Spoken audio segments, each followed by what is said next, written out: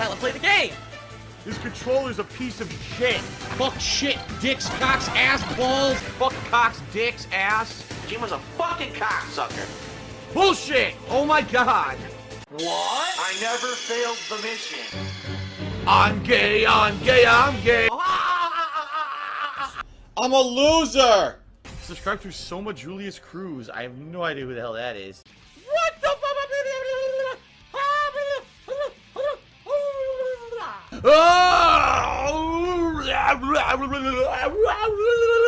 Everything went wrong on YouTube.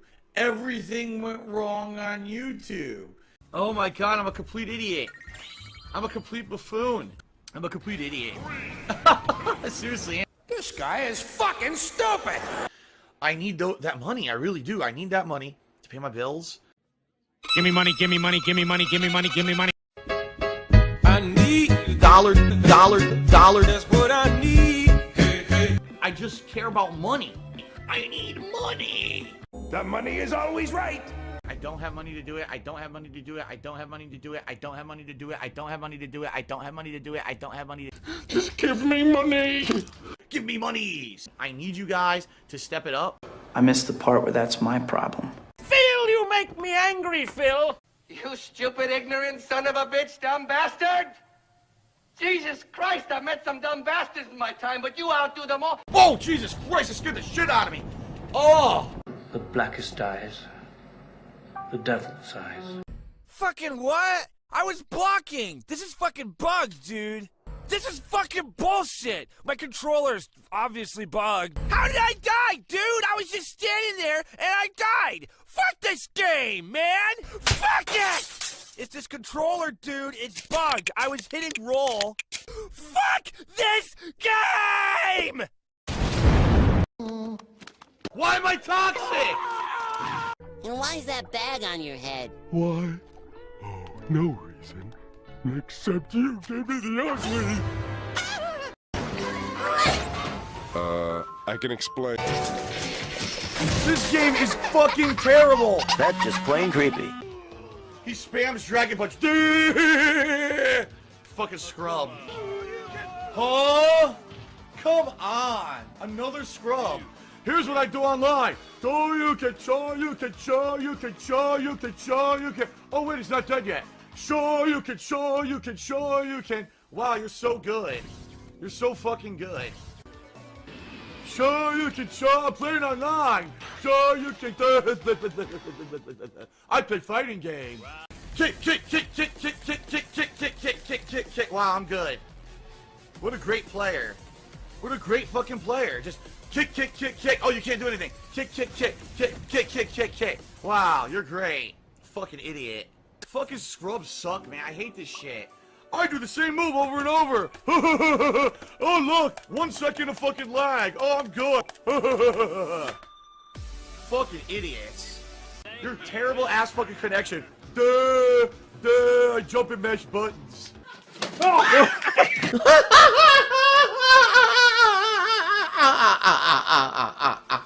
My whole day, again, just like most days, is crazy busy.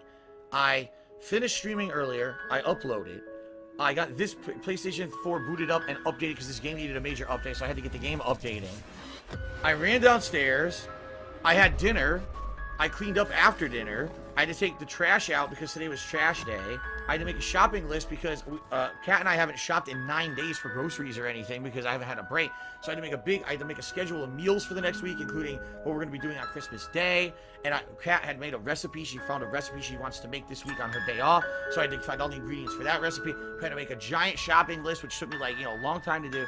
Then I had to do some more things downstairs. Then immediately I ran upstairs. Oh God, it's time to get the stream ready. I started getting the stream ready. And as I turned the stream on, I had to take a shit. So I had to run in the bathroom, taking a shit as the stream is going with the pre-stream.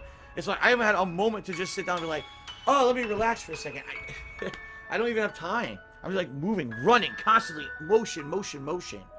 It's like, goddamn. So finally, hopefully, after tonight's stream ends around 9:30, I'll start uploading. I'll shave and shower. I'll come back. I'll add videos to playlist. Maybe by then it'll be like 10:30, 11 p.m. And then maybe I'll get like a half an hour to myself before Kat comes home from work.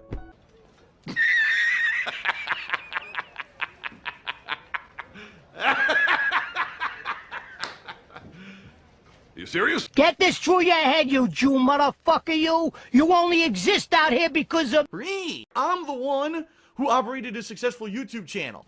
That's the only reason, you motherfucker, you! Yep, I'm toxic. And Phil's commentary is boring, and that's why people don't want to watch the playthroughs of the streams. Bullshit. Bullshit. I call massive bullshit on any idiot who says that. I call complete and utter bullshit on anyone who's saying that I'm not engaged and I sound like I'm bored. I'm not. So, I've had enough excuses. It just seems to me like people are fucking lazy. The first thing I can tell you, salt. That's all I can taste is salt.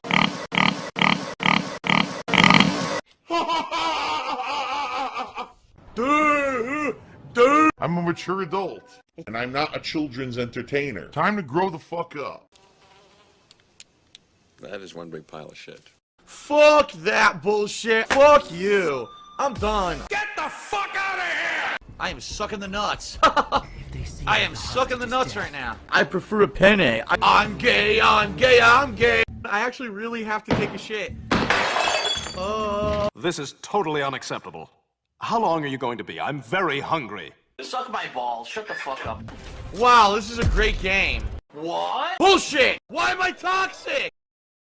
Oh, I'm a freaking asshole. I'm funny. Oh my god, look at this thing. Looks so weird. I told you to buy the figure. Why don't you listen to me? I met him 15 years ago. I met this 6-year-old child with this blank, pale, emotionless face and the blackest eyes, the devil's eyes. I realized that what was living behind that boy's eyes was purely and simply evil. Get the fuck out of here, you fucking piece of shit. I just want to cave his fucking face in and watch his teeth pop out of his fucking mouth. That's the kind of person that is, seriously. I'm gonna fuck him up. I'm gonna fuck him up. I'm gonna put these hands right around his face and beat his ass. You watch this live for free.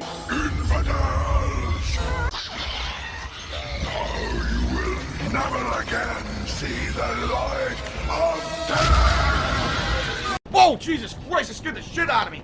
Oh, it was only, randomly my move doesn't come out. Now I can bully you with high priority bullshit. He actually sucks and only understands basics, but he will win constantly online because this game is garbage online. I myself am a former pro fighting game player. You little motherfucking coward bitch. Fuck you! Worthless human. I can't block, wow, fuck this. Fuck you, you stupid bitch scrub. Eat a dick. I'm not playing this fucking laggy bitch again. Fucking suck my scrotum sack. Fuck you! Fuck off. You wanna fuck with me, huh? Oh, what's the problem? Oh, what's your fucking problem, you little bitch? Am I a fan of Metal Gear Solid? Yeah, I actually am. Even though I suck at the games, I actually am a fan of the games. And I enjoy them. Bullshit. Holding back! Still getting fucking hit!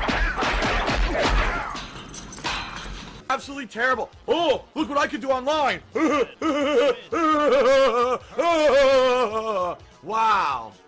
And now he drops because he's a fucking bitch, you dumb fucking bitch. Idiot. Uncensored guy. Uncensored guy. How many times do we have to teach you this lesson, old man? Fuck you.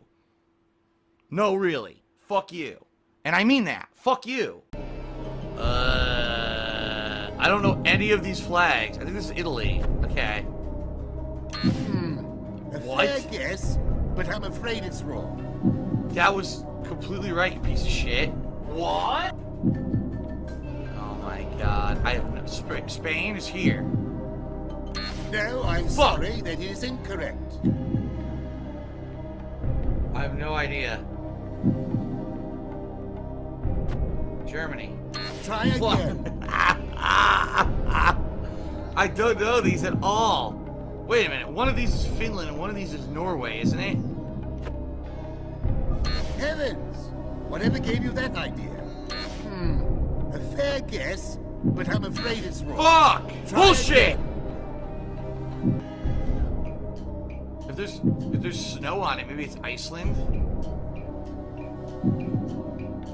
Greece? Is this Greece? No, I'm Fuck. sorry, that Shit. is incorrect. Fuck. I don't know these, man. Hey, pal. You just blowing from Stupid Town? Fuck you, you fucking piece of shit. Seriously. I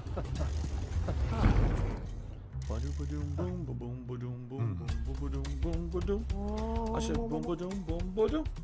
I said boom boom boom boom ba ba doom boom. Oh!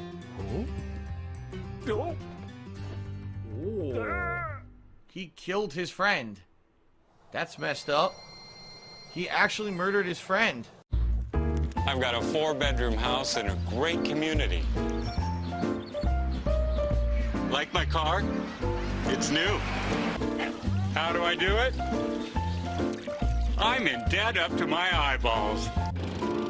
Somebody help me.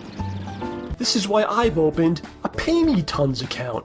It's an internet website that allows people like me to receive lots of creativity from people like you. And I'm special because I upload videos to the internet. In fact, it means that my life is much more difficult than everyone else's. I'm following my dreams and busting my ass. Talking over video games, posting breakfast pics, and vlogging about movies that I hate. Simply log in and transfer the entirety of your bank account into my Pay Me Tons account. I won't even get out of bed for less than $50. I now make $10 a day. I need your help. I need you to help support everything, alright? I need to make a living. There's no clear end in sight. There's no way out. You have to contribute if you want to keep seeing me be able to put out videos on YouTube, period.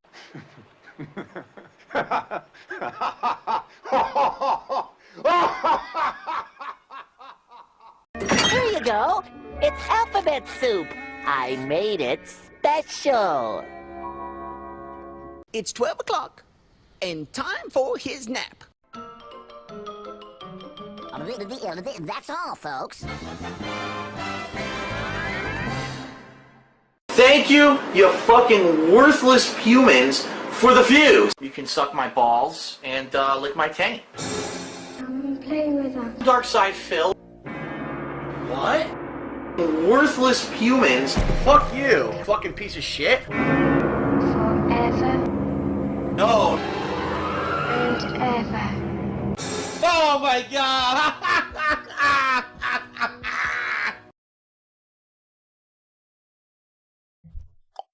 Hey, what is up, everyone? Soma, Julius, Cruz here, and thank you very much for joining the nice man doing. I hope that you got doing good. I hope that you got doing well. What is up, what is up, what is up? And welcome to the secret level. No rain tonight, only heat. And the secret level was unlocked, courtesy of the Legion members. You know, we did hit the members goal a few streams ago. Thank you. And, but you guys enjoy by now. Go ahead and sound the stream chat. Thank you. I will appreciate you guys doing tonight. Yeah, I'm doing pretty good. If we can hit 50 likes in the stream, that would be great. Thank you. We're always going for 50 likes. And there will be a reward at the 50 likes once we hit that. Thank you.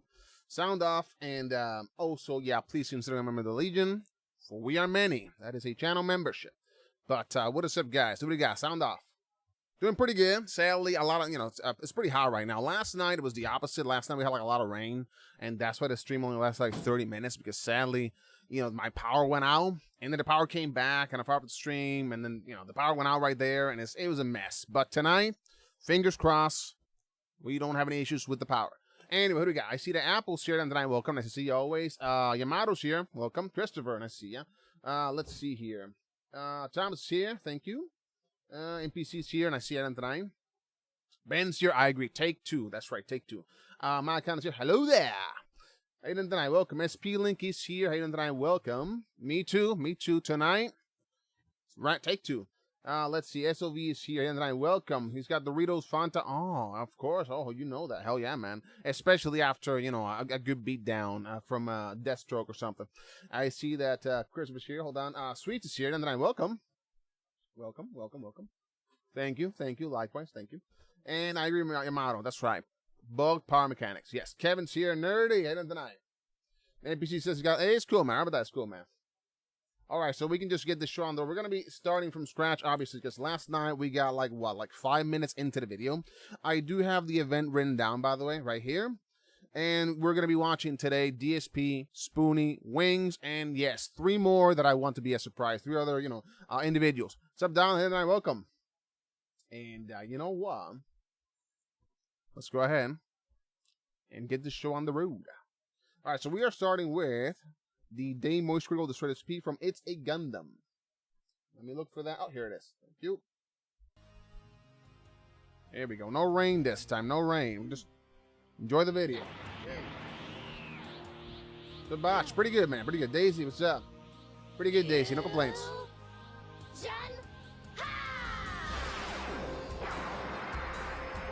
All right, this intro is awesome.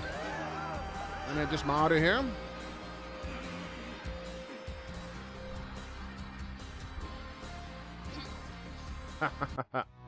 Okay, that was cool. It's a Gundam. Darksy, yeah. Darksydephil. Darksy. The man, the myth, the fap legend. Oh, yeah. The camera's on. The camera's been on the whole time, huh? You didn't I know. didn't Hello. Hello. No, I didn't know. This dude is the wildest of animals. Maybe? This just might be the slowest day I've had. I Yeah. don't even have 1,000 bits Wow. yet cheered. I don't even have $10 tip. Like, this is horrible. $10? So I'm actually glad we're near the end of the game. This just really sucks because I really need the help right now. This was It's Kingdom Hearts particular 3, I game. believe. This is the slowest stream I've seen in a million years. It's over. We are screwed. Slow stream, man. Isn't it refreshing that you're going to be on this marathon stream today and someone is not going to constantly be trying to get you to spend money? Isn't that good? I like that. Who's that? Who's that? 12 seconds later. It's for $100 or more tip, it's one shot. Shot, Yes, okay. Ladies and gentlemen. One shot, I baby. received a legitimate $125 tip. 125, baby. 125. Isn't it refreshing that you're going to be on this marathon stream today and someone is not going to constantly be trying to get you to spend money? This video is sponsored by Moolah. Sleek, Oh, Raycon. Stylish. The look, the feel, the vibe. It's a lifestyle. And they Well, come how in come colors to Raycon match doesn't your aesthetic. sponsor film? Hey, by the way, sounds better than ever. And don't get me started They on do those look gel pretty tips. good, to be They fair. don't hurt your ears after prolonged use. Some They Jigga. also offer 8 hours of playtime and 32 hours of battery life. Daisy, you Raycons got are it. priced on the right side of affordable. Fingers While crossed. Earbuds can cost you as much as $300. Raycon's everyday earbuds I got you, have Digger, I got you. over 50,000 5-star reviews. They also feature 3 customizable sound profiles, earbud Ah. tapping functions, noise isolation, and awareness mode. I You mean, have it looks no pretty idea how good. useful this is I already when own some. walking I already into a own building some while though. trying to take off your motorcycle helmet with music blaring. Now, as soon as someone starts talking, you can unfortunately hear them. Click the link in the Yes. description or go to buyraycon.com/itsagundam to get 15% But they do off do your pretty good, though. Raycons today. They look alright. Okay, Look I alright. did. That's an actual shot. This is a double. This is a double shot glass. Double That's an actual shot? I took one shot. Okay. Okay. Now, So 200 for the double if shot. Here's what I would recommend. Good to know, JF. Mine is If you want next to Saturday. do 2 shots, do 2 $100 tips. Oh, okay. All right. If you want 2 shots, that way it's separated. It's Separated don't it, do, yeah. Oh, I did $200 tip and I want 2 shots. Just do 2 $100 tips. Not a bad deal if I say so myself. Kill me, I agree, please. SOV. wanna die. Yeah, I agree. hear DoorDash, some yeah. of you Total out Wine, there yeah. going, Little Champions. 2988 went bankrupt with Bitcoin. So what? Help me. We don't know if Cat left Darkside. I like the And thumbnail. to avoid scrutiny, he's paying a young boy to wear a wig and be seen out with him in public in a car, posing as Cat. This is just my theory, but the photo seems pretty damning. Bro, Yeah, I I'm don't telling know. you, DSP, for many of us, is like a Discovery Channel reality TV show drama. Women have 90-day fiance and my Yeah. 600-pound life. I have Darksy. So what's been up with Yeah, we made it Phil on here, right? since my last Hey, my video? power went out. Well, DSP went into a begging black hole, the likes of which Yeah, you've this is never as seen. far as we made it, This yeah. dude was sending out emergency tweets telling fans to support him by coming to his stream. Oh, God. And giving him money. Yeah, of That's course. what support is. Don't just watch, you fool. Things are rough right This now. was, yeah, Phil multiverse, only yeah. has $5 on the chat board. Oh, Bassmaster, If you oh guys my could God. come in and support, I'd really appreciate it. I remember that. It's a slow night, you guys. DSP talks like a deli butcher on 6th Avenue from the 1970s. Slow stream. It's a slow night here at Nunzio's. Nobody's buying my baked ziti. Yeah. So basically, this has been going on for a while. There's a lot of begging segments. He's needing money. Please, you guys, if you Every can day. help. Every day, man. There was the time when DSP was like, he needed money so he could go out on his day off with his wife and have a nice day and buy a nice meal. Today and tomorrow is the money that I have for Monday. Okay, Right. for my day off. So, please, if you can, please tip. And the goals tonight are as usual at $50.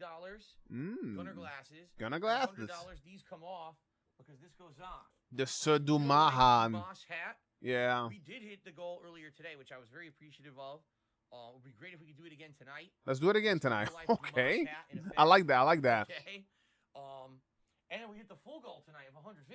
I'll put on the platinum vest. It'll look like I'm wearing a suit of armor along with the Dumas hat. Okay. Okay. So that's what we're doing. And Mythical says, "What do you need money for on Monday?" Gee, what do you think, Mythical? Let's see, grocery shopping, having haircuts, one meal out a week with my wife. the meal. Pet stuff this week.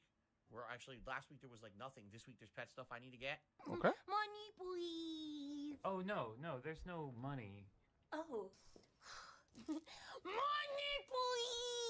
please. Money, please. Darksydephil, you're a fan. Not money, But moolah. This guy, it's like having a kid, but you gotta give him allowance every day, two Yeah. times a day. It's That's expensive true, to be yeah. a Darksydephil fan. And I'd also rather off support stream too, yeah. Pokemon. She's a cheaper date. Legislation that holds people accountable for the Also when he's actions not that streaming. they do. So we're online, not much, man.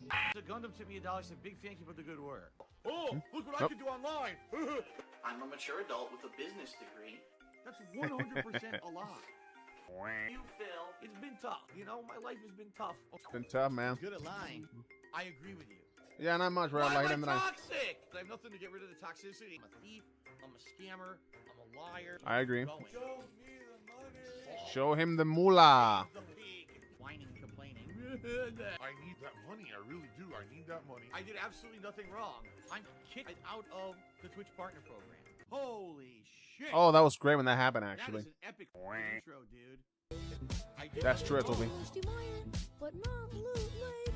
I think we made it this far, I think, last Well, anyway, night. one day, Right here, Voice yeah. Critical got a load of DSP and talked about him for 5 So, seconds. Marie, welcome in the 9. And oh my god, the 5 seconds of Moist Critical did more damage to Darksydephil than my 2-hour videos. Oh. I should elaborate further on the boogie drama for those who don't know and probably don't care. Maybe. From what I understand, McJuggernuggets allegedly gave the boogsters some bad advice.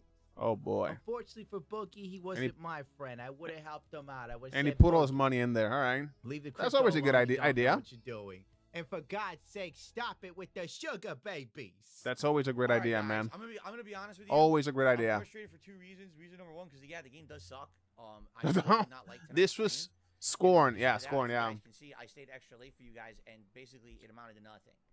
I No one's think it really was supported, Scorn, I think. which pisses me off. I don't recall the No, game. I think it might have been this Scorn. game, obviously, it's frustrating. A lot of people showed up to watch it because you Oh, if you saw say- how frustrating okay, thank you, yeah. and no one supported. Yeah, that does upset me. Oh no, it's an Aqua Teal video that Voice Critical was watching. The absolute worst possible scenario for Filbert. Okay? Yeah. It would have been one thing if I'm staying late and people are Lame. laughing, having a good time, and a few people are at least supporting the stream, but no one did. And that really No one upsets me. did. I'm going to hope that tomorrow when I finish it, there will be some support. That pissed him Because off, it is dude. pissing me off that I just stayed extra late. Pissed off. That's his brand, though. It's not even good. Yeah, he just goes full mask off. Yeah, yeah, yeah. Bro, the mask was never on. I agree. Channel the King of Hate HD and click on the ads that show up on the videos there because hopefully, fingers Oh, God. crossed, that actually starts giving me some. Yeah, some back money then back. he looked somewhat For healthy the back rest of then. us, it's like, this is DSP on the Disraeli. That's what I love about him. He's a wild animal. Moist doesn't even know. Darksydephil charged $2,000 for his fans to see a cat. Let's Oh, that whole thing was great, man. He said, well, $1,000 cat DLC. Well, it's not a DLC, but it certainly is some, information you guys had no idea about. and something that I wanted to share with all of you. Then goes on to say, like, he doesn't even know if he'll be able to afford Gotham Knights on Friday. Oh, because God. no one has donated enough, and he's not sure if they'll donate enough tomorrow. But that's his whole brand now. Yeah. People watch DSP for, like, the shit show of it. Like, if you type in darksydephil, for example, like, I'm going to test this. I'm not logged in on my main account here, so I guess we'll see. All right. His channel is the 4th thing there. I Damn. still think DSP's biggest contribution to all of the internet is when he jerked off on stream, though. That is actually That's true, iconic. Jaeger. Yeah, it's true. And I He agree. not only jerked off, he blew a load and then immediately just started streaming. Neo. Yeah, it was Neo, It was yeah. so that was like an actual top G maneuver, unironically. That guy goes so hard for that. Really, NPC? Well, I don't even know what to call the jerk off segment. It was definitely one of the top 10 moments of YouTube history. Bro, he didn't even pick up his pants, dude. Like, you know, Phil is like leaning back and forth with his dick flopping around, playing it cool. He's like, oh, the camera's from the neck down. Nobody can see this. Yeah, that's cool. If I make movements like I'm pulling up my pants, they'll know for sure. He was playing 4D chess that day. Yeah, so I started rocking, yeah. The moist one talks about Phil, and of course, Ah. the piglets get back. I believe you, darling. I believe you. Adolf Snortler. Let's go with that. On October 10th, 2022. Oh, my God. Moist Critical mentioned me in a latest Critical. video. This Mario level took 7 years to beat. Okay, I'm sure it's got to be a negative meme about me then, because I can't imagine how I applied to a Mario Yeah, I level do. You go, took yeah. 7 years to beat. I do, yeah. I have no idea. I do remember that, yeah. Well, of course it'd be negative, Phil. You haven't done anything positive, to be real. True. Like, what has DSP done that was positive? Oh, I can't man. think of anything. I remember when Nah. he gave away, like, empty game boxes and he signed his name to the box. That's that true. was like his big philanthropy moment back in That the happened. day. Yeah, that did happen. What's up, everybody? Oh, my God. Phil here, and welcome to the Hardcore Gaming Season giveaway of 2013. All right, the very first item I'm giving away is Deus Ex Human Revolution's Collector's Edition content. So let me But the show game, you what the exactly game that ain't is. in it. This is Deus Ex Human Revolution Collector's Edition.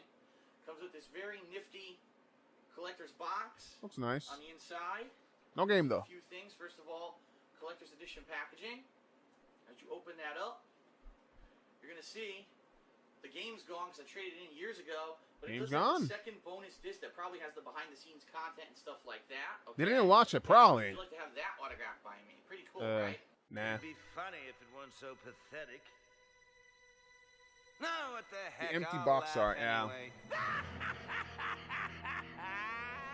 On October 23rd, Oh, Bambo's DSP coming. had the big announcement for his followers. Hmm? Let's talk big releases. Oh, wait a minute. Basically, Darksydephil talks about how Moist Critical and other big YouTubers mention him all the time. Right. Because we're all bottom feeders. Someday, It's welcome. funny And tonight. because so many people on the internet know who I am, right? Let's be honest here. The biggest YouTubers out there, I mean, what's his name? Moist Critical, Hmm? literally a week or two ago references me in his video. The biggest Yeah, but YouTubers that's- out there who get millions of views a day know who I am and reference me regularly. And they all reference memes. But none of them ever want to actually give me a chance to do anything, right? It's just, just laugh at Phil. That's it. That's all we want. Yeah. Happy Thanksgiving! Oh, my God. What the hell am I looking at here? Oh, completely This noise right and here is everything. A prime example Turkey of how noise. Darksydephil is nuts. Like, he's gone. He's far gone. Phil, what would they talk about you besides memeing on you, bro? I know, right? What is there to your being? There's nothing here. You're a husk of a human. Exactly. Dark freaking soul. But the game ain't in it. I want to clarify, it's not the game. No The game. actually traded in several months ago. Mass Effect 3 Collector's Edition, but the game's not in it. The game's not in it. Show you for full disclosure. But he's so generous, man. If you died in desert, vultures wouldn't even pick at your corpse, bro. Like, what could they do with you, Phil? What would they talk to you about? Your hottest moment Nate. was having a wank on YouTube. Like, what are they gonna do? What do you want Moist to have you on a show and talk about Evo in '94 when you became 4th place? You know, are I we gonna agree. do the helicopter story again? Most of us know it backwards and forwards. Yeah, just another pre-stream basically. I used to work at a helicopter company, dude. And Donald Hey, Trump Oscar came Rock. in one time, and he didn't pay properly Donald for his Trump. parts. That's like one of Phil's big stories. The only other thing anyone could ask him would be questions he doesn't want to answer, like That's where's right. Cat? Yep. Phil, how the hell did you go bankrupt for $500 grand? He's gonna These shut are down. questions people will want, but you never answer. So there's no fun to you. There's nothing anyone would take from this.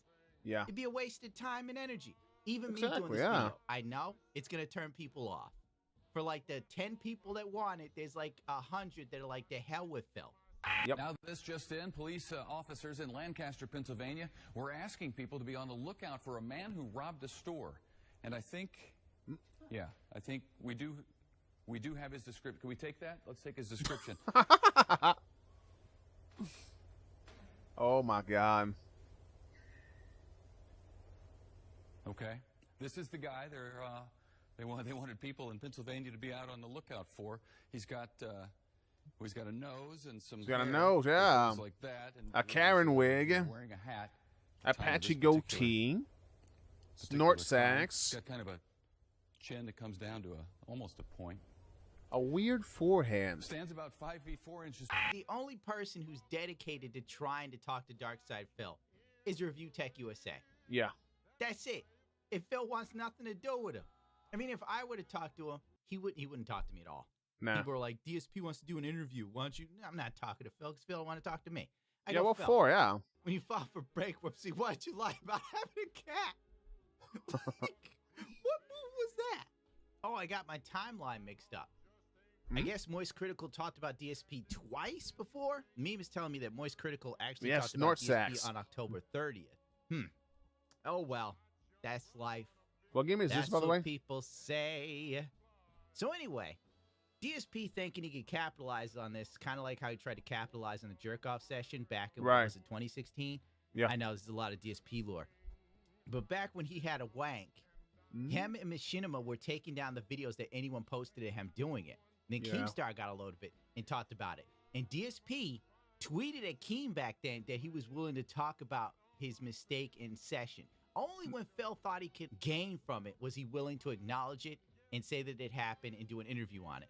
But oh, how Yeah. the tables have turned. DSP Oh, yeah. now hates the shit out of Keem. And then Two there's kid- DSP. Oh, this is great. DSP has been begging the Bogging. 200 people that show up to his stream to pay all of his bills. Instead of getting a job, he goes to the stream and says, hey guys, my taxes are up. Hey, I got to pay my gardener. Hey guys. And then Haircut. he'll blow the little money he gets from his fans on like skins in a video game. I think DSP thank you, hates thank you. Keem more than he hates me. So thanks, Keem. After Moist Critical did his video where he talked about Boogie 2988 going broke and DSP being on the decline. No, looks good, though. Darkside Phil snapped in the action. Yeah, the game. My God, he was like a pig with truffles, sniffing out those possible donations Oh, yeah. buried under the ground of content. He loves that DSP shit. tweeted this. Saw what Moist Critical said about me on stream today. I personally like the guy and his content. If you flash forward, I'll probably put in a clip here where DSP admits he doesn't really watch Moist Critical, but So let's just grim. play along for now. A show, or I guess he does live streams. I don't know. I don't watch all of his content. I just every Of once in a course. while I see a random video of his in my feed. I watch them. I think that they're entertaining. Lies! Lies! You are the prince of lies! And I will address it on stream Oh, yeah. tomorrow. He's not wrong, but it's very obvious he only watches the negative about me. And that's the entire point of why I've asked to be interviewed. Which He never would happened. Interview Darkside Phil tomorrow if Darkside Phil had like a complete expose. But Darkside Phil has more criteria to interview him than Michael Jackson had for Barbara Walters, bro. And DSP didn't write Man in the Mirror. But with the way he acted, Pig in the mirror. I tried so hard to get an interview with DSP. I tried so hard. I love him. Like, I don't hate him. I'm not a detractor. Interview with Kyle Rittenhouse coming up, and you couldn't get one with DSP. I almost had him. And then he backed out, and he's like, well, you know, I got to do my stream. I got to make X amount of dollars. And I was like, I was so close saying I'll pay you. Oh, okay. So close. So close. I'm still thinking about it. I would almost pay to do a DSP. He was like, should I throw 150 his way? DSP's follow tweet. When I've regularly got the biggest YouTubers saying negative stuff about didn't me throw 150 based on his the way. trending detractor vids, it's hard to keep this going. I hope Moist will listen. I know he will. He's reasonable. And I can clear the air a bit.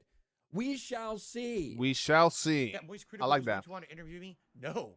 That quite the hair, opposite, though. Right? Quite the opposite. I didn't think at all that he would be interested. I hope Moist will listen. I know he will. He's reasonable. Oh my God, Phil. Oh, man. Moist Critical doesn't give a rat's ass Oh, man. about you, bro. You're like a dumpy chick on Tinder trying to hook up with a dude who's got something going on. Darksy the pig. On November 1st of 2022. Oh boy. DSP's Level 1 podcast. A little backstory on Level the 1, baby. podcast. Dude, this is the pre-screen podcast, all right? But Keemstar came in, offered DSP a job, right? To do a podcast with Boogie2988 and Wings of Redemption. Right. I don't know what it would have been called, but it might have been interesting for Oh, the episode Lolcow 2. podcast, Keem I believe. offered Daddy Phil 50 grand. Said Phil no. turned up his nose about it, went on a rant about Keem. Keem then roasted Phil and said, Man, I'm loving that DSP is pig, by still the on way, of level 1. Phil. Thus, DSP, being the absolute master tactician, changed his pre-stream podcast to the Level 1 podcast. This dude, minimum effort, Of course. maximum results. That's Maximum how Dark Side profit. will be remembered. Yeah. But we're talking ginormous YouTubers, streamers, even, channels that are supposed to be reputable journalism, which it's obvious they're not when all they do is regurgitate detractor memes about me without vetting any information. I want to just interject in here about the vetting of information. Phil, how can anyone be a reputable journalist and vet information if you never have a comment? That's true. Yeah. If you reach Darkside Phil to try and figure out what the hell's actually going on, he won't tell you a damn thing. Or he'll sit there and call you toxic. He'll block you.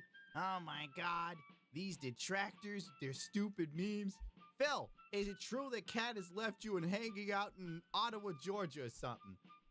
He won't reply. Man, what the fuck? If you contact Darkside Phil and ask him about his sister-in-law, He'll block Crazy ya. Mama, He'll block you in right the there. Wild. You That's a said block. about him and Cat. Yeah. He won't say nothing. Phil, I like your comment Like about you're selling, like Crazy he's Mama he's threatening still your hooking life. it up. You won't get a reply. He's taking the. Murder him. I will murder him. I have his address. I will murder him. It's Jenna, right? Oh my. Yeah, he's taking out the console out of the box, actually. Then if you talk about it, you're the scumbag because you didn't do your due diligence. I'm sorry. Due diligence is one of DSP's favorite phrases. My tax attorney from Connecticut did due Oh, boy. diligence and did research. I can't do this. Yes, I the can't tax do this. attorney. And then he was a tax guy. Then a tax Exactly what I was talking lawyer. about a week ago when I said I want a chance to go public and have a public interview with someone, like that, so that basically I can clear the air about all the misconceptions about me, so at least my side of the Yeah. story is out there. And hey, If DSP wants to give his side of the story, why does he just... Actually, he gives his side of every story every day on the pre-stream podcast, but it's the same subjects over and over and over again. On top of that, remember, didn't Oh, we never DSP saw that already one, do right? a debunk stream back when the Pro Jared thing was going on, remember? I remember that. And on top of that, I remember let's that. be real. Phil roasting Pro Jared for, cheating or whatever. Didn't his woman leave Subaru Man for him? You can't throw stones in a She did, glass yeah. house, Phil. After DSP's sad attempt at getting Daddy Critical to pay him a little attention and take him down to Moisty Myers, Review Tech USA chimed in on Twitter. Oh, because boy. Review Tech has been trying to interview Darkside Phil For a while the better now, yeah. part of a century. Yeah. I love to Phil while I was taking a dump. Enjoy. Hey, Phil. I don't see, this is the thing that's amazing about you, dude. I said I'll turn off the chat. You don't have to worry about the tractors asking you chat, anything, huh? or I'll put it in members only mode, because I won't even say that I'll put it in members only mode.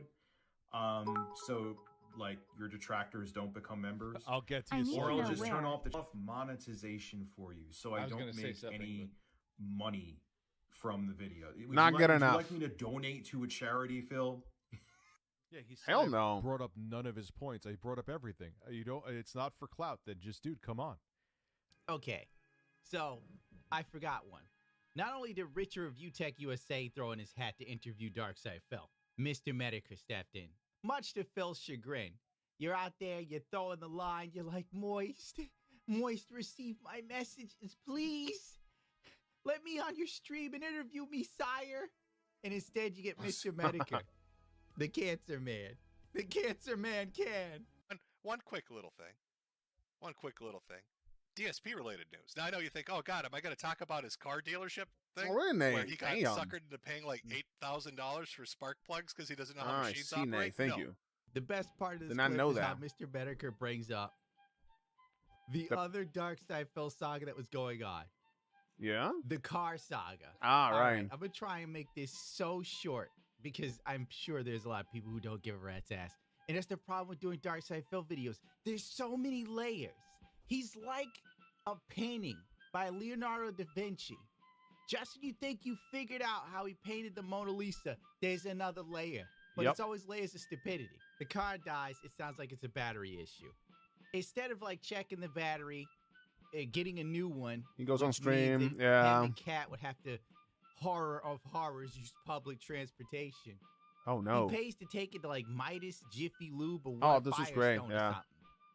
And they check out his car, and they proceed to fleece They did. the hell out of Darkseid. They did. They were like, this guy doesn't know to shit. replace Fleece him. DSP's battery, it was $230. Yep. They They fleece didn't his even ass. give him a top-of-the-line battery. That's my dog, by the I way. mean, the battery itself was $195 plus tax, $5 Washington fee, the $22 battery core. Aren't they supposed to $15 removal and replacement? They didn't even give DarksydePhil like a rebate. When you bring in an old battery, you get money back. They didn't even do that. Nah. They gave him a diagnostic service. Obviously, you plug in the Yeah. car to the computer, you look at some beeps and squeaks, and you rip off a douche. Can I say douche? man? Damn, look at that. What the fuck? I don't even know on YouTube. 541? The What? coup de grace. $541 to replace his spark plugs. You could have got a spark plug the gauge fuck? and did this yourself for a fraction of the cost. But then that will require you Yikes. to leave that home office. Can't do that, I man. understand his garage bill got leaked, and everybody found out that DSP doesn't understand how automobiles work, and then went in on a begathon. But what I want to talk about is DSP has put a video out Yeah? asking people to come interview him. DSP, oh my God, Cancer Man.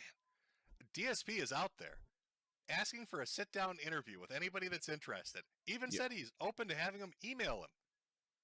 And chat, what I'm thinking is, He got ripped off, there's yeah. nobody better for this job than me. That's right. But I'm going to need your help. I'm going to need your help, chat. Because DSP, he's not my biggest fan. Now, That's true. I used to make fun of him on Brightside Bob, did streams making fun of him. I remember and they're that. Still funny to me. That was great.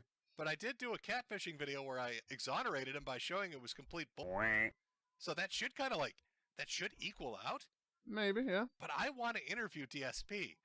I have so many burning questions for him about Sons of Kojima, about just everything that's gone on. He wants a fair interview. I am all for that shit, DSP.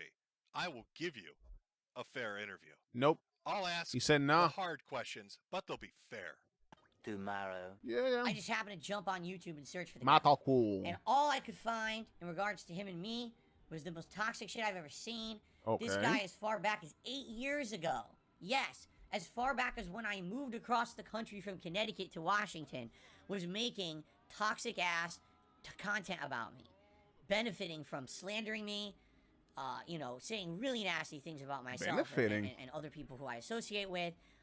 Basically a scumbag. I know nothing about this guy's personal situation at all. All I'm judging on is based on what I saw with a 5-minute search on YouTube. 5 minutes, What I baby. saw was some That's of the all most it takes. toxic, worthless content I've ever seen in my life. All I right. can't believe that anyone would watch that kind of shit. And Is again, he talking about- that's is he the talking about vast his majority of content? shit, a lot of popular stuff on YouTube. This is funny. He's gay. A quick segment, and every once in a while, he does bring me up.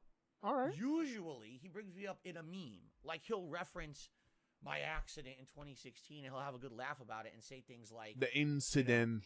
no one is like darksydephil. You name another person that could have something like that happen on a stream and then immediately go into his normal stream and act like nothing happened. Anyone else would be like insanely embarrassed and they would disappear from the internet. I love how DSP talks about the Moist Critical clip, and he just adds extra stuff into it to make it seem better than it was. It's like he didn't say that, Phil. Phil, what are you doing? That's true. This Yeah, I is didn't like say when he that. won Evo in '94. That's and true, instead of just Digger. going, yeah, 4th place, whatever. He goes, best American Street Fighter player in the year of 1994. Justin, did you have any more honorable, dishonorable? Enhance. I guess I would agree with you with DSP. Yeah, my boy. Because what DSP does, like in person he's all nice to me and shit, and then when he makes a YouTube video, he thinks he's all hard and crap. I think like Jaha and like Watson were like looking for him if he ever came down to one of the Evo events or something. Yeah, so like he was like I heard he Crying. was like crying and everything. Yep, so crying, baby. It's pretty funny. By my detractors in particular. Whoa, what's up with that And laugh? now we've got big channels like Moist Critical who reiterate those negative misconceptions and or take moments out of context as like this is all who Phil is, and now everyone who watches his content believes that, and that's not fair. I don't even know if I could force people to sit through this because like DSP just says a whole lot of nothing and it takes Yeah. forever to do it. To get to That's the why most point, people yeah. Watch this dude at double speed. I don't know how he thinks anyone can give him any more or like paint him in a better light. Like DSP, bro, you got into YouTube at the ground floor. You were lazy as could be. Yes. Instead of changing with the times and keeping your finger Yeah, on the evolving, cultural yeah. zeitgeist, you decided to tell everyone to eat a bag of dicks Mm. and you're going to do what you wanted, and you fell off. Yeah. And you proceeded to keep falling. Just when we think you hit the bottom, you know, you just tear through the core of the earth. You know? It's like, what could anyone do with you? It's like, so, Phil, you had a day off. What happened? Snort? Me and my wife went out. We ordered food from DoorDash. We got our errands done. Boring. Like, Yep. you got to spice up Phil. Boring, boring, It yep. literally takes a skill to take DSP's videos Mhm. and make them remotely mentally digestible. Yeah, You somewhat just sorta entertaining. phase Yeah, out. yeah. That's why they call it pignosis. He just yeah until like you just sort of accept whatever's going on. Man, is that Derek? And you become a vegetable. And he's like, God. Yeah, that I pignosis, need man. some Yeah. help. There's not enough tips in the stream, and you open your wallet. Actual Oh. Phil viewer right there. If DSP was any fun, he would let Mr. Medicare interview him. Now that would actually be something people would tune in for. That would be- but I DSP agree. will never go for it. Yeah, I agree, yeah. He'd rather try to get Moist Critical to interview him, someone who doesn't know who he is. So that way, you can't grill him half to death about all of the things he's doing. Phil, why'd you pay $500 for spark plugs, Phil? You ever heard of a spark plug gauge, Phil? You ever worked on a car, Phil? Where's your wife, Phil? What did you do with all that money you made? Good question. And somehow ended Well, up I in mean- debt for 500 grand. Oh, remember that time when DSP Fool, they're was like, champions. trying to get money out of his fan base, telling him that like his family member, like his mother and father, they're like close to death, and he's gonna go to Connecticut to see him because he might not see him again because they're so old and frail. Oh, I he remember has to that. do this now, you guys. Yep. And then people in chat were like, if you go over to Connecticut, Phil, you should marry Kat. And DSP's like, I have money to do it. I don't have money to do it. I don't have money to do it. I don't have money to do it. I don't have money to do it. I don't have money to do it. I don't have money to do it. I don't have money to do it. You ain't got money. Then he goes to Connecticut and marries Kat. I like that. But the That's what he misconception wants, is I'm actually. banned from Twitch because that's what my haters say. So I'm not shocked to hear that Moist Critical thinks I was banned from Twitch. It's not his fault. That's just believing what idiots say about me. That's not true. DSP, Moist Critical doesn't know anything about you. Yeah. And doesn't care. You I got agree. banned from the Twitch partner membership. agree. So if Moist Critical hears he's banned from Twitch, it's not like Moist is going to turn into an investigative journalist to figure out what exactly you got cream for. Please, if you can, super chat. Please become a member. Please buy my merch. Here's my t-shirts, right? He was shilling to his audience. He could do that. That's fine. But what Moist Critical was making a point of is he goes, here's a YouTuber who used to have 5 million active subs. Now he has 4 million. And he's literally like begging people on his stream for money. Begging? Like, it's not a good look. I agree. It's true. I agree, yeah. But if what Boogie's saying is true, I understand why he's doing it. Okay? I can see both sides. A year ago, Boogie put out a video entitled "Finally I'm Rich." Back when crypto was making crazy like what was it, 60 grand a coin or something? Oh boy. The second you see a downward trend, it's time to jump. Here we are a year later, and Boogie has the "Help Me" video. Frankly, like I don't even know what to make of it. I don't know if I'd have the guts to do that. To be like, hey guys, guess who's rich? And then I screw up, lose all my money. This whole thing was great, yeah. You're like, hey guys, guess who's dead broke? Help me. Subscribe, join my OnlyFans, join my memberships, buy my merch, lick my ass, play with my nips. Only you can keep me from working. And of course, DSP. Man, I really want to see that. I can see both sides. I see why he's doing it. Of course, you do, Phil. You've been begging like this for years. Yeah. Boogie needs to pay you for mentorship. Take some lessons. Darksydephil, how to beg successfully and hang around long past your prime. Only $19.95. Oh shit. What do you think of Darksydephil? They should make that actually. I wouldn't mind. Right? So basically, that's when Moist Critical goes, well, yeah, I'm up on Phil. I basically, the way he says it, you can tell that, like, he's interested in me as a character. He doesn't watch my content.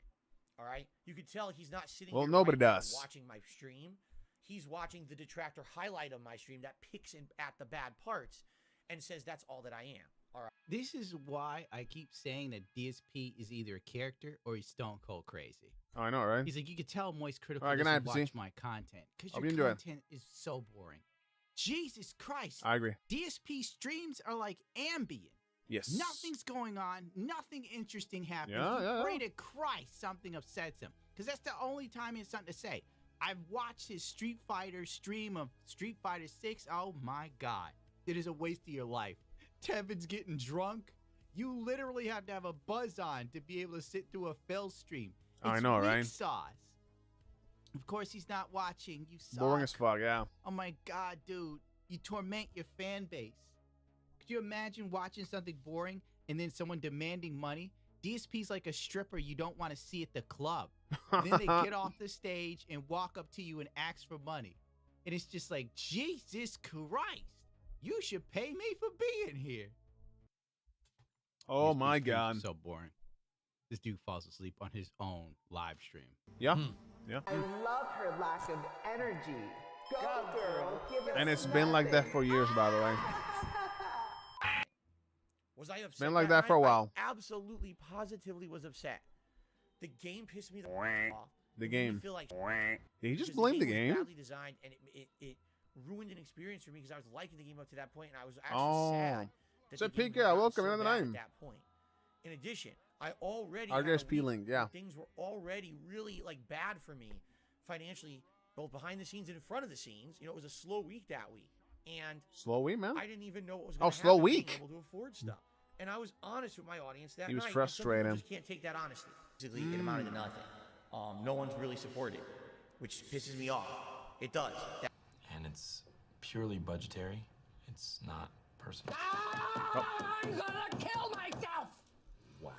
I'm going to kill myself, and it's What? your fault! He's gonna clock out. Trying to play this off as he was really hard up for money this time. Like, for real, dude, it's kind of disgusting.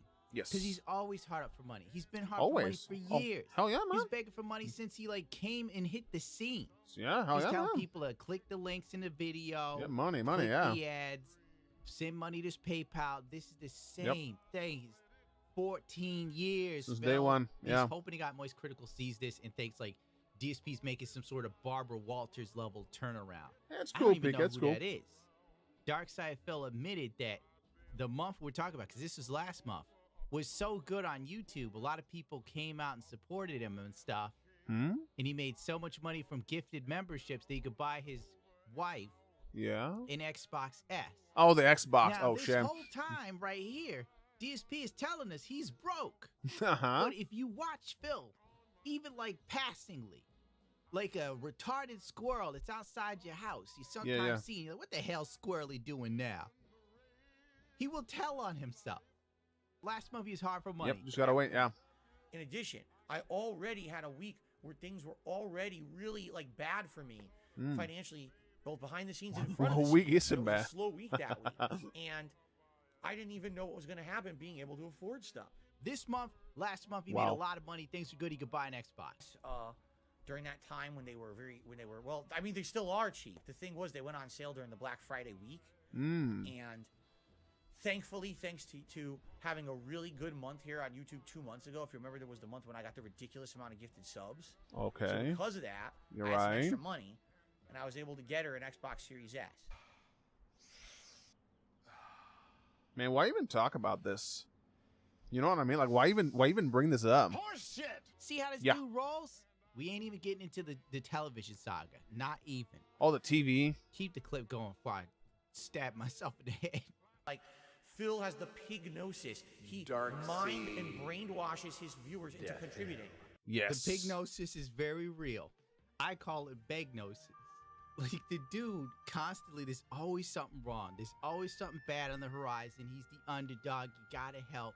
And his fan base always rallies to him. Always, man. Even back in the days of Twitch, you can find this in a Snort Brunel video.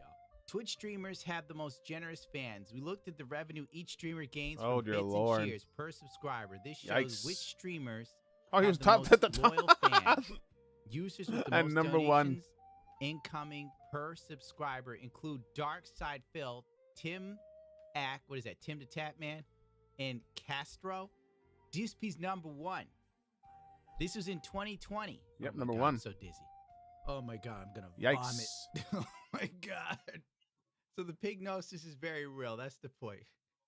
Like, if DSP squeals loud enough, his fans come rushing absolutely. in and throwing money like Scrooge. Shower McDuck, broke, vacuum suffering broke, from a brain aneurysm. microwave broke. Yeah. Playing a game that obviously is painfully badly designed, right? And I would hope that the fact that you guys are getting entertainment out of it, because you obviously were. Look at the views skyrocketed. People were really saying they were enjoying The seeing me views, suffer through baby? this. That at least someone would have said, all right, thanks a lot for that.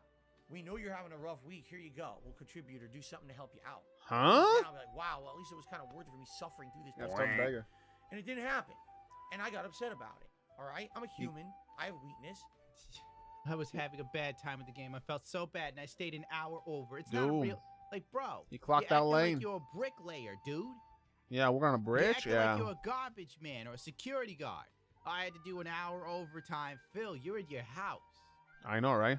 You did that extra In his hour because pajamas, you got yeah. Someone sent you $50.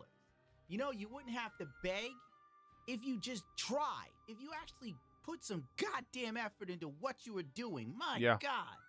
You were the laziest content creator running. Boy, he's got a beg, but he doesn't beg. Quality content coming from Phil. They don't Yeah, send we're only money. 2 days into 2023. Oh my and I'm God. already suspecting that Phil is losing it a little bit. Oh my I God. know he thinks his fans will watch anything. I remember this but shit. This is really lowbrow. Yes. Look at his background, bro.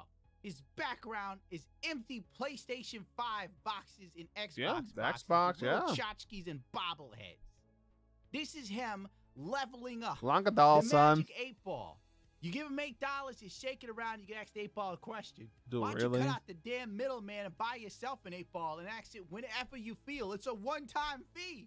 I know, right? Celebratory bubble blow, Oh, everybody. all right. Forgot about this. Well, what about the bubble guns, though? Bubbles. He Bubbles. really is falling apart under the weight of this massive talent. Ooh, yeah. Look at those bubbles. That's worth money right there, man. How did that look? That's 150.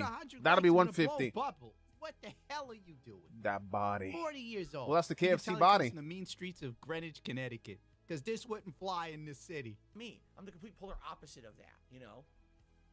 And that night, I was very honest with my audience. I basically said, He was honest, I'm man. upset. That's I it. stayed late for you guys. Playing a game that obviously is painfully badly designed, right? And I would hope that the fact that you guys are getting entertainment out of it, because you obviously were. Look at the views skyrocketed. People were really saying they were enjoying seeing me suffer through this. That at least someone would have said, all right, thanks a lot for that. See what I was saying about DSP being crazy? Like, bro, you staying an extra hour to play a game you don't Yeah. like is not doing anything for anyone, really. I agree. I They're agree. there Yeah. to laugh at you. Yes. You may as well have fun. Notice how other streamers that are rich are having fun? There's a kid's name, Speed of Sonic or something. He looks like he's always having fun. People just throw money at him. Darksydephil is always in a constant Oh, yeah. state But would you of throw peril. money at that? Look at that face. Yeah. And he expects to be paid for it. Yeah, he plays a looks game missed, he yeah, doesn't man. like, and he literally says, "You think someone would thank me by going, here, Phil, you've been suffering through the game for my entertainment. Here's some money. Phil, I know you had a rough week. You got fleeced out of $500 spark plugs. Let me He did. alleviate your stress." Absolutely right. I 100% will publicly admit that was one of the times when the weakness of me as a person was exposed to the internet. For sure. The weakness. That was a moment that I was weak because I was very upset about how things were going financially for me that week. And because I was so upset at the game, I vented to my audience, and you could say that was bad. So this was your one moment of weakness. I guess the other 14 years of seeing you do this is a fever dream we all suffered. And all the videos that have proof of you doing the same thing repeatedly, they're all doctored. They're all deep fakes. If you look back at my Apparently. content 10 years ago, when I was very popular on YouTube and I was rolling in the ad revenue, I never mentioned money.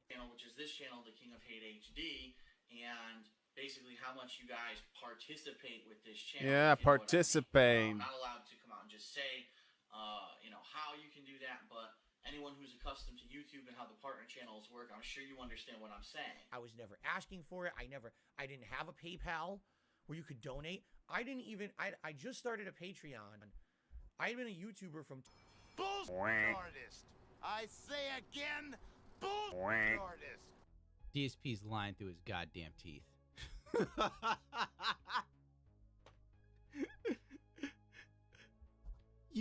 Oh, he's a liar, right? Phil, are you doing this? Are you really sitting there going, I never had a PayPal, I never asked for money? Lies! That never happened. Lies! In his mind, never happened. There's literally video of you telling people to send you money for PayPal. When you had a Patreon, That you double told chin. people to join your Patreon. And you didn't want to be Mr. Views, that Patreon would set you free from views. Why did I do this? Yeah, why? Yeah. You can take me the Moisty Mire, but not Loot Lake. I really love to jug with you. Oh, yeah, This dig is him. very much my business. All right. I do have to treat it like a business because if I have a day where everything's very slow, A business. and I don't mention, by the way, things are kind of slow today. I would appreciate it if someone could contribute and it would pick up. It would be great. Okay, if I don't do that, and I have a series of slow days, I could actually be screwed. Remember when Really? DSP was in trouble for his taxes? Remember, he's with got to pay, IRS? the DoorDash, He got man. on the stream every day. It told us that it wasn't a business. Whatever you want to call this, because technically it's not a business. I know. Well, that's another thing too, because I've been calling out that this thing is not a business because it's not. It's not a legally registered business. All the work that I put into this entity, it's not a business. It's because it's not. I don't own a business. I don't. It ain't a business, dude. He doesn't know what it is, but it's definitely not a business. Now we're back to being a business again. Yeah, it Now, just do I depends. It wanna depends operate on, like this forever? No, I don't. I don't like this. I hate this. I freaking hate this. I don't want to have to constantly be asking for contributions and asking for help. I hate it. Really, it hurts me to do it to my audience. I detest it. I don't want to do it, but I have to. If I want to continue to do what I love, and if I want to do what people tell me is meaningful. Gulag kills don't count. Yeah, bye. Goodbye. Gulag come kills. Back. Dishonest ass don't stay in my chat. Sorry. Gulag kills don't count. They're the same as any other kill. I need to do what I love, and if I want to do what people tell me is meaningful. Okay. So toxic. Oh, you think that was toxic to want people to be people of their word? Now you're gone too. Since, you think it's toxic to make people actually live up to what they say they're going to do. Come on. The fact Phil says he loves this. Okay, that should that's fix a it. lie. The only time Phil says a stream is good is if he gets a certain amount of money. Exactly, if he's yeah. in that vest, if he's wearing a stupid hat and Yep, glasses, exactly. It's all it good, was a man. good stream. If the stream doesn't make a certain amount of money, it was a slow day. Notice how that's always what it is. Also, if you look at DSP's Twitter page, it's like a totally different person. He does run his Twitter like a business, like a PR firm that has nothing but positive things to say. He does, yeah. Find out more on DSP Gaming while we make it to the other side of this bridge. Then you go on the stream, the dude looks miserable, and he's hinting at money. To do what I love, And if I want to do what people tell me is meaningful. Oh my God, what? What's going on here? Very nice. Nothing you've done is meaningful. I'm not trying to be mean to you, but I'm being real. Even what I'm doing, people sit there and go, you got me through a dark time. I don't let that go to my head. I was making doofy videos to make a couple people laugh, and I went on about my business. That's the difference between me and Phil. I look at what I'm doing, I'm like, whatever, it's Tuesday. Phil's like, I'm helping people. Snort. Yeah, Jigger, yeah, I'm trying to fix it. My long-term plan is that within a few years, my credit builds back up, because my bankruptcy will be in the past. I'll be able to do things like apply for loans or refinance. Oh my home, God, yeah. And that's going to save me. No! God, please, no! No! No! No! No, Phil, credit is not for you, dude. You literally went 500 grand into debt. And now he's talking like, oh, when my credit gets back up and the bankruptcy's over, I can apply for loans. But that's how you got into this mess the first time. Exactly. Applying for loans on a failing business that you call DSP Gaming. And I talk to people and I'm applying, or I apply for a loan, or I do anything, and they say, what do you do for a living? And I tell them I make, gameplay videos, and I'm a YouTuber. 2016, I lost big money that normally I would have coming in just from people naturally searching for a game on YouTube. Oh, a raw playthrough, let's check it out, and they'd come watch. I got none of that, and it really concretely hurt me really, really badly, all right? To the point, and I won't go too much into detail, okay, but to the point where I had to take out loans, I had to rack up credit cards, I had to do a lot of things that I did not want to do because I already was in debt from moving across the country in mid-2014, and my debt went way up. He's literally going to do it again if he gets his credit back. I agree, yeah. DSP doesn't learn. It's going to be 16 credit cards this time. DSP's worst enemy, the greatest detractor of all time in Phil history, is Darksydephil. Oh my God. You hear me? That's true. Quote me on that. That's heard true. That? Past Darksydephil, screws present Darksydephil. Present Darksydephil, screws future Darksydephil. This dude is literally planning to take out loans. They're going to save me. The bankruptcy was supposed to save you, Phil. Games as well. Getting the money for your taxes was supposed to save you, Phil. It didn't. It's a never-ending loop. Darksydephil streams are the equivalent of Star Citizen. No amount of money will ever be enough, and you're a damn fool to give any more if you've seen the grift. And I'm not trying to be mean to it, but goddamn, you lucky. Moist doesn't know half of what I know about you. You're lucky Moist doesn't want to speak to me. I might talk to Mudahar. Mudahar and I talk once in a while. Oh, yeah, Mudahar, yeah. But Mudahar probably knows as much as I do. Nobody wants to deal with you. You're a goddamn snare. Rolling in dough. Like, geez, dude. Rolling dough. Maybe. Yeah. When you start making entire posts and entire videos that are product placements, maybe it's time to reassess your future as a person, as a business person, and say, what the f am I doing with my life that I'm such a sellout? Look who's talking. It really disturbs me. The DSP's like, oh, these shells and the title shills and the knife shills. And, I don't do that. I don't shill to my audience. But these people need to reevaluate what they're doing. And it's like, this dude is counting everybody else's bag. Everyone else. That's if true. You made $10 today and Phil made $5. He hates your guts. Yeah, you're an evil villain, yeah. Remember that Dave Chappelle bit, the player haters ball? I like that. DSP is literally all those dudes rolling into one. Brother got a nice car, man. Why you got a car, man? I only got one car. Why you got 3 cars or a wife or all that, man? That's played out, man. I hate on it till he's played out. Broke. It ain't got nothing like me. You know what I'm saying? Cause yeah, that's what real hating is all about, man.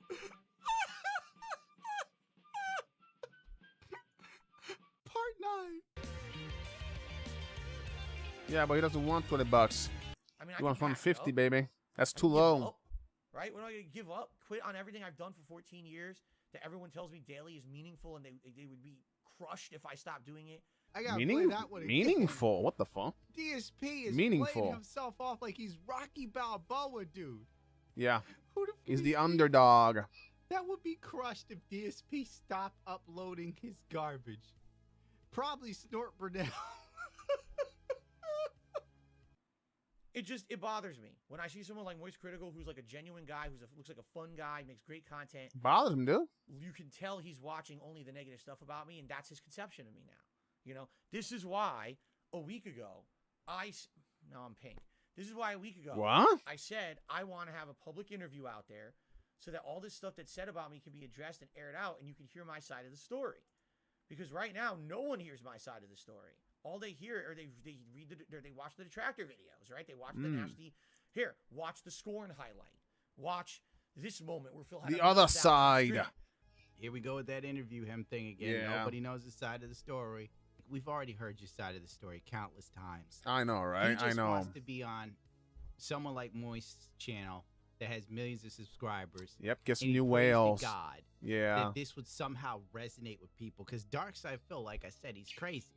This dude thinks if he got his fair shake someplace else, he would reach a whole new audience of people. He would get new fans, and they would come out, and they would see that he was the realest one on YouTube ever. Never gonna happen, by the man way. who never shills, unless it's like peanuts that he was selling in the early 2000s, or the beanbag chairs, or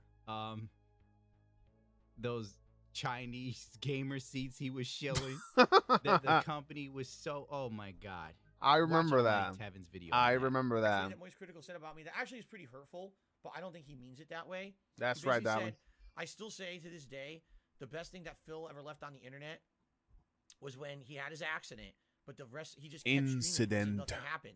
And, you know, basically it's hilarious because it shows incredible determination, you know. The fuck? Not really. Here we go again. DSP talking about the same crap, but then putting words in Moist Critical's mouth. Like, the way DSP okay, forget it. This video, it's garbage. God bless you if you made it this far. The way DSP saw Moist Critical's video was like through DSP vision. Moist was like, I like that. He did say it was like a gangster move or whatever. But DSP saw it as like, Got a snack Moist here. Critical said I had incredible determination to keep streaming after jerking off. It's like he's the hero of a shonen manga. He's a hero, man. He kept streaming, dude. I'm spanking it. He's Batman, Things that baby. he said about me, both positive and negative. He's Bat Now, one Pig. can admit, yes, the embarrassing moment was definitely one of the things everyone remembers about me. Of course, yeah. Of course. I don't really think that was the defining characteristic of who I am on the internet. DSP just can't accept the fact that his greatest moment on internet history was having a wank. Yeah. Like, lean into the meme, dude. Pretty much, I think yeah. Review Tech USA said this, and he was right. You should have capitalized on that. You I should agree. have sold T-shirts. You should have ran with it. You probably would have actually made some money. And you were a sport Maybe. about it. You could have probably pivoted your declining career right there. But instead, you tried to bury it. You had people's videos taken down. You were a dick about it. And still, that's all anyone remembered you for. Hell, I'm sure most people remember me for the Pokey drama. He's the begging Run hero, with baby. it, instead of being upset like, I did a lot more than that. Yeah, it was me. She He's tried the to bury e-begging me. hero. Was well recognized as one of the most popular Let's Players on YouTube, who basically I'm a mini digger. Oh, I inspired got so many others. People like shortbread the here. right? Who Pulveron, they pretty inspired good. More people, and then inspired more people. DSP talking about, But that's for in him a little bit. inspiring the creatures who inspired other people. He was the father of Let's Plays. DSP's acting like he's a pioneer. He's Davy Crockett of internet gaming. But in all actuality, if you look it up, He's the Let's ninja. Plays He's existed Ninja before PewDiePie, YouTube baby. and before Darkseid. That's what he is, man. They were on in his forums mind. and whatnot. I'm pretty sure someone's done a video on it. I'm not looking. I'll be honest with you. Moist Critical, he's huge. He's giant. I'm shocked. The guy even spends a minute talking about me in his content. As you can tell, DSP is really trying to kiss Moist Critical's ass. Oh, here. yeah. Oh, yeah. Because PewDiePie's talked about DSP. PewDiePie's talked about DSP at the height of his fame. Yeah. Doesn't PewDiePie have 100 million Not OP. subscribers? I like don't that. think Moist does. But since DarksydePhil hates PewDiePie and PewDiePie knows a bit about DarksydePhil, Yeah. we're just going to pretend like PewDiePie's never spoke about him. But Moist, my God, he's a star. He's the greatest ever. He's Jesus. He's the Here's the Coke in the desert, Moist baby. Critical, The brings me final up every Coke. Once in a while, in a funny way. Sometimes it's positive. Sometimes it's a joke laughing at me. Who cares? No big deal. He's not Mr. Metoker. Metoku. He's not, oh, let's do a series of insanely hateful, destructive videos about Phil. That's the difference here. He's literally Moist Critical benefits nothing by mentioning me in his content. He just does because he genuinely finds it interesting. Versus I have a concerted effort to try to ruin someone's life, which is what Matoka did. What did you say? Mr. Matoku. Matoker Matoku. was doing hateful things against Matoku. me. I think Jim's whole thing is Man, look at that similar hair. to my own, where you just look at madness, and Mr. you laugh Matoku. at the absolute absurdity. And you're an absurd character, Phil. No one has anything to gain. Yeah, let me know what you guys are snacking on, by the way. Nobody. Did an interview at the Quartering, and it wasn't exactly like the barnstormer you thought it was going to be. That's true. Even me doing this video, realistically, this is dumb. Like if I talk to my consultant or advisor and I go, hey, I'm thinking of doing an hour-long Darksydephil video. He would go, oh, I see you like to lose money. He's like, the time you waste editing this could have gone to a sponsor. Could have gone to a subject people are interested in. Like Yeah. comic books and anime and manga. Or stupid stuff on TikTok. Instead, you're talking about the jerk Pringles and damn. I'm like, yeah. That sounds good. he's Dang, I wish I had funny. that. See? It's clown what kind of world. dip? He's like, it's clown shoes what you're doing with your career. This isn't good Dude, for me. I'm Phil. loving It's loving good this for this nobody. job, by the way. But I'm I'm doing loving it anyway It's 'cause great. I'm a masochist. The final code. Darksydephil Do I go to the bathroom? Be right back. Hold on, be right back. Horrible podcast to start the gaming, which then turned into another conversation about Moist Critical, who at this point you'd assume is his man crush, because my God, is he talking a lot about... I've heard more about Moist Critical from Darksydephil than I've heard about Cat from Darksydephil, and he's married to that broad. Point being, he thanks Moist Critical for helping him see the error of his ways. This was the new Darksydephil. Weeks ago, because I was pretty bad. Like I said, when Moist Critical said that, and I was like, okay, so let me go back and watch. And then I watched the Scorn deal, and I was like, oh my God. I was like disgusted with myself. I really was. I was like, and it sucks because, I mean, obviously I did it for a reason. I was acting like that for a reason. Like I was really scared.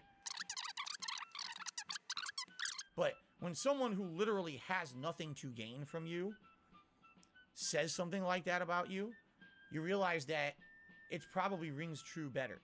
I feel like I actually owe Moist Critical a thank you for calling me out like that, because it made me realize that I was doing a very wrong thing and I needed to stop. This was the improved Darksydephil, who was not going to beg, and he was not going to... It doesn't matter. You already know he's going to start begging again, so... Basically, it looks like you guys have lost interest. I'm doing my best. You know, World 3 of 5. I hope the final world is not a real world. It's just narrative ending. Okay, I'm back. Sorry about that. But the game is getting worse the further I play it. Quite frankly, it is. Drank a lot of water. And yeah, I'm back. As you guys can see, attendance is lower, engagement is lower, support is lower. Attendance. On the 15th of November, the official podcast with Moist Critical, they talk a little bit about Darksydephil. Oh boy. And the possible interview that Phil was hoping for. I heard I Charlie, think it was you were just going to the interview divorce. DSP, by the way. Oh yeah, that's not happening.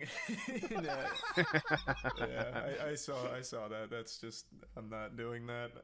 So Well, what? Do what? Apparently, he's like he doesn't get mad at you. He's blocked my ass because I've watched too many of those hate videos. But apparently, you get the pass. Yeah, 'cause, Jigga, yeah. And you it's know, so hot, it's yeah. critical. He just looks up DSP gaming and he just sees all the bad videos. I don't even blame him.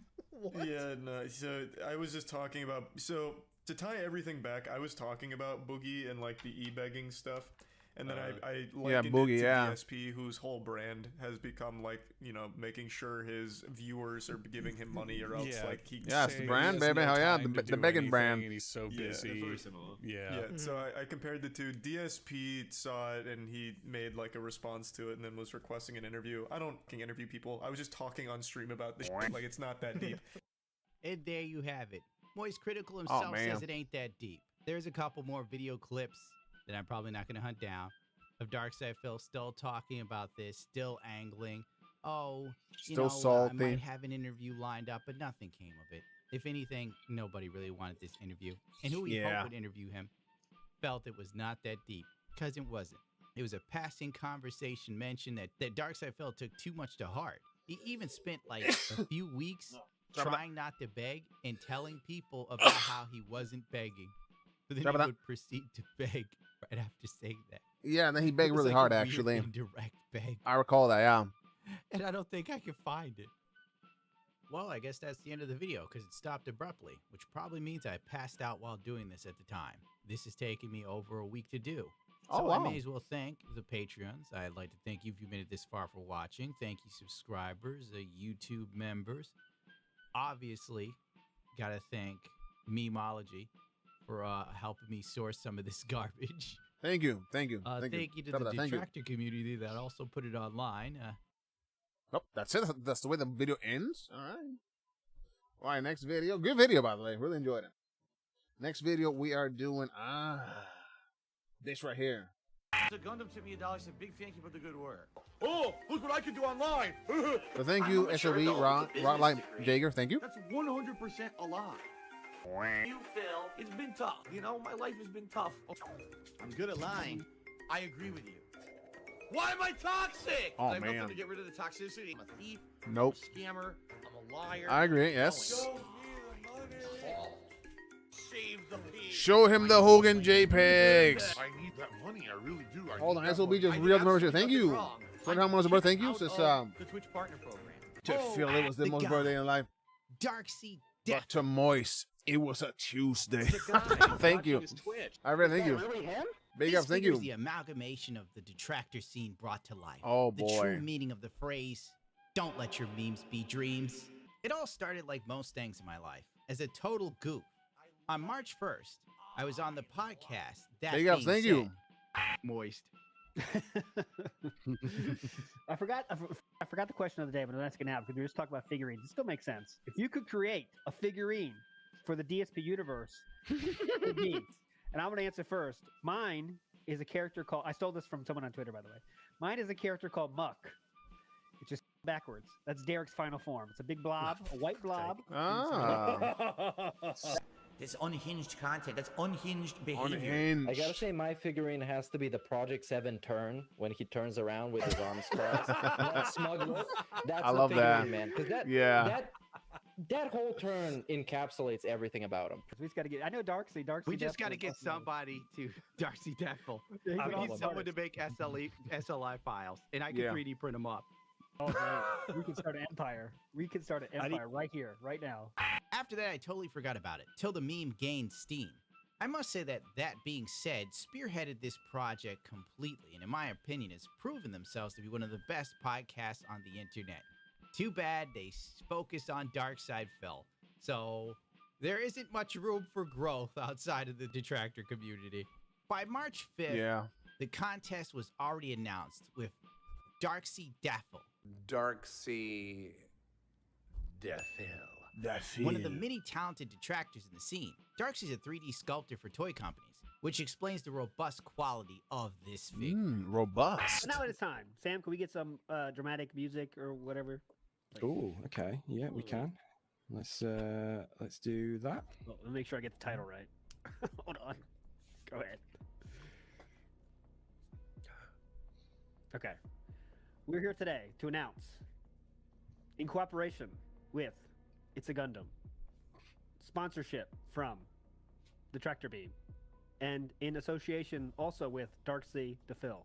Right. We're proud to announce the first ever Darksy's highly regarded character design contest. Give it up.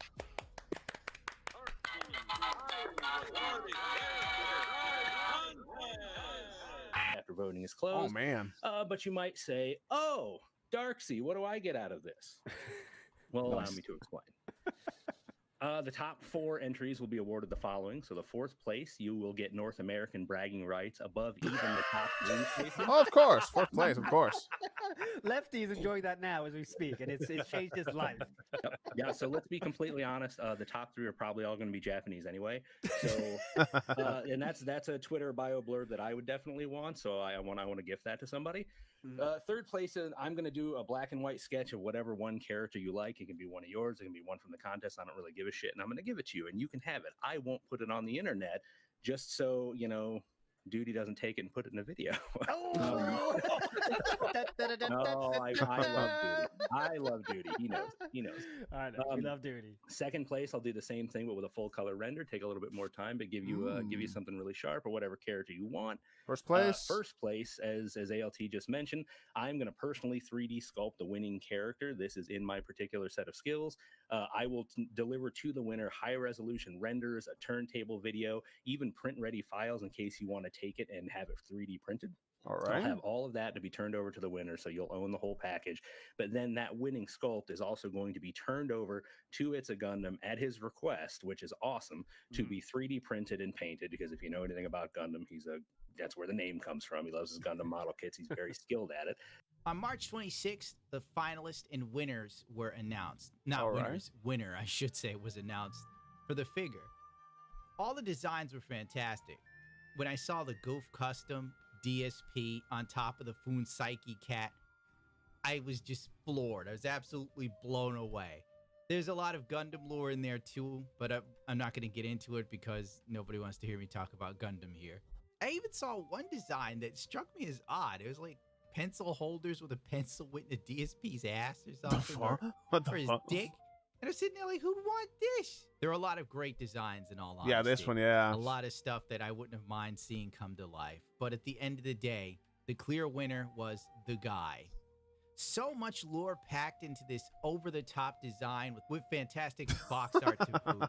There are even little bits of lore with Derek being in the corner saying it's for children older than him. When I originally talked about painting a DSP figure, I honestly assumed someone would just make like a DSP I love the neck phones. Into a dirty, broken couch while he's looking depressed and needing to pay for bills.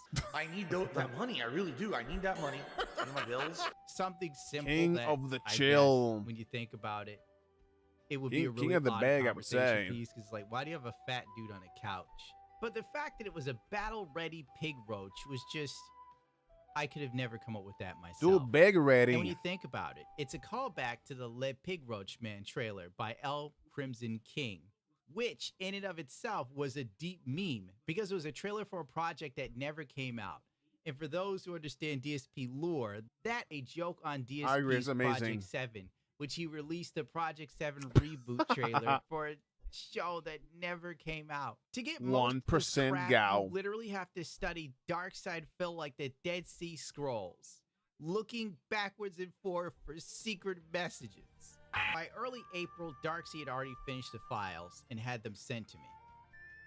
And I began testing them. I didn't film everything involved with the process because, bro, it's July 4th.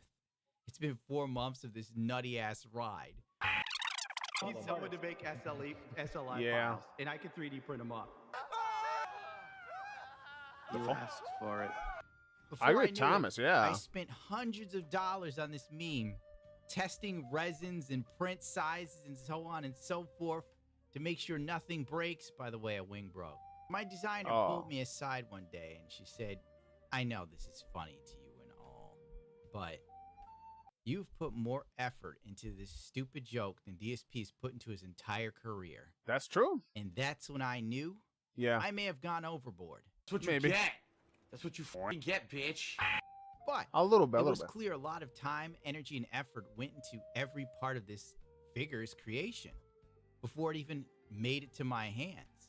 So I knew I had to put in just as much effort, if not more so, than those that came before me. Yeah, exactly, And thus I present to you the culmination of 4 months of my life and everybody else's life. I want to see it. The guy. It's the guy.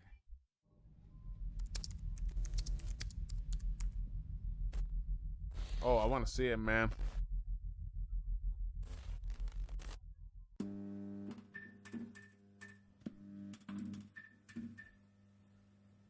Oh, Restin' Daddy. I just sell one, yeah.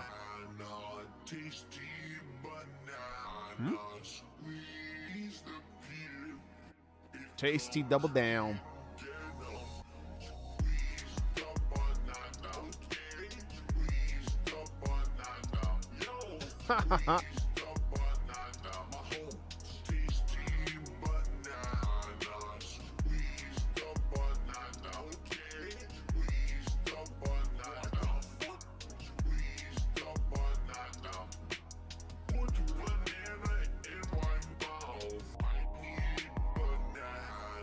Oh, he needs banana, all right.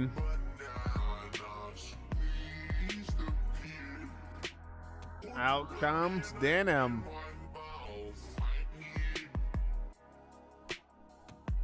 Dude, I'm loving the. Oh my god. I love the bag.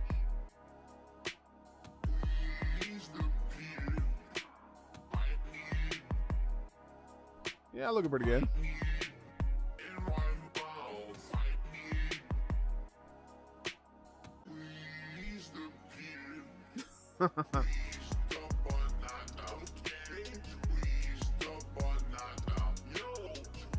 Yo, the fuck?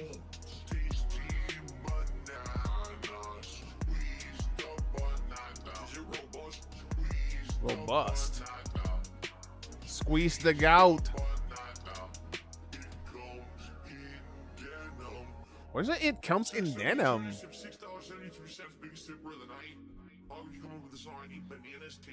I never got that. I never got what he says that. Out comes denim, something like that.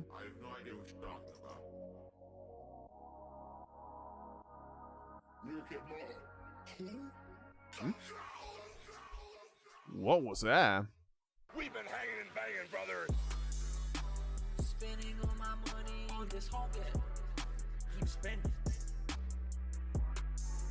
If they ain't 6 stars, I don't wanna buy more. Buy more? What the fuck? Spending all my money on this whole game. Oh, play for 2 more hours. You ran out. Buy more. If it ain't 6 stars, keep spending. If it ain't 6 stars, I don't want it. All these If it ain't 6 stars. spending all my money on these Hogans like I'm Elon Musk. Ridiculous. Ridiculous. Hogan I know JPEGs. it was. There's probably hundreds of dollars for this event. I earned the car. I earned the car. He earned the car. Keep spending. I earned the car. He earned the whale. Buy more. He earned the pool. Spending all my money on this Hogan. Oh, play for 2 more hours. You ran Oh out. my Buy god, this more. is beautiful. It's perfect. Keep spending. If it ain't 6 stars, I don't want it. Gotta be 6 I stars, earned the man. card, right? I'm like proud of myself. Oh my god, I actually earned this card. Not bad. Wow, it was very hard to do. I'm one of the few people in the game who even earned it. I think it was only like 20 people in the whole game who had the card or whatever. Okay? And I think exactly what happened. Hey, he earned the Hogan pool, alright? Never forget. They completely soaked the sandwich in sauce. Yo. Okay. Yo. Juicy. They soaked the sandwich in the sauce. Moist gourmet level Oh my god. burger. That's robust. Safe to swallow. Robust, Juicy, baby. Tangy, moist cheeseburger. Getting all over my face. Gourmet Oh wow, level this is great. burger. Tangy zip. Whirl. Moist burger. Werrol? Yummy and robust. Yo. I have gout. Gout is a disease that makes my Gout. acid levels much higher than most people's. And so if I eat I certain already foods, my acid level elevates, skyrockets, and then I get all giant swelling and incredible pain in my joints. So I'm gonna eat this burger live with you today and share what I think about it. I'm sure people are gonna be asking me questions The about bug. Yo! Juicy, tangy, moist, gourmet level, timed release of flavor. Moist. Burger. That's robust. That's robust, baby. Juicy, tangy, moist burger. Getting all over my face. Gourmet level burger. Tangy, whirl, moist burger. Yo! That's robust. Gow, gow, gow, gow, gow. Cheeseburger. My hand is completely covered in sauce. The ham? You mean the hoof?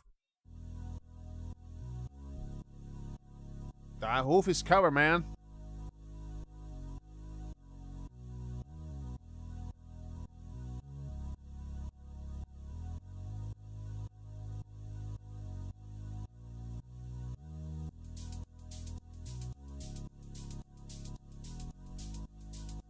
Alright, looking pretty good.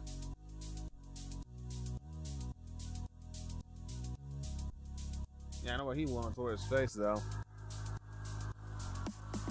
a special kind of sauce.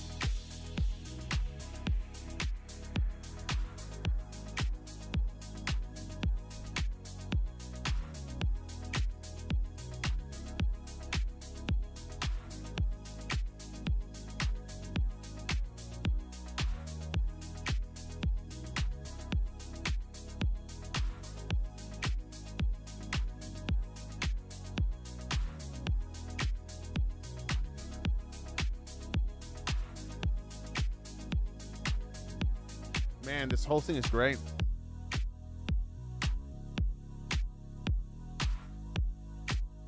You know, I can't wait to see the final product actually.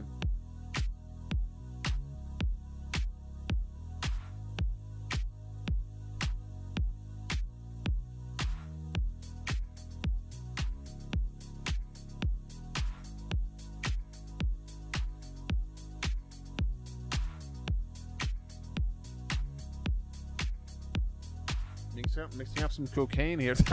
Not kidding.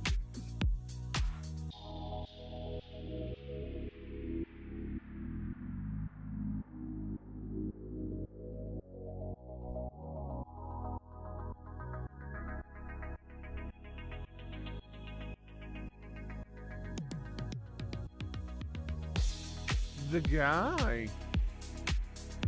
Oh my God. Beautiful. Just beautiful. Perfect. Absolute perfection. That is a 10 out of 10.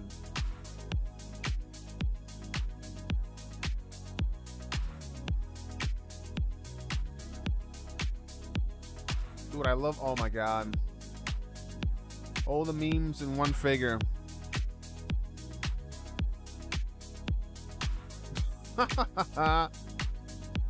Beautiful, man. Just beautiful. I love it. I love it as well. Beautiful. Perfect. Not a single complaint. Holy shit. I wonder how Phil would react to this, though, if he saw it, though. I agree, Nate. Somebody should. I agree, Nate. 10 out of 10 on this bad boy. This vest is a symbol of that positivity. It's a symbol that together we can have fun. Is that a bag of money? We can overcome anything together. I firmly believe at this point in my life, all right, that no matter what comes my way, that we can work together to overcome it. All right. That being said, it's time for something new. Something new, baby. Rich vest is best.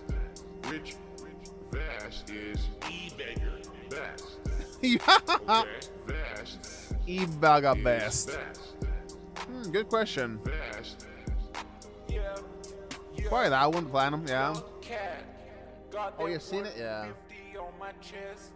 Bitches all around me, and they let me touch their breasts. I love the crystal, Got yeah. that saggy man boobs flowing, but that members count keeps growing, so I got to put it on a vest.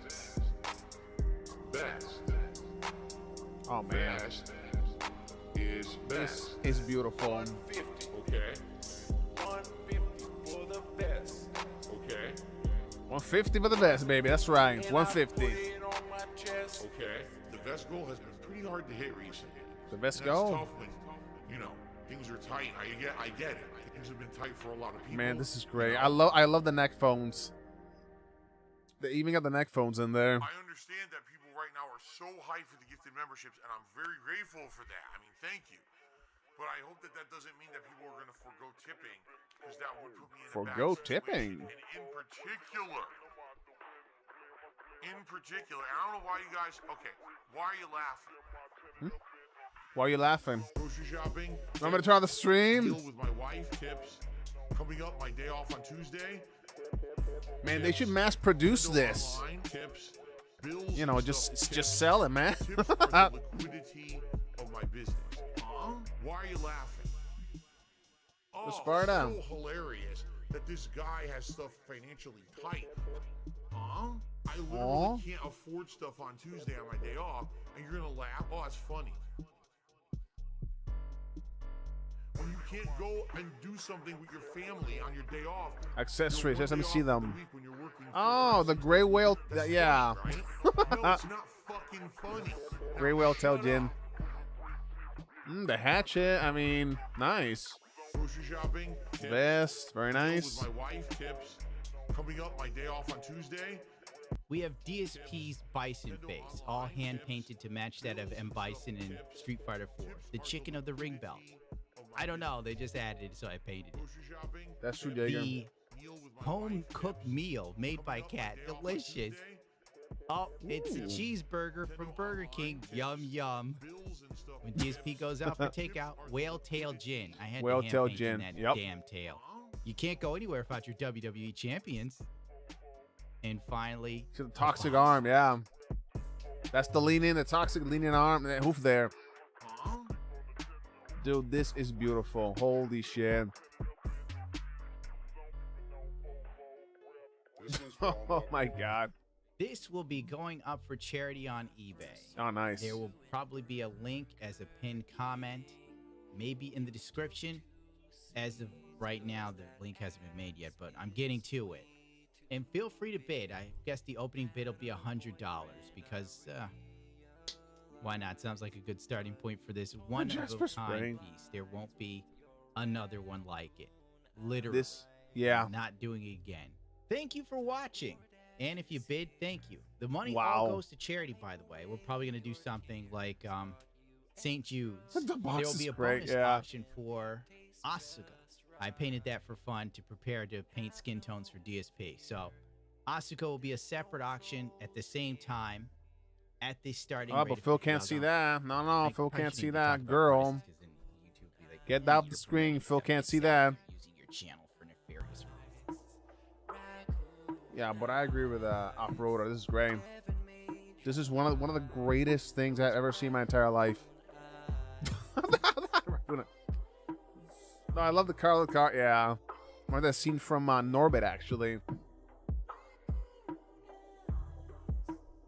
By the way, Phil walking. I don't know about that. Phil should have been on a scooter or some shit.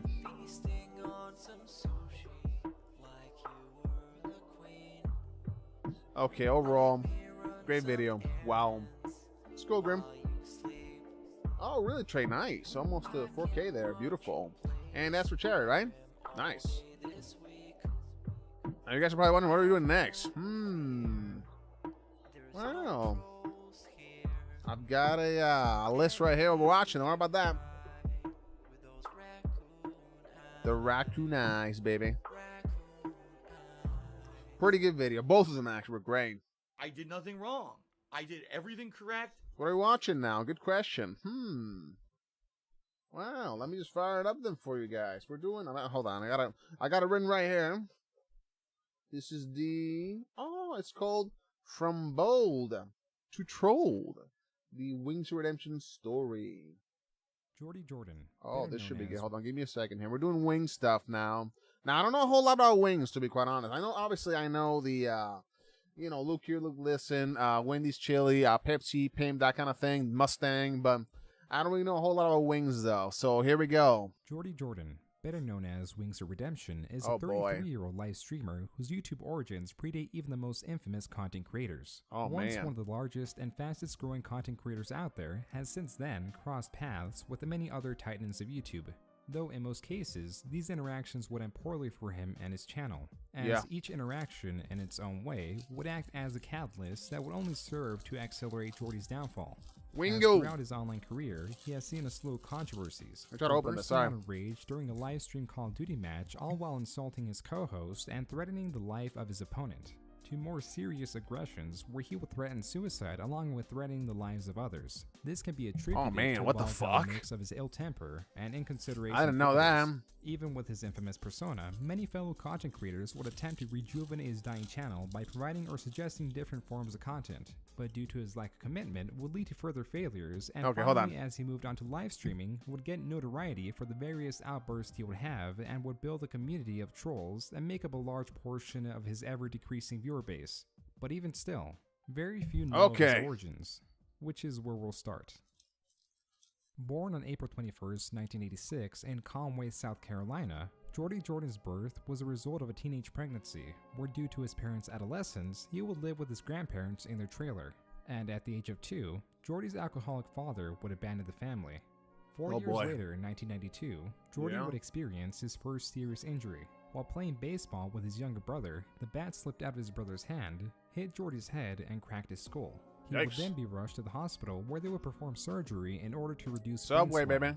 He would later make a full recovery, though it is unclear if this injury impaired his cognitive abilities. Regardless, he would remain an active child, as 1 year later in 1993, Jordy was 7 years old attending elementary school in the 3rd grade, where due to his fit physique, would excel in physical education, as he would always finish top of the class. That was until an athletic exchange student joined the school, which would leave Jordy finishing second place in most events, that in turn made him feel awful. As he recalls, this was a turning point in his life, where many more mistakes would ensue, as his solution to beating this exchange student was to increase his calorie intake, as he thought eating more would excel his growth, and in turn make him a better athlete. So he would approach his grandmother for additional servings, and without questioning why, she would always provide the food. He will then slowly start the transition from a thin, active child to an isolated, obese one. He would also develop a sort of bow-leggedness where his knees would remain far apart even when standing up, and as his school years progressed, he will be made fun of and struggle to make friends. So he would retreat into video games as he could no longer viably compete in sports.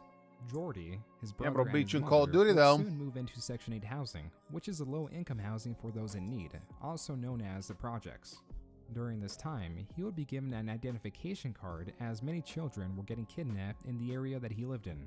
Fast forward to high school, Jordy was a 6-foot-tall, 240-pound troubled teenager and would be taken to a psychologist where he will be diagnosed with bipolar disorder and social phobia. Being that he suffered from these conditions, he was mostly kept to himself. That was until freshman year, where he would meet his first true friend, Kelly. He would then be introduced to Dungeons & Dragons and develop a small group of friends.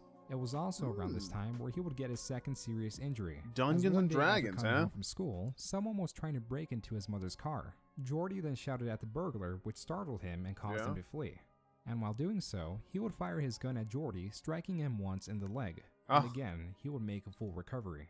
He would then begin working at a grocery store where his main tasks were to relabel products and clean the store shelves. Though because of the repetitive nature and the boredom that Jordy would have during this job, he would quit just 2 weeks after being hired. Just 2 weeks, really? Work at a video rental store known as the Movie Gallery, where his most memorable experience there would be an armed robbery by a trio of armed assailants.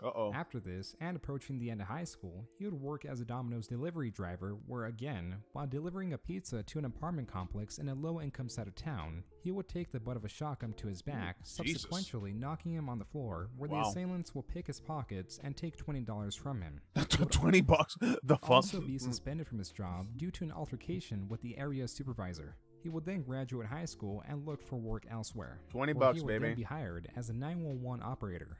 But again, he's had more jobs than Phil, though. Will leave this job after only 2 weeks of employment. 2 weeks. His Everything is 2 weeks, final job was one he took seriously. Plexiglass? At around the age of 19, Jordy would begin employment at Meglass Incorporated, a factory that specializes in producing an amorphous metal known as Meglass, mainly in the form of quartz, and was funded through various contractors, the largest one being from China that used these quartz in assembling power line transformers, as at the time, China was redoing its electrical system. In the factory itself, Jordy would go through working various positions, one of which was a crane operator, where he would be earning around $25 an hour, working 12-hour shifts 5 days a week, which adds up to $6,000 a month. He would stay at this job for an estimated 3 years, where the only thing that he would do outside of work was sleep, eat, and play video games. And that was of course, until the stock market crash of 2007.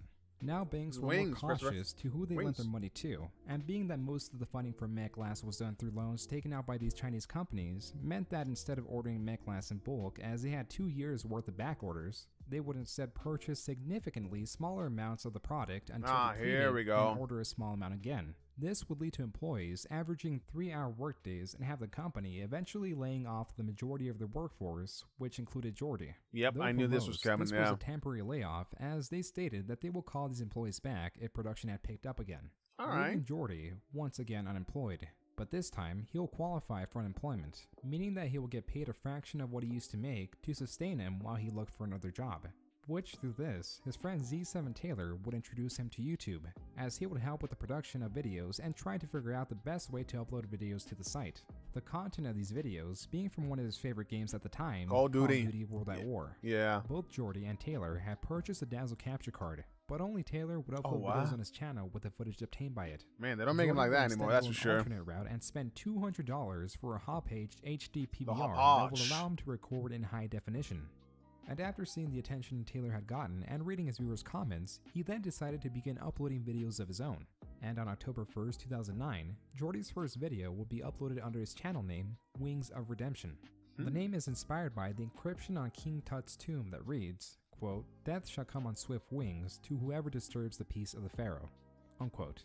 Or Wings of Redemption, as described by Jordy, is the antithesis of this, as he explains, just as death comes fast, so can redemption, and that you can change your life around at any given time, which is Yeah. possibly how he saw his channel. It wasn't until his third video, 23 days after the release of his first video, that he would start adding commentary over his videos. Oh man, PS3. Hello, hello, hello. Yeah, hi again. This is my first commentary, and here we go. From here, he'll begin uploading Here we consistently. go. And being that there were a minuscule amount of gameplay videos on YouTube and even fewer commentators meant that Wings' video easily stood out from the rest, especially for those that had the bandwidth to view them in the higher resolution that he offered, as within a month, he had accumulated over 1,000 subscribers. He also got That's not another bad, break, actually. as a fairly large commentator known as Hutch Is Yo Daddy would give a shout out to Taylor's channel, boosting his subscriber count from 4,000 to 10,000, and with Jordy's association with Taylor, he would quadruple his sub count. All this happening in less than a month's time. Though Wing's channel would That's see not bad, healthy actually. growth and positive community feedback, it wouldn't take long for him to stumble upon his first controversy where in a now deleted video, he would denounce Hutch's Yo Daddy's tactic of quick scoping with sniper rifles in game, as he would point out the impossibility of such a technique working in a real life scenario, Oh, and just that cheating, it wasn't yeah. realistic nor Don't how cheat the it, game man. should be played.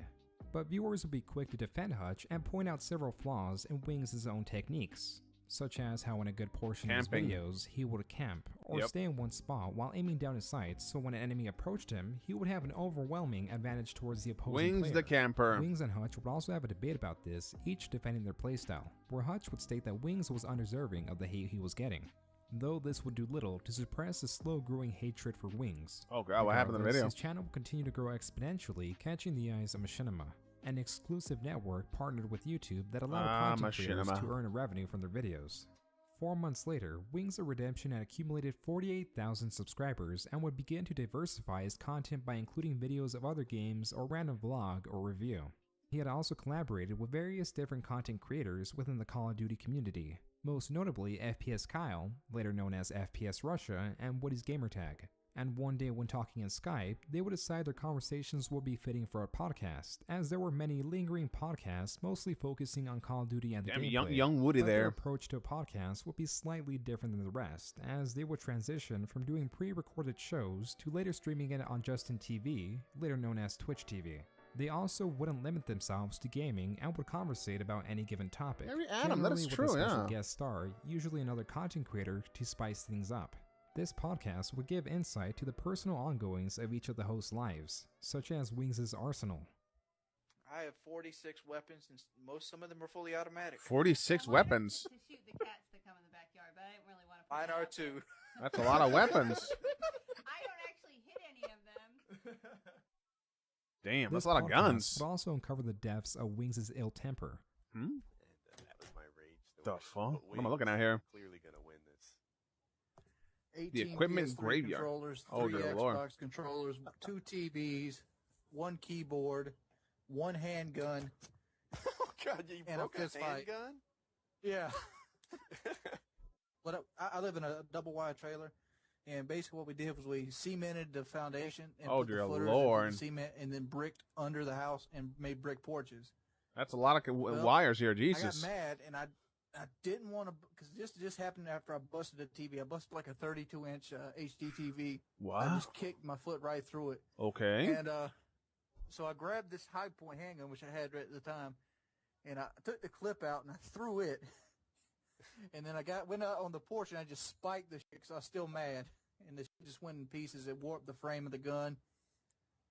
All this. He was well known at the time, mostly in the Man, creator that was a community fucking what a for becoming mess. irate to the slightest provocation in video games, where he would usually blame any shortcomings on his team. And when Right. playing privately with Wings, a poor performance could result with you being shouted at by Gotta him blame and the then team, being man. deleted from his friends list. Something that he had Not done the with all his game, the PS3 team. friends that he obtained pre-YouTube. As for the ones he couldn't easily throw away, such as other content creators, he would instead abruptly leave the game and cut contact until he had calmed down. Oh man. Few Oof. users will learn about this and Jesus. try to befriend him, which will lead to a buildup of various videos, all with the same goal, but addressed in different ways. That being how he tries to discourage his viewers from messaging him, attempting to add him on their PlayStation friends list, and attempt to join his Call of Duty session in progress.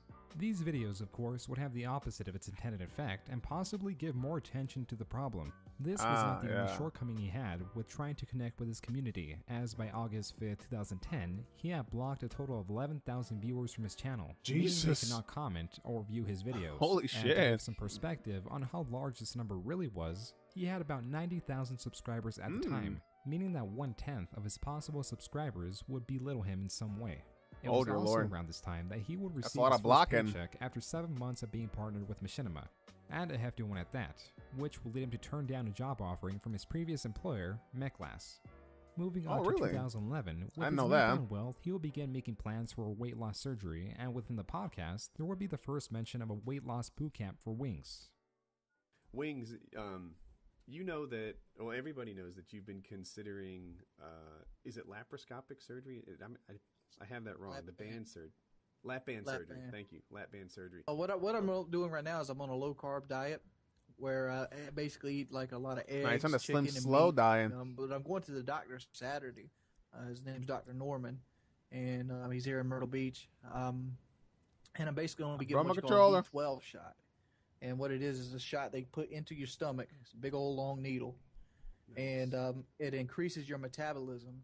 And there's a set of pills that go on there and just you kind of keep like perks you up and keeps your metabolism going, keeps your heart rate up to try to make your body a furnace full time to burn fat faster. I'll tell you what you need, Wings. You need a personal trainer. A Personal Russian trainer? personal trainer. Uh-oh. Oh, really? Only I knew a guy. Yeah, That's every Russian needs to be in it, and he needs to be like whipping you from behind. You need to be like running up hills with that bad boy. And 3 weeks later, a mention of a wilderness survival trip. I heard someone wants to take a sleeping bag, a .22 rifle, and some flint to go survive out in the wilderness. Magnesium. It's easier than flint. Magnesium's the way to go.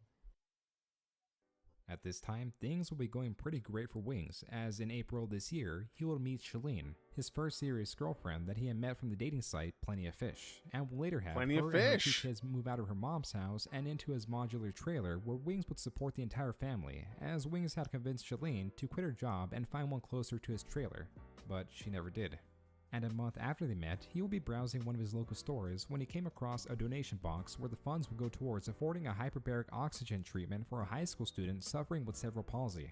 Oh, And man. as the donation box had very little money donated to it, Wings felt that with his status, he could change that, and would contact the coordinators of this charity and promise them that he could get $10,000 if he uploaded a video for this cause. So he did, leaving Wow. a link in the description of this video where viewers could donate money towards the charity.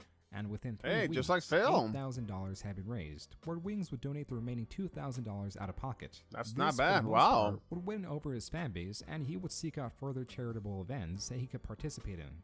Yeah, Though just this like love for Phil, him man. would Phil not did last this as long. well, yeah. And that's because of Painkiller Already, episode 67. Phil also did Episode this, don't you know? 67 had the highest ranked Call of Duty Zombies player at the time, Uh-oh. the Syndicate Project, on as a guest. Here we go. At first, this podcast went like any other.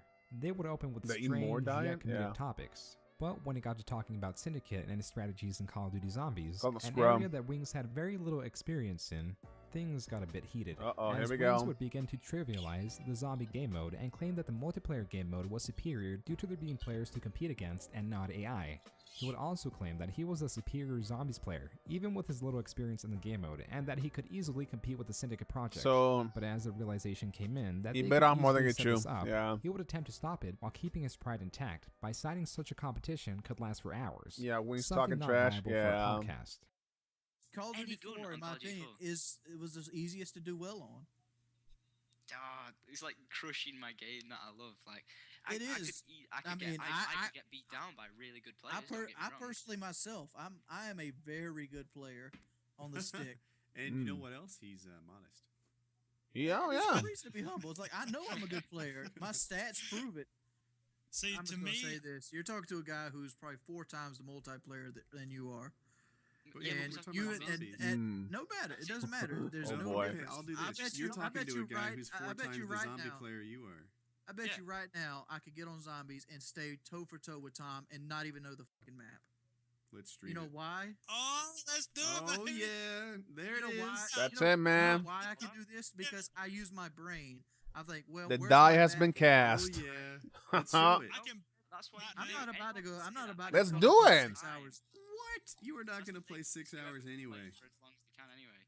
And after a bit more debating to which was a superior game mode, they would settle for a duel and multiplayer instead, which was of course Wings' area of expertise, where he would select the map and the choice of weapons that was to be used. He would also have a warm-up round with another member of the podcast while Syndicate was setting up his Xbox. Why you fucking stream that And shit? Once everything was set, the match would begin, with Wings scoring the first few kills, and it seemed things were going in his favor, until he started dying. Several times in a row. He got nervous. This made things much more difficult for Wings, as his strategy Yep, couldn't consisting catch of it. staying in one spot and camping would no longer work. Oh, man. Now being that the game was timed, he had to leave his camping spot to aggressively rush Syndicate in hopes to tip the scale before the timer His mouth wrote the check. His brain couldn't cash. out. Oh Though Wings boy. had very little success. And with each additional death, Wings would get ever more furious, until the tension of his silence was interrupted by a loud thump. Mm. You know, like commentator showdown goes on. I knew that was a tough lobby Oh, to do well. there we in, go. But I was there.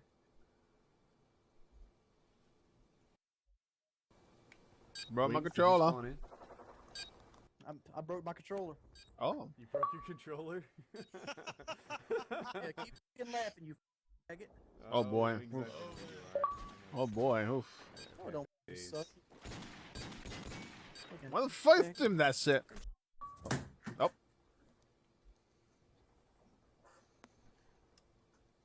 Yeah, we've all been there, man. Oh man. Fuck you. Oh. Mm. Nope. Awkward. Why the fuck you stream that shit? Oh boy.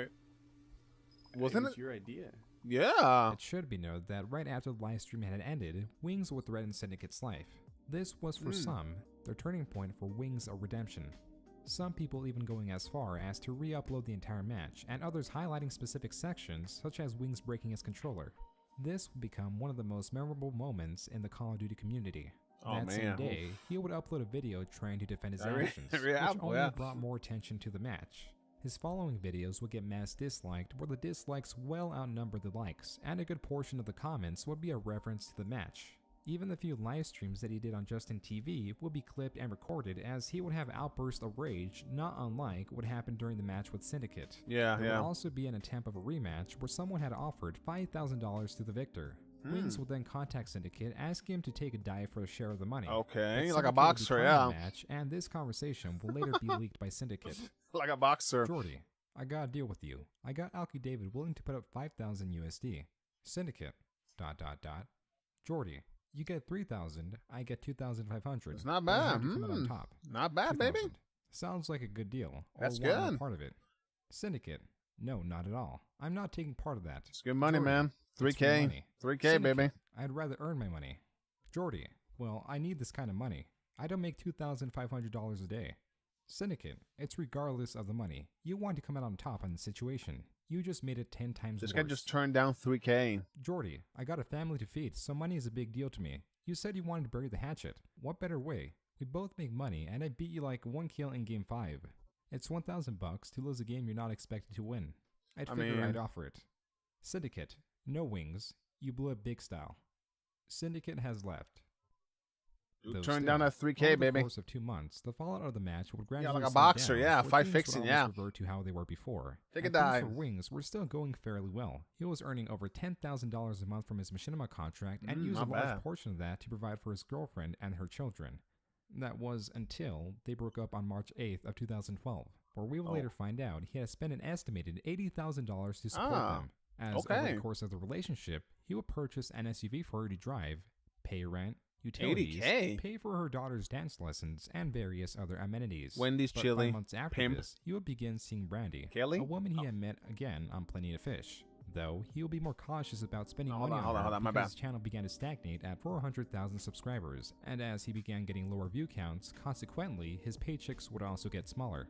He would begin looking for a new form of content, and what he ended up deciding was long-form content, where instead of uploading several low-effort videos a day, he would take his time editing long-form high-quality videos. And the trial run for this was his 100 He hit million rock total views bottom. celebration video. It would take him 3 days of editing to put this together. But due to its poor editing and failure to portray a clear narrative, it would well underperform and would get the Okay. same amount of views as any other video. He hit would rock then go to bottom, dude. Twitter, where he would tweet about ending his life and how difficult being him was. Many content creators would chime really, in on Trey? this, the most Yeah. memorable being El Presador, who would call out Wings for falsely threatening to commit suicide, something that Wings had done many times before. Wings would respond by tweeting, quote, "I've got a lot of guns, El Presador, and if I decide to kill myself, I'm taking you with me." Whoa. Unquote. Keemstar would then uncover this and bring Wait a Wings minute. the Redemption and several other commentators onto his podcast, where it would turn into a sort of intervention for Wings. Wings, it's been kind of been you versus the world tonight. No, it's always me versus the world, dude. It's been like that for the last 3 years of my career. I'm pretty The world then. I'm pretty much, Scarface of the YouTube community. I'm the Scarface, bad huh? guy. I'm the camper. I'm everything that personifies. Oh, you used to be Blaine. You were the Scarface of the YouTube community? Wings, why do you okay, listen, Wings. Sometimes we as human beings, we just have to look down when things are tough and look at what we have. I know I'm sounding like a Hallmark card What right do now. I have, Keemstar? I have a night full of drama. I have El Presador trying to get big off me by threatening to put the FBI on me. I have one of the biggest channels in the gaming on YouTube trying to shut me down while I'm having one of the worst months of my fucking life. What do I have? Wings, Okay. think about what you just said. You said that you have El Presador Yeah, trying toxic, to get yeah. big off of you. Now, do you really believe that? Do you really believe that? El Presador's a fucking leech. That's what No, he no, is. no. But what I'm saying is, if El Presador is really just trying to get big off Chili you, Scarface. that is an awesome thing. That's a compliment. It's not an awesome thing. It hits you all at once, dude. Have you ever? Well, you probably have. You gotta look at it glass half full, glass half empty. You have so much, and people in this community, look up to you. All right, they do. They do. People in the community actually look up to Wings. Yeah, Wings has been sure, around Pika. From forever, and as much as people battle with you, people do respect you. And admire you. Look at how many people tune into PKA. No offense to Woody, but if you were out of it, it'd be probably like half the people there. You know what I mean? You got to think about what you have. You put up life advice videos, and people actually listen. Oh, come on, let's see him rage and take break your something. Come on. advice. It's what he sometimes does. You just have to look at your life, look at what you have. I've had so many different hats that I put on, where you, Wings, you've kind of just been the same guy for like 5 years. You know what I mean? Maybe it's time to reinvent yourself, and the reason why I say this. Don't change, but reinvent yourself. Yeah, because you uploaded the video and you were like, I don't know what to do with my channel anymore. Like if I get into drama, I get views, but if I just upload a gameplay, I only get 10,000. Yeah, that guy lost all his teeth, right? Only used me Maybe there Blaine. needs to be a Yeah. Wings talk show. Maybe there needs to be a Wings in real life thing. Maybe there needs to be something different, like reinvent yourself. Which he never did, right? He never did that. I'm pretty After sure. this podcast, Wings would not take the advice of his colleagues and continue to upload the same style of content with a slight increase of his vlog videos. But his decreasing viewer count wouldn't be the only problem, as come January 2013, Rock Soma bottom. would abruptly drop him from the network, and instead of partnering directly with YouTube because he feared the lack of support that such a massive company would have, Dude, rock bottom, instead man. opted with partnering with Full Screen Entertainment, Rock at a much bottom. lower pay than Machinima offered, and possibly due to his lack of motivation, his video uploads would slow down. That's a Instead Blue of Yeti? uploading 3 videos I used a to own day, one of those, he would now actually. upload one, or on occasion, one every 3 days, which would cause his monthly views to dip from an average of 3 million in 2012 to 1.5 million in June. Oof, that's It not was good, this man. month that Brandon That would ain't break good. up with him, prompting the creation of this now deleted video. Rock bottom. And I can't afford to go get another girlfriend because I can't afford to take people out right now because I'm pretty much making no money every month's the red. This is why. Yeah. This is why I bitch on Twitter all the time. This is why people see me as a sad person. Rock bottom, man.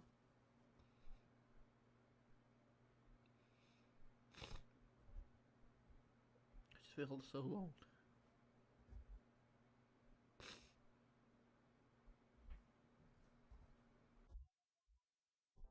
He would then create the one of many videos Yeah, I was talking waiting about for how that. he wants to quit YouTube and go back to school. And Oh, how I he didn't doesn't say like it, making man. It's videos to the for rock YouTube bottom, man. nor Come playing on. Call of Duty. And the only reason he does it What's is the rock for bottom, money. baby? What happened? With his podcast co-host seeing this, they would continue to try to find ways to rejuvenate his channel, which then prompted the proposition for the FPS Boot Camp. FPS Kyle invites Wings over to his house and offers to be his personal trainer for 30 days, with the end goal being to lose 50 pounds and create a mini-series of videos all recorded and edited by Kyle to be uploaded to Wings of Redemption, where to Kyle's surprise, Wings would agree to do it. And to fund it, they set up an Indiegogo fund that would end up raising upwards of $9,000. This would be Ooh, spent on nice. remodeling Kyle's bathroom to accommodate Wings, Oh, the meals and bathroom. equipment Oh, that was shit. to be used, and the remaining amount to hire a personal trainer for post-boot camp workouts. And after the date was set and the bathroom was remodeled, Wings would arrive to Kyle's residence on October 28, 2013 and would be placed on a 1,000 calorie a day diet. The workouts would begin the following day and consist of random activities that were meant to keep his heart rate up. And within the first 2 weeks of this, he had lost 25 pounds, though he would feel that he hit a plateau and want to quit. So that week on PKA, after discussing this will become a kind of intervention where the host would cite the newfound support of his fans and how his channel had seen a tremendous Yeah, you're a growth boss. with the Yeah, bootcamp man. videos Yeah, I agree. he's been uploading. We've got all these people here trying to help you, Wings. We're Saying smashing this- our you- heads. we're working on hour 2 of you telling me the same thing. Well, when are you going to I get know, it it's sad. into your dumbass skull that we are trying to help you? There are tens of thousands of people out there that are rooting for you, and all you can do is sit there and say, can't be bothered. So he would continue onward and lose another 20 pounds, where he would then leave to attend Thanksgiving with his family. He would then begin taking walks to maintain his weight, and once all the Indiegogo money had gone through, he would then hire Drew, a personal trainer that would help him with lifestyle Oh, changes Drew? and would somewhat Alright. befriend him. But this will not last so long. Now in 2014, Drew had been hired by a local gym where he had grandfathered in his clients, but shortly after, he would be fired from the gym for breaking gym protocol by sleeping with one of his clients. Wait, leaving what? Wings without a personal trainer as Drew was trying to figure out what direction to take. And meanwhile on PKA, while talking about survival shows such as Man vs. Wild and Survivor Man, the idea of a 5-day wilderness survival trip will come to fruition, with the attending members being Wings, Woody, Kyle, and another member of the podcast known as Lefty. But Lefty Lefty. would be quick to back out before the plans were set in stone, leading to Wings insulting him and essentially calling him a coward. And on March 28th, while talking on PKA, they had set the Uwharrie Wilderness in North Carolina as the location, and set the date from April 14th to the 18th. Though I through got this some, conversation, a mozzarella reluctant sticks, Wings would attempt to actually. seemingly find any Also, hope you guys excuse are to enjoying the stream cancel so far, the by trip, the way. Let me but know. With the encouragement of Woody and Kyle, he had agreed to the date of the trip. No sauce, I'm- though. I am. My birthday's April 21st, and I am not going pretty good. anytime before that. Wait, why? I've never heard of anyone f***ing celebrating a birth month before. Yeah. Whoever Yeah, heard of a man. birth month? Women. I My can't go birthday in- is May 9th. First First off, I still need to practice. 22nd. Like, I mean, like, I don't have all my stuff. My boots are in the mail. I don't even have pants. Look, we're talking about doing this in 17 days, 18 days from now. That's what we just talked about. Amazon Prime. And you're like, my boots are still in the mail, man. I've got to get more skills. I was always under the impression it was going to be beginning of May. Dude, let's do this. Let's do this. April 14th, don't say no. Don't puss out. Don't be a sissy. Don't Why be can't a we do loser. what, Be a why, winner. why, Make a why, thing why happen. are you against May? You want to live an extraordinary, because May is the distant future. You want to live an extraordinary life. You want to do extraordinary things. Then you find out. Thank you, guys. how to Thank make you. them Not go. been a fun stream so far, man. Painkiller already subreddit. And I got they're some like, mozzarella "Man, a lot of sticks, these guys actually. would really like to do Pretty this. good, pretty good. Man, I would like to do this thing. There's a reason not a lot of people do this, and it's because they're wired to figure out. And we got reasons more, why they can't actually. do it, why they shouldn't do I'm it. not backing out. I'm the last person who's gonna back out. Each of the attendants will begin making videos to hype up the survival trip and bring more exposure to it. They would present the gear they were going to bring and explain its uses, as well as showcasing the talents and techniques they had picked up in preparation for the trip. But when it came to Wings, he had purchased very little compared to the other two, and preparation right? videos had very little in terms of information or how he had been preparing for the trip. And as April 13th rolled over, both Woody and Kyle would begin driving to a town located Pika. near Thank the you. Keep that in wilderness mind. Thank you. area. And while on the road, Kyle would call Wings to check if he had arrived. Where in Kyle's surprise, Wings would state he was not going. He then calls Woody to try to convince Wings, but with no luck, as Wings had come to the conclusion that he was not going to attend 2 days before, but had failed to inform anyone. Alright, so I don't know, we were about 40 miles in earlier, now we are like 162 miles into this trip, and I texted Wings of Redemption. Yeah. And I said, I'm not gonna, pretty much verbatim, I said, hey buddy, are we still on for tomorrow? Because keep in mind it's 11 Wings p.m. said, right nah, now. Pam, I'm We're busy. supposed to meet at the bait shop at 8:30 a.m. So, 9 hours from right now. And I also included, and also, do you have everything you need? Because I've got extras of a lot of things. And his response was basically, I'm not coming. He would then go on to upload 2 videos addressing why he did not coming, go, baby. with his excuses being Pimp. that due to his weight, he would drag the party down, and the trip itself was dangerous as all members had very little wilderness survival experience. With the second video being titled, Why Do You Never Apologize?, where he explains just that. Both videos would have their dislike bar disabled and would be bombarded with comments rebutting his argument and excuses. As for Kyle and Woody, they would only spend 1 day in the wilderness before Kyle became violently ill, possibly through the intake of lake water. So they would return home Leeches. 1 day after arrival, where then the existing members of the podcast would vote to kick Wings off due to his lack of commitment. And yet again, Wings would be condemned for his actions, with many viewers unsubscribing from his channel and leaving a sizable amount of dislikes on his future videos. He would then, almost exactly 1 month later, begin Walking 365, a video series where in an attempt to maintain his weight, would walk 4 miles daily while recording it. He would progressively win over his viewer base as he seemed committed to this venture. That was, until day 79, where he had a moment weakness and had gained 6 pounds over the course of a week. But not all was bad, as 8 days later, Drew had contacted him and offered to train him for free, which he would gladly accept. And he would take him on not so much as a personal trainer, but sort of a friend and a lifestyle coach. Now 2015, along with his traditional content, he will begin to upload videos of him working out with Drew, and seeing how Jordy interacted with a friend instead of a random person online did shine a different light on him and brought the best of his personality out. As for the community interaction, his viewers almost seems like a nice unanimously dude. adored Drew, Drew. since he had a good impact on Jordy's life and they had great chemistry together. He would also rarely post on YouTube. What as happened to he was Drew? beginning to transition to Twitch, and through his streams, we learned that he was still struggling both mentally and physically. So let's see, Wings. His highs are nice and high, right? He's working with Drew. He's enjoying weightlifting, which is a cool thing. He hasn't really enjoyed any workout prior to that. He, I guess that's it. That's those Phil's are his motto. highs. That's Phil's motto right there. The money's there. We don't care. Downside, The fuck? His financial situation continues to head worse, right? Like, and he stopped working basically. So he, his job, of course, is to make YouTube videos. And what has he made? Like maybe 3 in the last month. Yeah, he's living off his savings. So he's gaining weight. He's losing money. And he was on a Twitch stream. So as we say this is maybe like 5 days ago. That's true, Apple. That's true. He said nonstop, his nonstop. plan was still to keep doing what he's doing until he runs out of money, and then not murder himself, suicide. That's what I'm looking for. Okay, And he actually then, said was that. gonna kill Wow. himself. A few months after this, we will learn What to a stop his plan. workout sessions with Drew.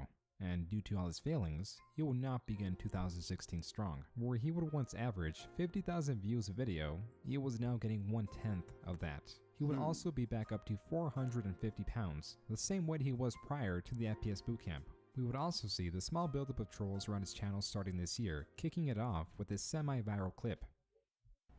Oh, wait a minute. I had 600, or I had almost 700 on the COD remaster, man. I know what's coming here. Like, I hate Call of Duty. I hate it. It ruined my life. I hate everything about it. Dude hates Call of Duty. Over the course of a year, more of these would surface. Twitch was now his primary source of income, where he was earning an estimated $5,000 a month. And with this Not money, bad. he would announce that he'll begin to save up for a weight loss surgery in Mexico. And depending on which surgery he would pick, the trip, the hotel, and the recovery process would cost him an estimated $8,000, which was his earning goal.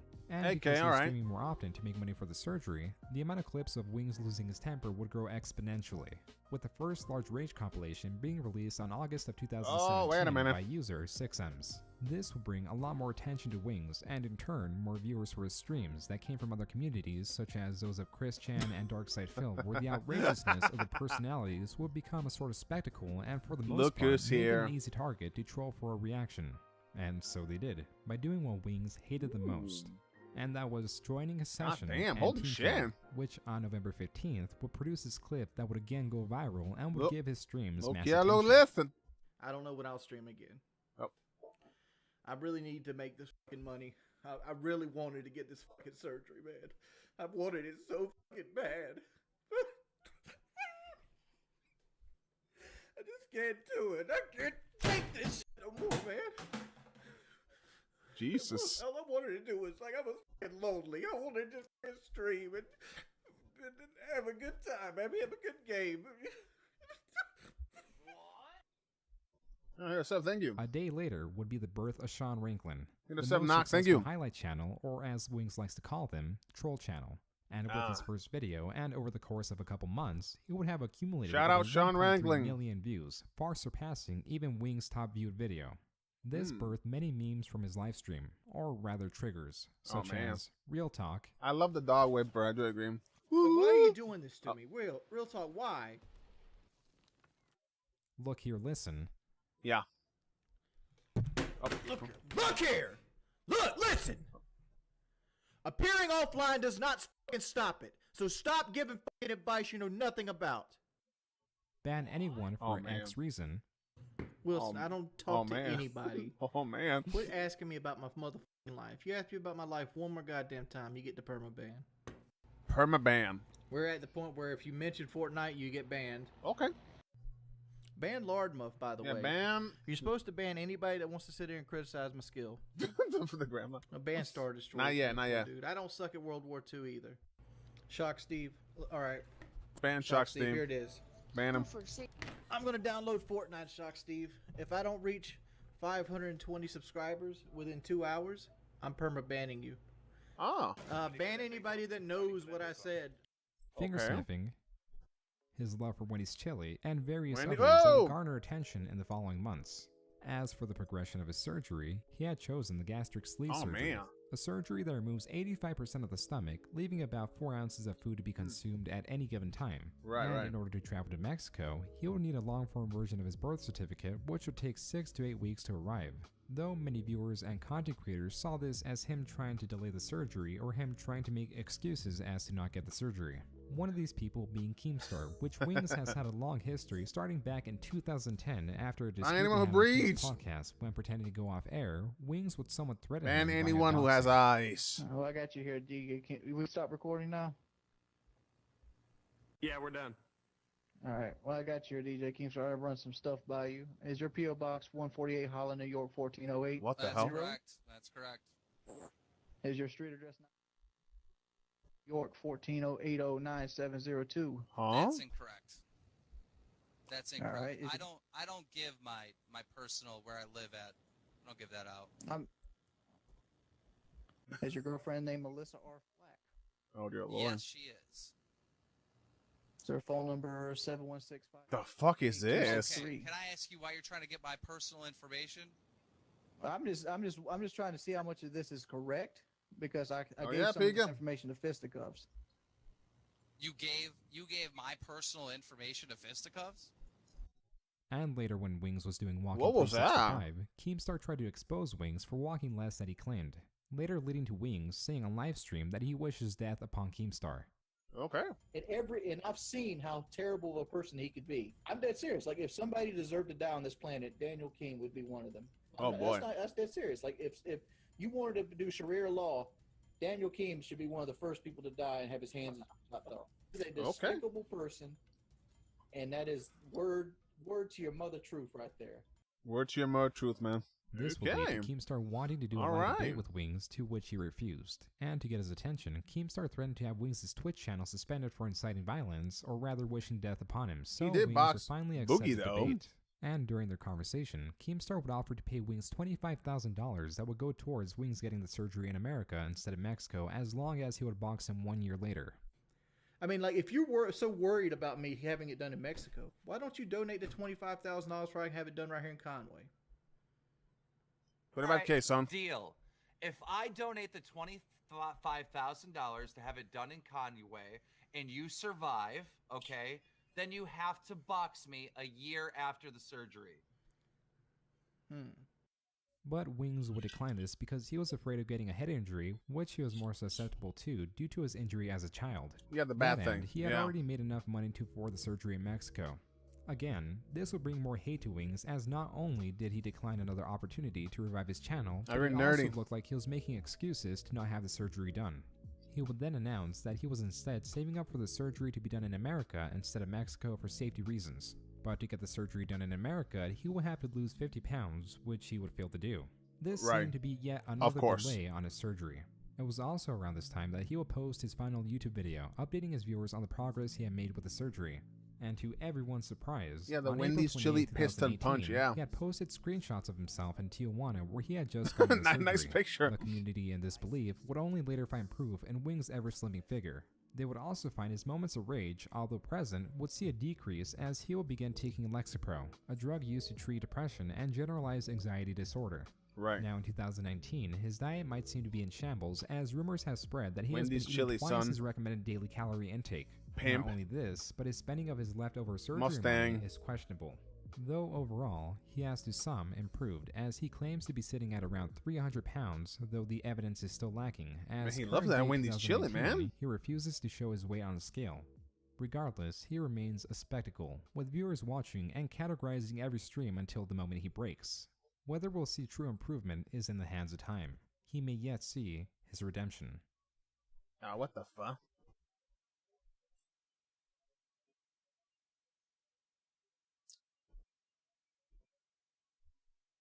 Yeah, my restream chat crashed. What the fuck? What's that about? Give me a second here.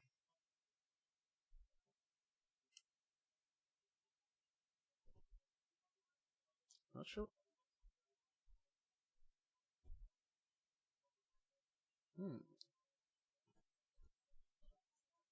Okay. There we go. I don't know what's going on. My restream chat crashed. Anyway, so okay, cool video. Really enjoyed him. Next one we are doing. I've got it written down right here. Oh shit! It's our friend Spoony here. Good old Spoony, baby. Can't go wrong with Spoony. Let me fire up the restream chat again, by the way.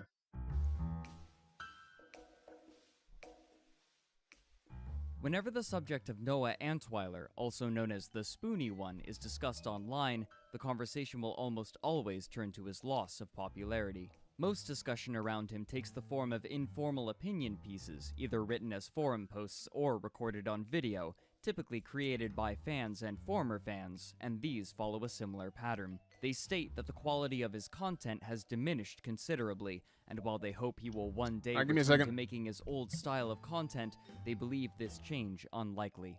These critiques often read like eulogies, and from them it is clear that his reputation has turned from that of an amusing reviewer to a mentally unstable rambler. So who was Spoony? Why was he so lauded? And how did he lose his fame?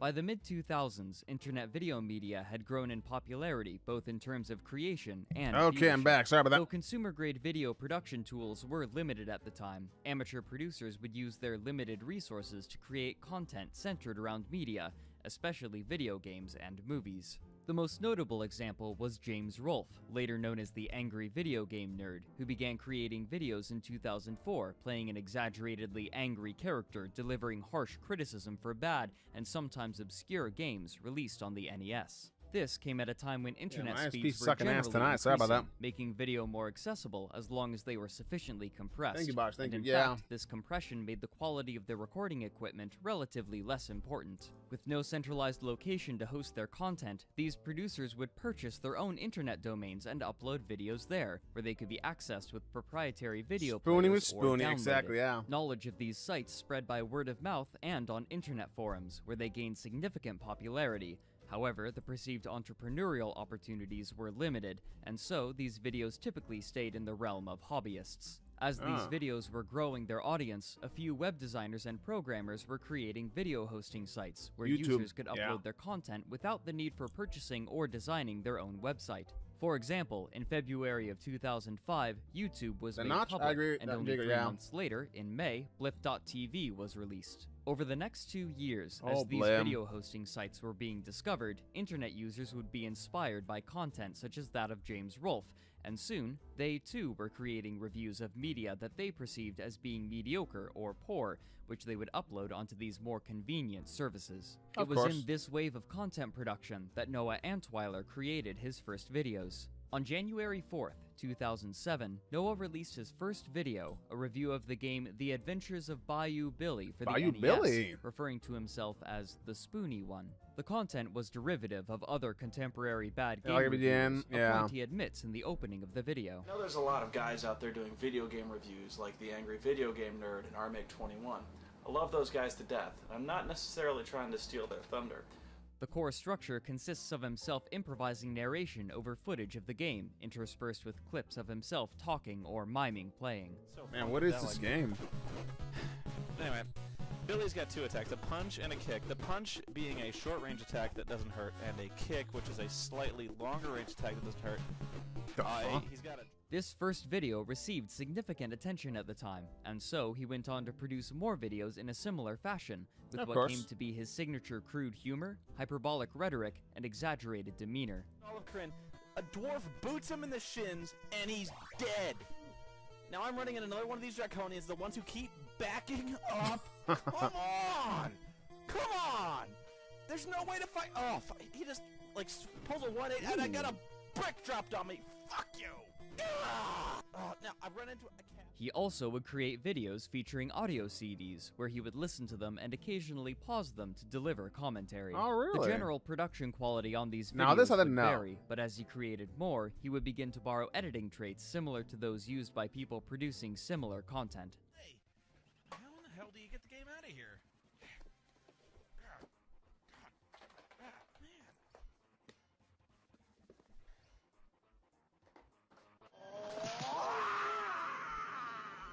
In these videos, he would sometimes Okay. allude to certain facts about his Extreme life. there. He referred to himself as a, quote, psychological mess, and noted that he had depression, was jobless, and had been living in his parents' house for all 27 years of his life up to this point. During 2007, he created a 7-part review of the game Final Fantasy VIII, which grew his viewer base considerably. This series was released over the course of 6 months, from April to October, though he would later return to went on a expand writer, this what the review fuck? with 4 additional videos.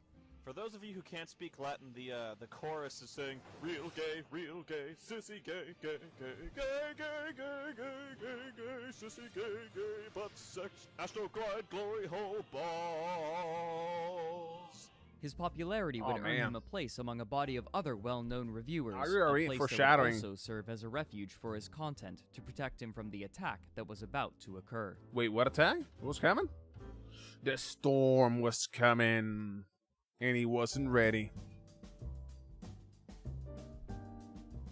In early 2008, YouTube abruptly began suspending the accounts of And all these have numerous that in common, high-profile though. video creators, claiming that they were They'll start infringing early, upon yeah. copyright by including footage of movies and games. They also were the fuck? flagged for having inappropriate content, though the definition of inappropriate seemed inconsistent. This was what the likely a fuck? move made by movie and game producers to prevent negative opinion about I their agree, work from Macklin. I do spreading, agree. as Yeah. well as music licensors attempting to retain control of their intellectual property. This purge of content was highly visible, affecting some of the most popular creators on the platform. Noah was no exception to this problem. 3 of his videos had been struck by copyright claims, and his channel was clearly in jeopardy of being suspended entirely, like the others. And he got in order nervous. to continue safely releasing content, he created a video in May urging people to visit his website, SpoonyExperiment.com, where he had subsequently been uploading his videos as an alternative platform. Play it Bogart, suspended. Armic 21, gone, but not forgotten. And the latest casualty, the angry video game nerd, also suspended for various reasons. Now, Really? A lot more. I'll say that again. If you want to find me, go to my website. I'm going to put the link up there again at the end of this video. If you like these videos, I have more on my website. More. Plus, I have those hosted on an account where I actually get paid if you watch them. I was thinking of leaving YouTube anyway, because I don't get paid here. But this would not serve as his primary mode of content distribution for long. Approximately a year prior, another content creator named Doug Walker had quickly found success reviewing older movies, such as the live-action Teenage Mutant Ninja Turtles films and Space Jam, under the moniker of the Nostalgia Critic. In light of the channel shutdowns on YouTube, Back in the day, Doug they had were. moved away from the platform to release content solely on his own website, That Guy with the Glasses, in April of 2008, with videos hosted on blip.tv. Only 2 months after Noah voiced his concerns about his channel being closed, he was invited to host his content on That Guy with the Glasses alongside the Nostalgia Critic, making him one of the first to join. He began by uploading some of his earlier reviews to the site, likely so they could reach a new audience and be safe in case his YouTube channel was taken down. But soon, his core content was exclusively being uploaded to That Guy with the Glasses and his personal website, consisting largely of edited reviews. By utilizing online advertising, the website was beginning to make significant amounts of money, enough so that when Noah lost his new job late that year, he opted not to look for another and instead devote himself full-time to producing videos. It was during this time that he met a woman named Scarlett, whom he would begin dating, and soon she would redesign his site and serve as webmaster while helping manage the forums. Over the course of 2008 and 2009, as That Guy with the Glasses gained increasing popularity, Noah would release some of his most beloved content while he improved his creation process, though it was still marked by a characteristic amateurishness which internet users found endearing or less important than the writing and acting. He quickly expanded to include other forms of content, including vlogs and commentary-style videos reminiscent of Mystery Science Theater 3000. His riffing on Phantasmagoria 2 and Ripper proved particularly popular. Do you ever sneak into your boss's office and start just pawing through his photos? You've got to stop it or I will. I'll kill you, you son of a bitch. Ah, yes, the Christmas party. We all have fond memories of that one. I have a photographic memory of all the times I've been beaten up. However, his most appealing content remained his reviews, which would still be released on a semi-regular basis, sometimes less than 2 weeks apart. Eventually, the site grew so popular that blip.tv made an advertising deal with YouTube, so videos on That Guy with the Glasses could appear on the platform again, returning their content to the place from which they had originally fled. As time went on and more reviewers were added to the site's cast, Noah would participate in crossover episodes, which quickly had become a tradition on That Guy with the Glasses, and he became one of the most prolific crossover reviewers, often at the expense of his own production cycle.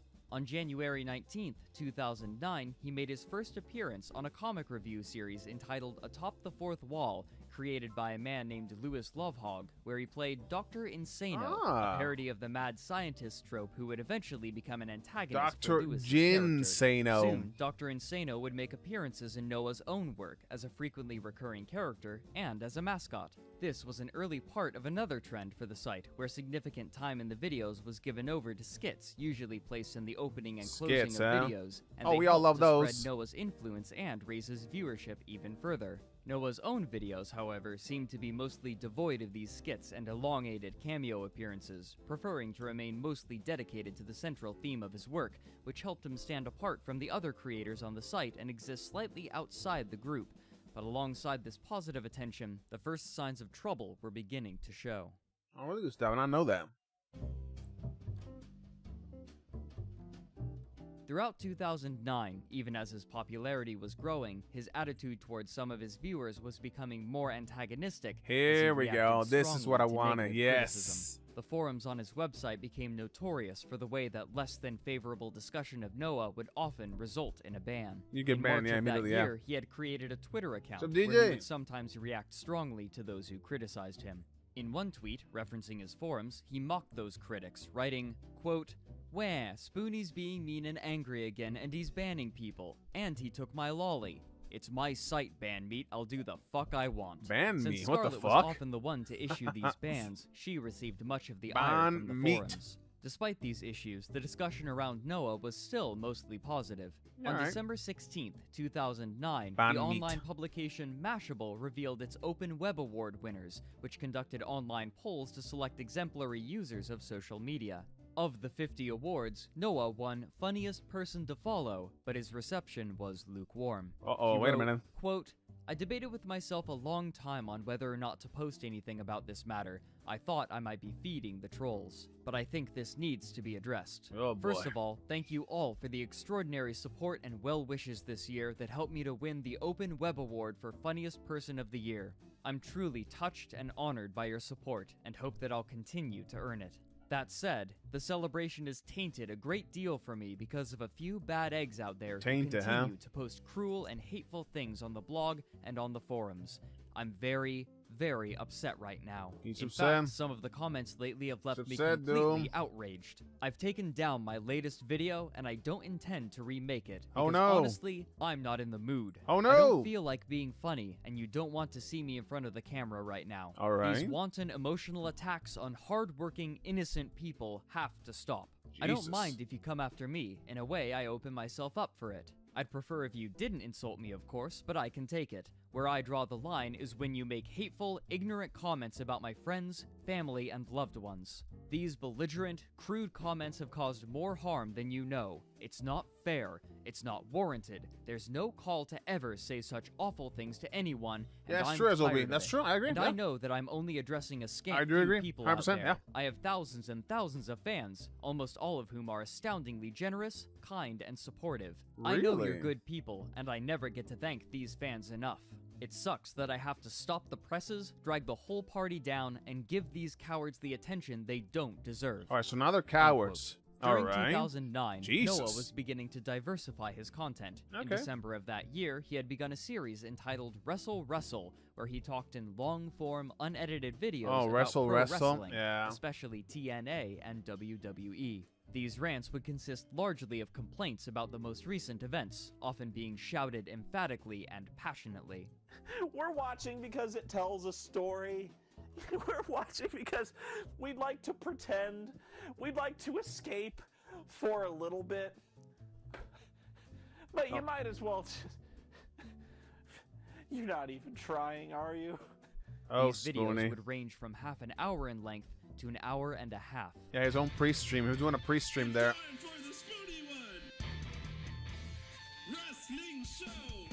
Oh, at least he made an intro for it, Popularity though. of these videos was far below that of his regular content, and people complained that he was beginning to create projects that distracted him from producing his core reviews. To Yeah. help mitigate backlash, he gave this series its own website in August of 2010.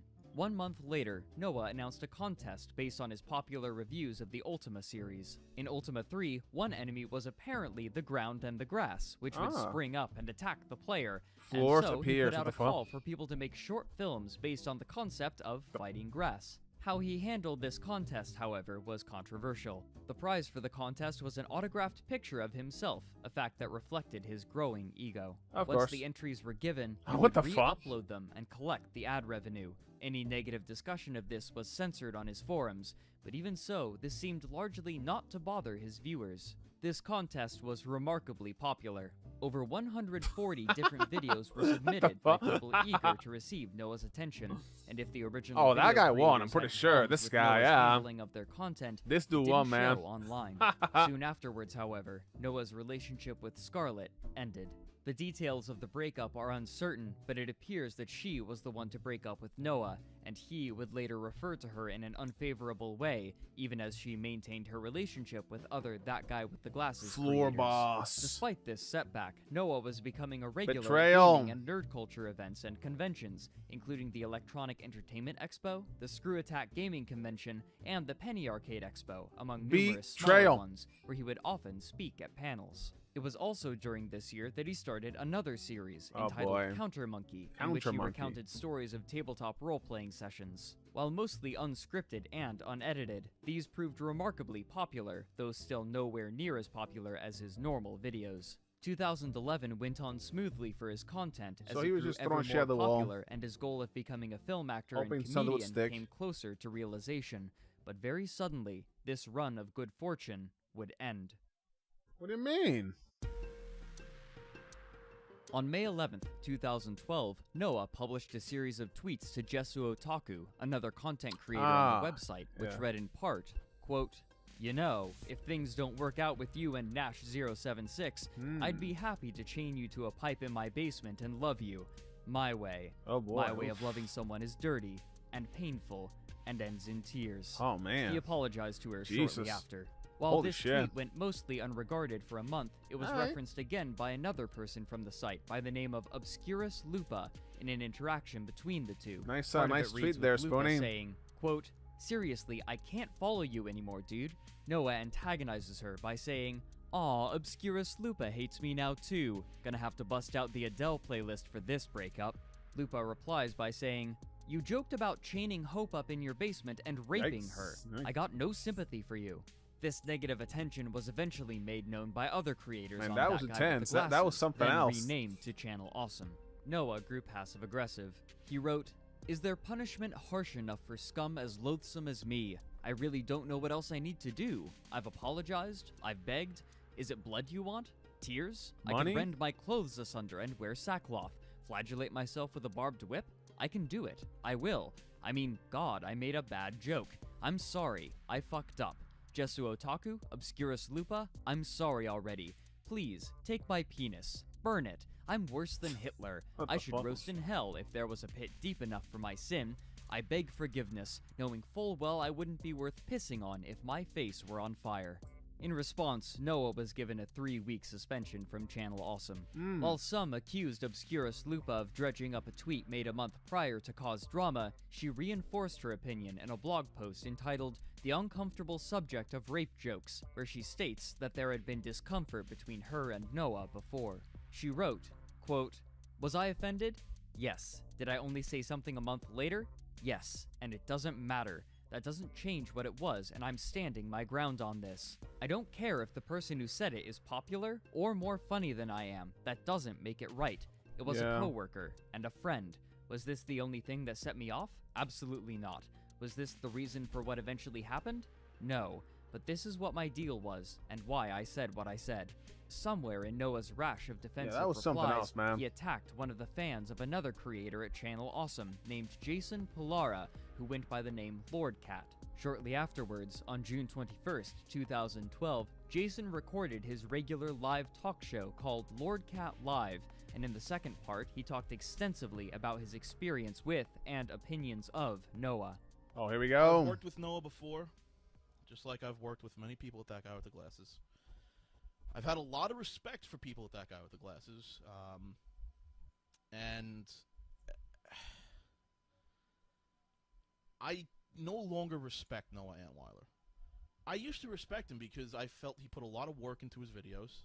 The man is possibly the single largest waste of talent That's true. I've seen in a very long time. I do agree, yeah. And I am sitting here today telling you, Noah Antweiler, you need to give up. You are the second most loathsome person I've ever had the displeasure of knowing. Second? You shit all over your fans and then you shit on my fans. You think you're something, but you're a fucking nobody. You live out there in your fucking desert in the middle of nowhere, proclaiming you're going to be this fucking actor somewhere, and you're too much of a bitch to move out to LA and follow your dreams. You're too much of a fucking pussy. You're a fucking coward. Jesus. You're a loser. You're a loser. You want to know why Scarlett left you? Because you're a fucking loser. Oh, man. Oof. You're lame. You're You got a lame. small dick, and you're fucking afraid of it. How about Yes, you act yes. like a professional for once? That was the first fucking retard. Whoa. He also blames Noah for ruining career opportunities for him. Here we It's go. time the whole world, Spoony, heard just how much of a fucking idiot you truly are. You and that other idiot, Joe. Oh, Joe, Angry When Joe? you were at E3 that one year, and you decided to go up and down the hallways screaming about XCOM's betrayal. Oh, and betrayal. Joe decided to ask people, "Can I choke you on camera?" Yeah. And the guy was there playing it real time. Yeah. And so I saw the footage, Aw. and there was one word searing through my mind. Betrayal. Like bolts of fire. And that word, betrayal! The fuck? Betrayal! Betrayed me! This game sucks! Remix that. It is nothing to do with XCOM. Nothing! Nothing! I think this is the birth of Angry Spoony. Nothing to do with XCOM. Like, the first thing they did, they were like, okay, here's XCOM, and it's gonna... It's got aliens, and it's like... It's so Guess Oh, what my happened? God. Awkward. Guess what fucking happened? The whole gaming industry turned its back on me. Ah. Not you, not Joe, not Blistered Thumbs, me. Betrayal, baby? I went to GDC the following Lord year. Cat was betraying. I went to GDC the following year, and I had a chance to interview Notch, Mojang, Specifications. Oh, Notch. Minecraft. Had a chance. A fucking chance. He was Betrayed hot. me. That was going to be huge for This Week in Games. That was going to be huge for the stream. It was going to be amazing. And you know what happened? The representative at Mojang caught wind that we were going to interview Notch. And he stepped in.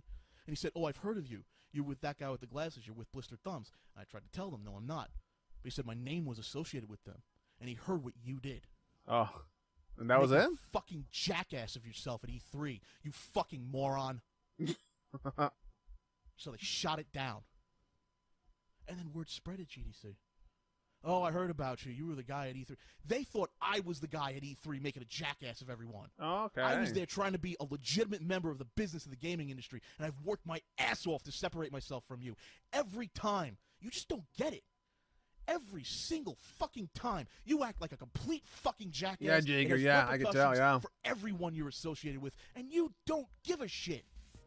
The day after Jason's stream, on June 22nd, an announcement was made on the Channel Awesome website. Man, that was It reads in intense. part, quote, "After recent events, Noah, the Spoony One Antweiler, and Channel Awesome have decided to part ways. Noah has made it clear that he wishes to pursue a course that is different from our own. We feel that with these different aims, Yeah, but don't it is tell better him for Noah to be free to how to pursue play. his own goals unhindered by us." Unquote. 4 days later, on June 26th, Noah revealed that he had been diagnosed with bipolar II disorder, which compounded upon his already present heart troubles. On September 12th, less than 3 months later, he spoke about his departure in a commentary track for the Channel Awesome film To Boldly Flee, in which he had taken part. Talk about overly I sensitive. suppose that I should address the pink elephant in the room by talking about my departure from Channel Awesome.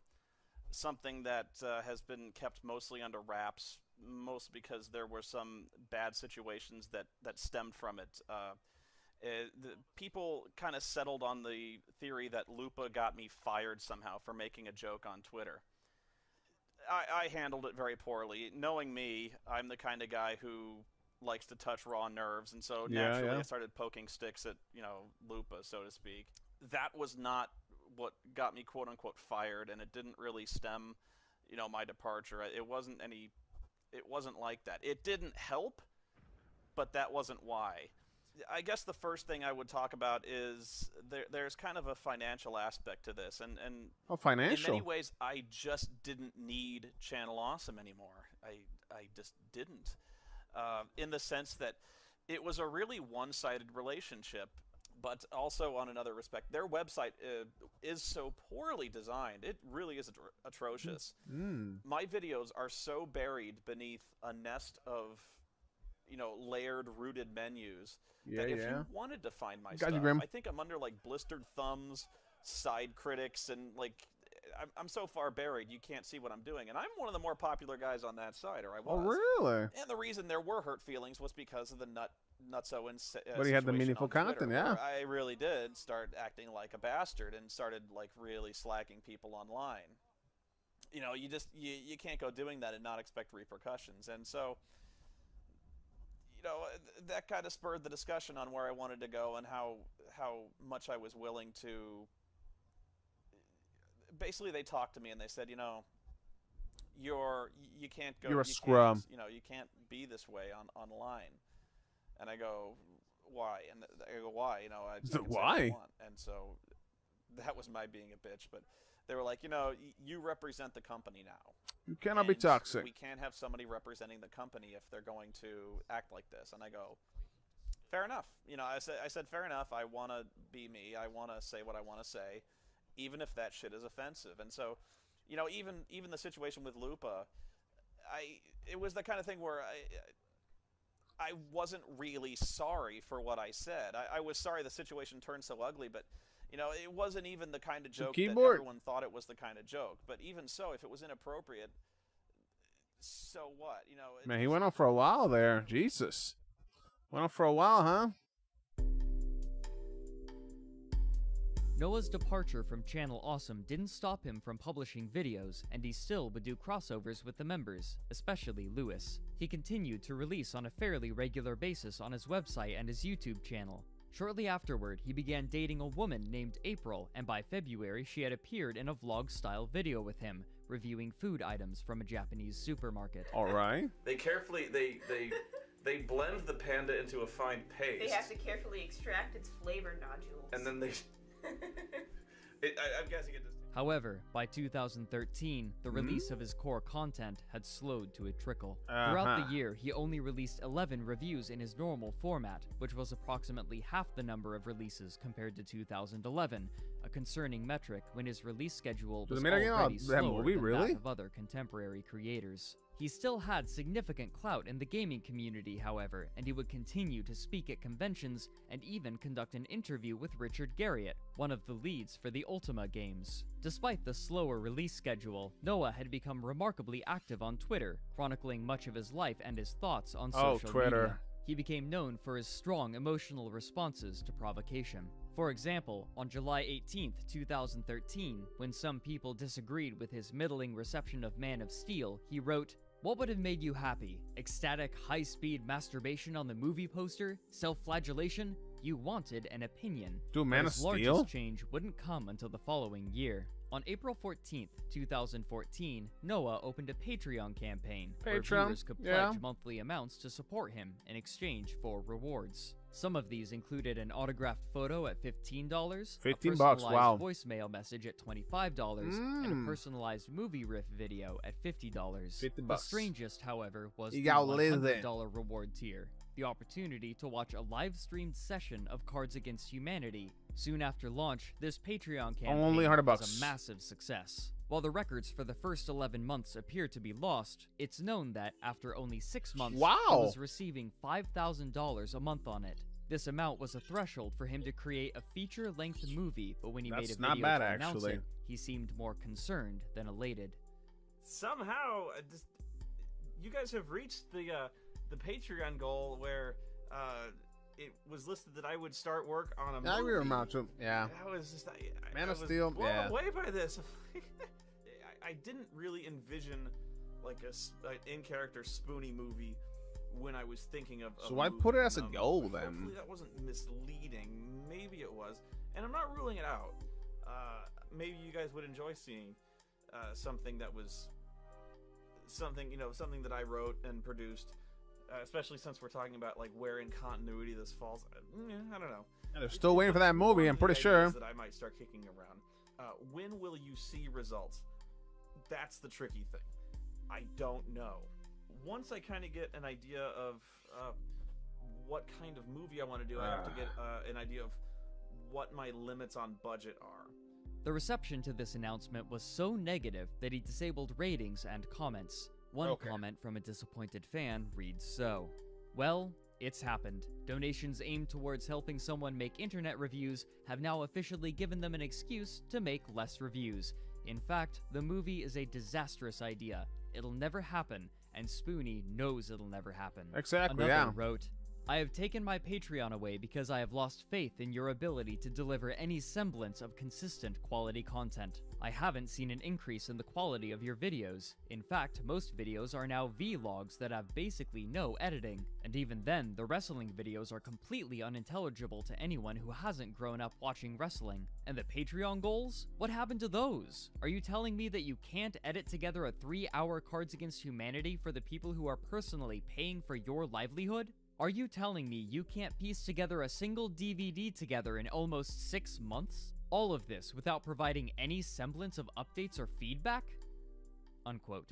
3 months of that year went without normal review videos, though he continued with other, less scripted content. This, however, was not enough to satiate his fans, and his Patreon began to steadily decline. What's more, people were growing more there was no critical movie, in yeah. the comments sections of his videos, but these appear to have been lost. This is Of because, course. in response to the negative criticism, he closed the comments on most of his videos on January 8th, 2015. Oh, he pulled a He fill would only there. release one review that year, divided into 2 parts. In May, he began irregularly live streaming games, following in the trend of other content creators of the time, but the views on these would drop off as the months passed, and they would quickly cease to receive more than 10,000 total views. During these, he would sometimes grow angry at his viewers in the Salty. chat. By June of 2015, monthly pledges Oh, had man. dropped from $5,000 a month to $4,000. By the end of that year, it had plummeted to $2,500.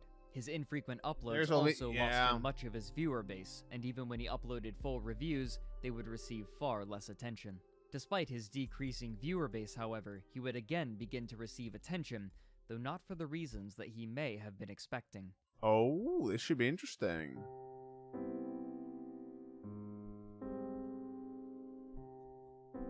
Noah had become more active on Twitter as the months had dragged on, even as his release schedule grew ever more protracted. He had become known for feuding with others, including content creators, though he would occasionally Brother mention that he was Nero. working on reviews that would, quote, not pan out.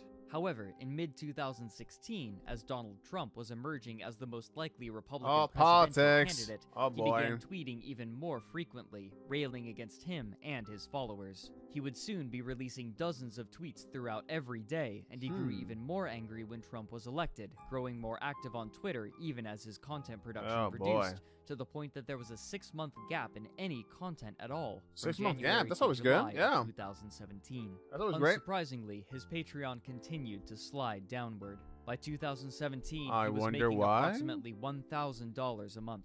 This number was nearly halved by July. He began complaining about not being able to pay bills Out of or money. the mortgage on his new house, which he had recently bought with April, but even so, no edited videos were produced through the entirety of 2017. Well, yeah, no By time, this man. point, he also had stopped seeing his psychiatrist. He was busy. In May, someone alerted Noah to the fact that someone had been placing banner ads on his website, teasing him over his lack of content production. In response, he removed all of his banner ads on May 30th. His return in July of 2017 only included his live streams. Though these streams were one of his last sources of income, he was doing them far less frequently, with no more than 4 in a month through the rest of the year. 4 in and a into month? 2018. The fuck? This degradation would soon reach its apex. On January 14th, 2018, Noah's Twitter account was suspended after he made a comment reading, "Let this be an important lesson. Your health insurance doesn't give a piss whether or not I kill myself, or how many people I take down with me." Whoa. Neither this comment nor his suspension was surprising, as he had been suspended only a few months prior, but as the days passed, people began to realize that this suspension may be permanent. As of the Yikes. production of this video, the That's account true, is DJ. still suspended, with his tweets only surviving as screenshots. Oh 1 my month God. later, on February 16th, his forums also went offline. One Oh. viewer of his expressed the belief that this was due to an update on his personal homepage, which was incompatible with his forums. These forums, as of production, are also still defunct. The Of course, website of itself course. has numerous non-functional elements, including a broken search bar, but the links to Noah's Amazon wishlist, April's Etsy store, a donation button, and the link to Noah's Patreon are still at the top of the site. And with Noah's they chief work, methods I'm of pretty sure. communication with the outside world cut off, his hopeful viewers are left in limbo while his finances and apparently his mental state continue to degrade, with few answers to any of his fans' questions. While a few hold out hope that he will return to making content, almost all have abandoned it. His YouTube subscriber count continues to hover around 115,000, though less than a tenth of these subscribers seem to be watching any of his new content. No word on the progress of the Spoony movie has been given for years. Of He now course serves as an not. example to other content creators about how fame and viewership on the internet can be so powerful, but also how the goodwill of that viewership must not be taken for granted That's if true, one yeah. chooses to linger in the online space. That's true, man. Powerful words at the end there. Pretty good. Not bad. And you guys are not gonna believe what's next. Oh man, oof. Drop there. Jesus. That keeps dropping, huh? Probably at $20 right now. But overall, pretty good, you know, down the rabbit hole. Pretty good, pretty good. I enjoyed it. Now I know a lot more about Spoony and Wings, but who is next?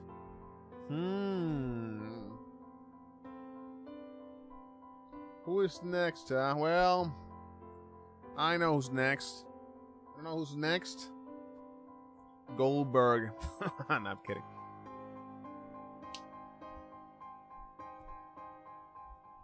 Yeah, but overall pretty good. Yeah. The greed is massively strong. Oh yeah.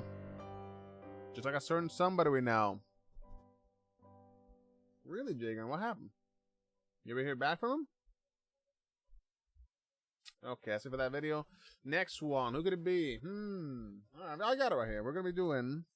Oh boy, let me just hold on. Where is this? There it is. It's called Boogie298, YouTube legend to desperate locale. Oh man. Many YouTube icons. Now Boogie, I don't know a lot about Boogie. I'm gonna be honest. Boogie, I don't know. I don't know a lot about Boogie. I know a little bit. Many YouTube icons come with an expiration date. While some walk away from a fan base perpetually starving for a Not a comeback lot. upload, others leave no legacy behind at all besides their Spoony. languishing fame, being looked upon as little more than a relic of the past. For many people, that's what Boogie2988 is. An old fad, like Chocolate Rain, that simply doesn't belong in this day and age. However, those who are unfortunate enough to know that he never left tend to Chocolate know him Rain. as a pathological liar, manipulator, and overall someone deserving of criticism and mockery. From Yeah. pointing a gun at Frank Castle's face to gun. losing hundreds of thousands on cryptocurrency, Boogie's glory days are long gone, and his attempts to return aren't working. He's now been reduced to a lolcow, and one that is slowly losing interest even amongst his haters. This is the full lore of Boogie2988. Yeah, I chose this one because this one is pretty Boogie, recent, real by the name way, like a Stephen month Jason old. Williams, was born in 1974 in St. Paul, Virginia, to a coal miner father and a school teacher mother, as well as two siblings. As he's often described, his childhood wasn't easy. Because of the stress that comes from being a coal miner, his father was an alcoholic, which negatively affected the rest of the family in The a myriad medicine. of ways. At the peak of his drinking problems, he was downing up to 30 beers in one single day. Well, an that's extreme medicine. that scarred Boogie to the point that he would never drink alcohol even as an adult. To top it all off, Boogie also claims his mother and sister were very mentally ill, making for an intensely toxic home environment involving lots of arguing and constant screaming, which he remembers as devolving into outright abuse coming from his mother. To make matters worse, Stephen tended to have a lot of health problems, though initially not serious and the kind of thing people usually shrug off or take over-the-counter pills for, like the flu or allergies. However, these illnesses were chronic for him, causing him to stay home from school a lot. As you might expect, being inside all the time led to a habit that would haunt him for the rest of his life: overeating. Before he was even in high school, he had already dealt with a serious weight problem due to stress eating. It was also during this time he developed an interest Video in things like games. comic books, video games, and Dungeons and Dragons, which, though harmless on their own, certainly didn't help him to go outside more often. Meanwhile, his father's constant smoking and drinking, when paired with their increasingly stressful domestic situation and his exhausting job, was taking its toll on his health. Eventually, he suffered from a major stroke, one that left him Jesus. basically immobile and unable to function. He was Of no course. longer able to hear and struggled a lot with communicating after he developed a stutter as a consequence of the stroke. Now, with just one parent to take care of him and his siblings, Boogie's support system was even smaller, and his binge eating severely worsened. It's tough enough to be raised by a single parent, but as his dad moved out of the picture, his mom's abusive behavior took center stage. Oof. Usually, in the absence of a healthy and nurturing home life, people seek refuge in their peers and community, but this wasn't an option for Boogie either, since his classmates did little besides mock him for his weight and appearance. Things were dire, and Boogie's future prospects looked very dark at this point in his life, but thankfully, during high school, he was given an opportunity that would turn things around. Upward Bound is a federally funded pre-college program designed to give high school students a better opportunity at attending a university, targeted specifically at those in low-income or rural areas who may be less likely to seriously consider higher education. While participating in this program, he met others in similar situations to him who shared his interest in nerd culture. He bonded with a girl on the program over playing video games, which marked a silver lining on the dark cloud that had been his childhood up until this point. By the end of high school, he had friends and even a girlfriend, and upon graduating, he enrolled in the same college as her, the University of Virginia. But shortly thereafter, they would break up. And since this was his first serious relationship and one of his few sources of happiness, it hit him hard, sending him deep into a depression which affected his academic performance. His grades were so bad that he had to drop out, and once again, he was directionless. But thankfully, his brother took pity on him after he noticed how much he was struggling and decided to offer him an opportunity to move away and start from scratch. Boogie took him up on that offer, not that he had many alternatives to pick from. While in Arkansas with his brother, his life once again saw improvement. More nerds in the area meant making friends wasn't going to be difficult. Soon, he was participating in Dungeons & Dragons and Magic the Gathering sessions with his new social circle. On top of that, he learned how to code in HTML, which led to him working as a freelance web designer. One of the downsides of this was that he'd have to take clients he wasn't particularly excited about, such as seedy, not safe for work websites, but then again, it was still better than unemployment. So I started using what I learned to start coding for the web, and I started doing web design, which was really fun, even though sometimes I ended up with clients that I didn't like working for. What is this?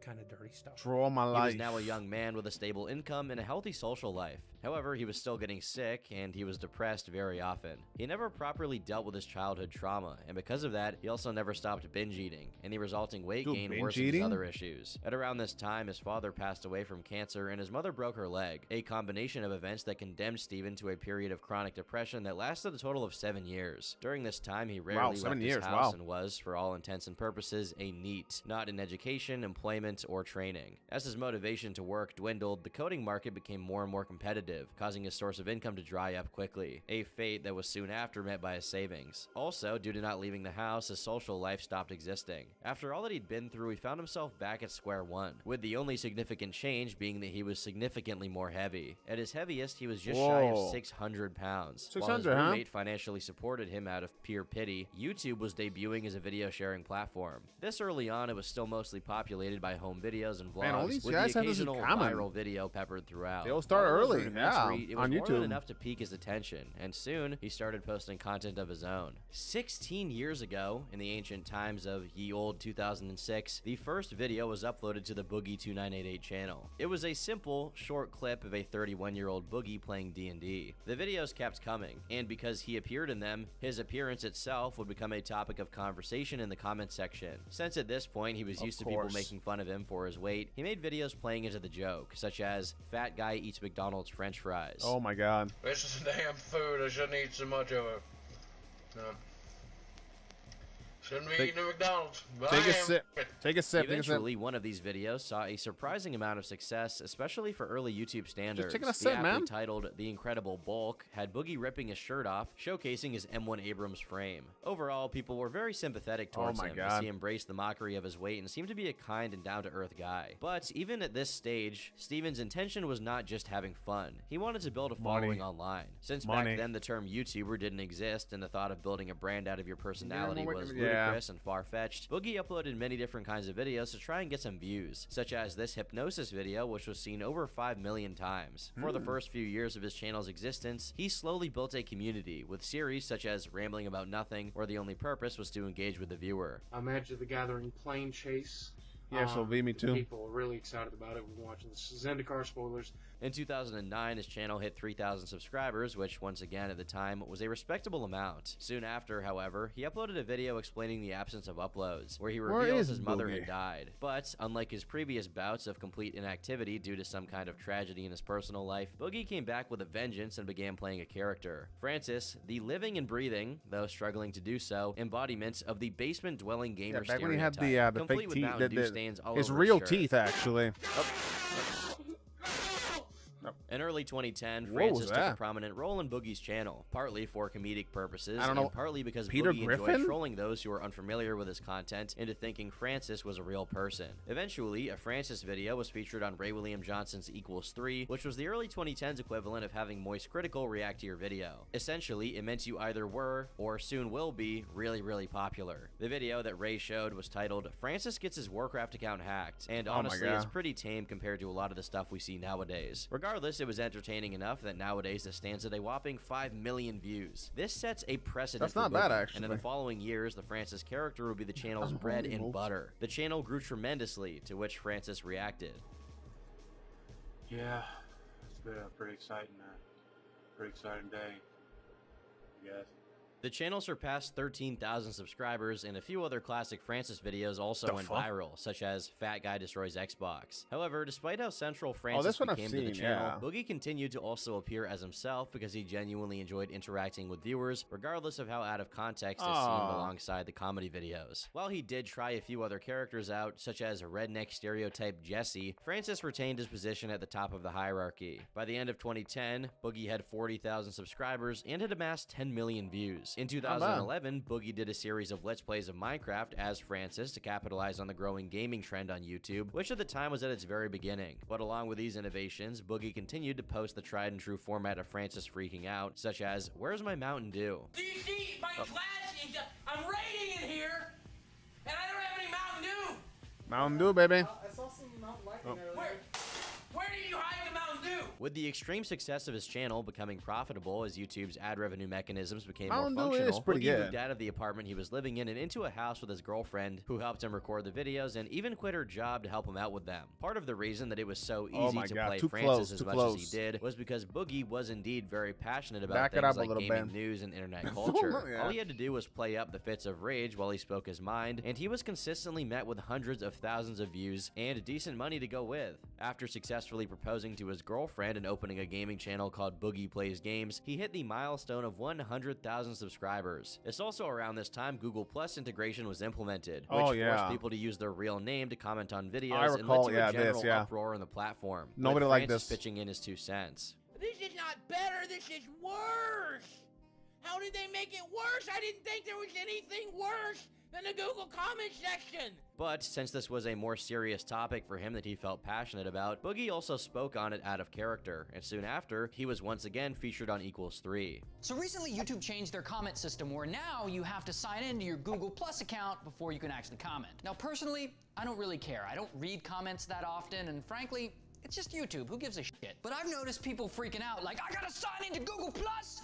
What is this, Nazi Germany? But this guy Francis has this rant about the topic that's one of the funniest things I've ever seen. By the end of 2013, he got married to his Google girlfriend, Plus he had a was better shit, camera, yeah. and had grown a proper fan base of 1 million subscribers. In early 2014, he started appearing on TV shows and commercials, which marked the peak of Boogie's career. I had a guy tell me, "You're too fat to be on the internet. Kill yourself now." He was now officially a mainstream YouTuber, Yeah, me too. not I just a hated Google viral Plus. gag Yeah, it was based on garbage. Francis. He had a genuine fan base, a real community. A lot of people watched him because they genuinely liked him and considered him a kind, level-headed person with reasonable opinions. man This cave. persisted for years, with him receiving acclaim from every YouTuber under the sun, and many looking to him to weigh in on some of the biggest dramas from 2014 to 2017 with his opinion. An opinion that, at the time, people did value. So let's start by talking about what happened to Felix, because I think everybody knows what happened to PewDiePie.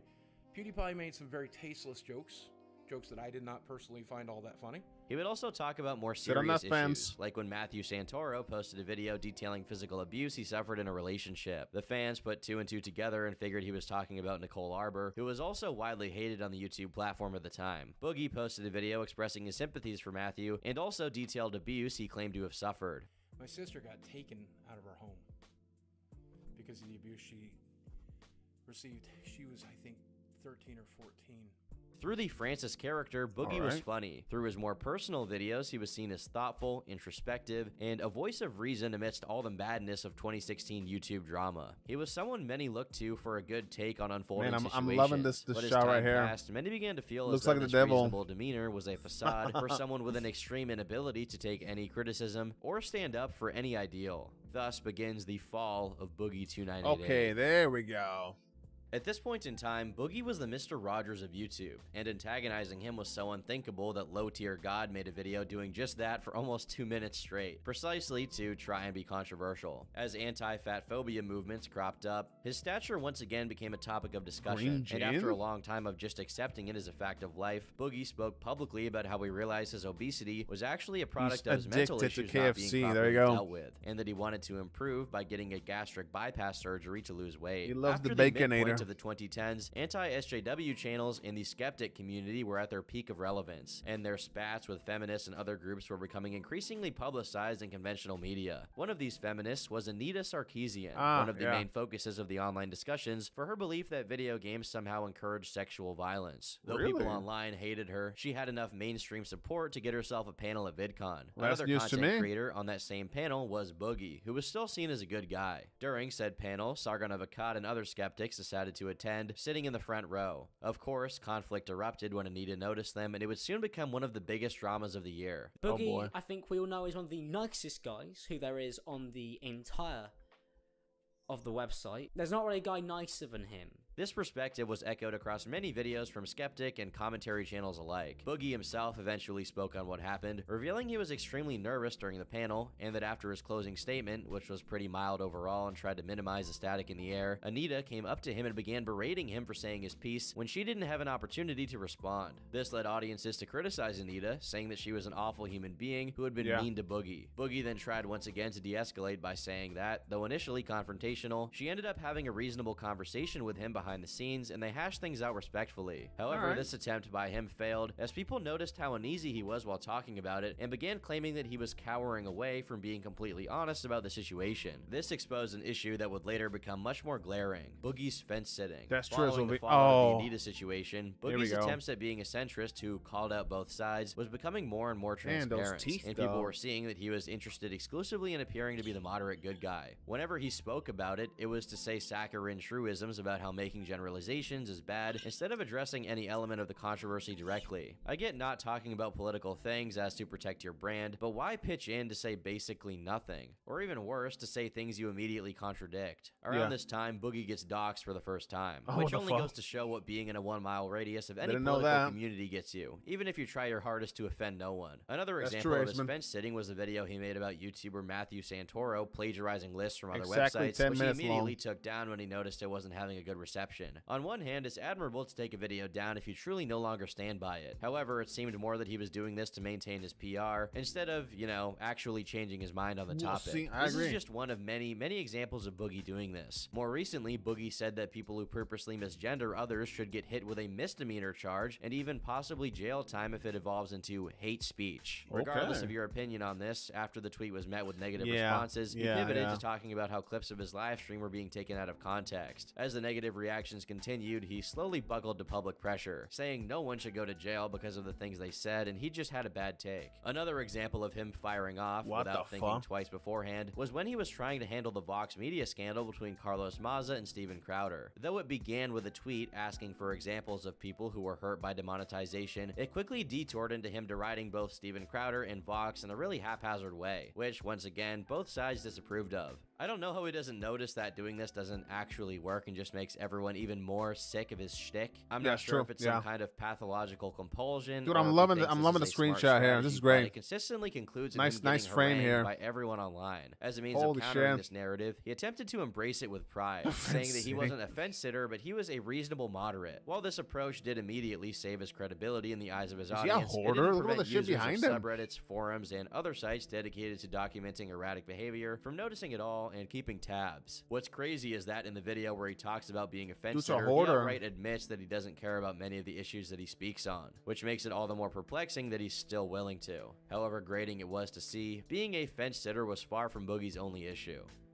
Just as Boogie's image as the voice of reason began to fall apart, so did his marriage. In late December 2017, shortly after he got his gastric bypass surgery, he uploaded a video titled, "It's True, Wife and I are getting a divorce. Here's what's next for us," where he goes into detail about how it went down. Based on the information given by Boogie in this video and other instances where he spoke out, it was an amicable separation, so much so that despite it already being in their plans, his wife waited until he fully recovered from the surgery. But things certainly weren't as friendly as they were made out to seem. Later on, Boogie himself admits that their divorce agreement included a non-disparage clause that he asked for, presumably to prevent her from saying negative things about him in a public space, which could damage his reputation. Now, in fairness, relationships are often messy and emotions can come over reason for those involved. It's possible this was a reasonable cautionary measure to prevent any unnecessary reveal of information that isn't necessarily career-ending, but may be embarrassing if it were out there. But on the other hand, considering she was barely even a public figure, it made many question why the contract was needed at all. Immediately after his divorce, he began dating a sugar baby. If you don't know what that is, that's when a man, usually a wealthy one, offers to date a woman from lower economic rungs and showers her with gifts and whatnot in exchange for dinners and sex. Later on, he denied that this was the case and tried to beat around the facts that he did this, claiming their relationship was organic and totally not a sugar baby situation. We know these to be lies because there are images of his profile on Seeking.com, a website dedicated to sugar babies and their sugar daddies, respectively. Eventually, he did come clean through an alt account of his on his own subreddit. About half a year after the divorce had been filed, the person he was dating, Lucy Fox, came out with a video called The Truth, which was promptly shared on Boogie's subreddit, and though the original is no longer up, mirrors of it are pretty easy to find.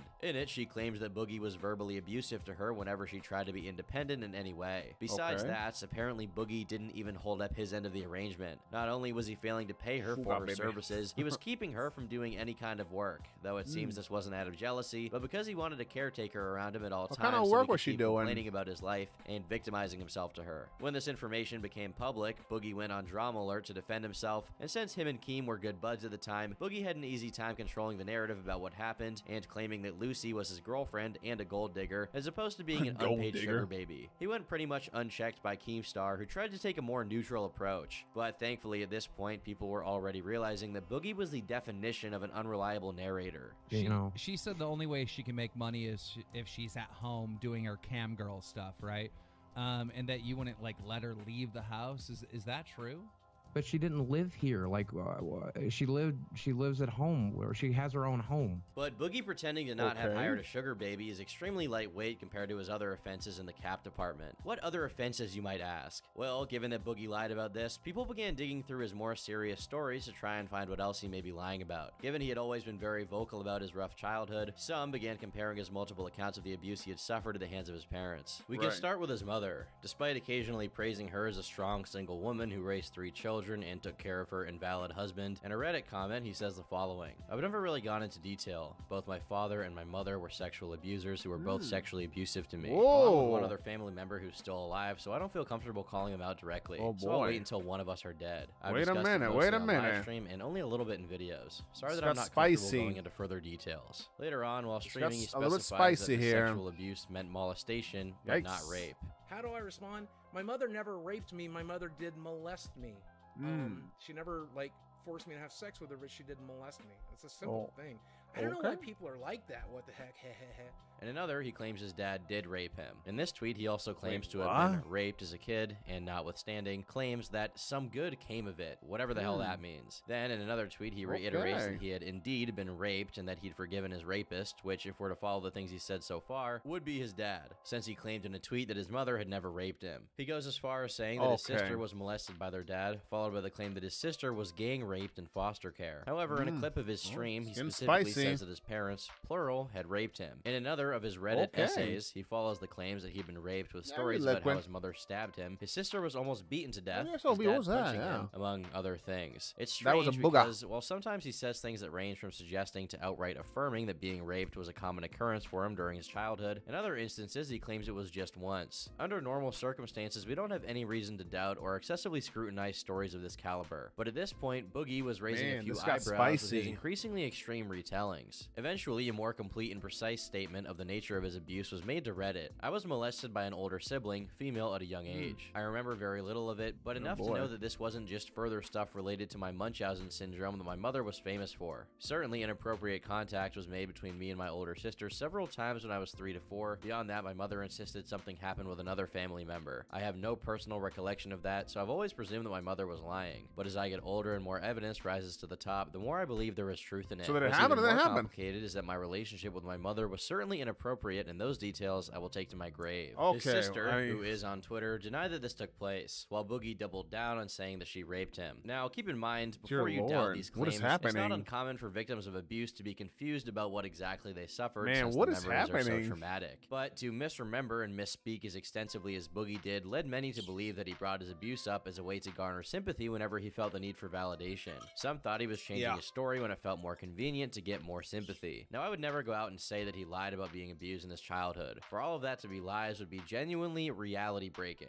But there's a reason why many question his reliability as a narrator. In this and many other cases, he couldn't get his story straight. This is just the tip of the iceberg when it comes to his documented contradictions or barrage of backtracks and word redefinitions. Remember a story about how we used to do web design for seedy websites? Well, that's what is typically called a massive euphemism. The truth of the matter is, Boogie ran porn sites, and not just in the distant past, but well into the late 2000s, when he'd already begun doing YouTube. In these sites, Evil Squared and CFporn.com, to name a couple, Boogie advertised for all kinds of adult content. He also used his online space to give his thoughts on things, as he would later do in his vlogs. One recurring theme was nothing other than his fleshlights, and I quote, "I think personally my fleshlight is a bit better than being with a woman in some ways.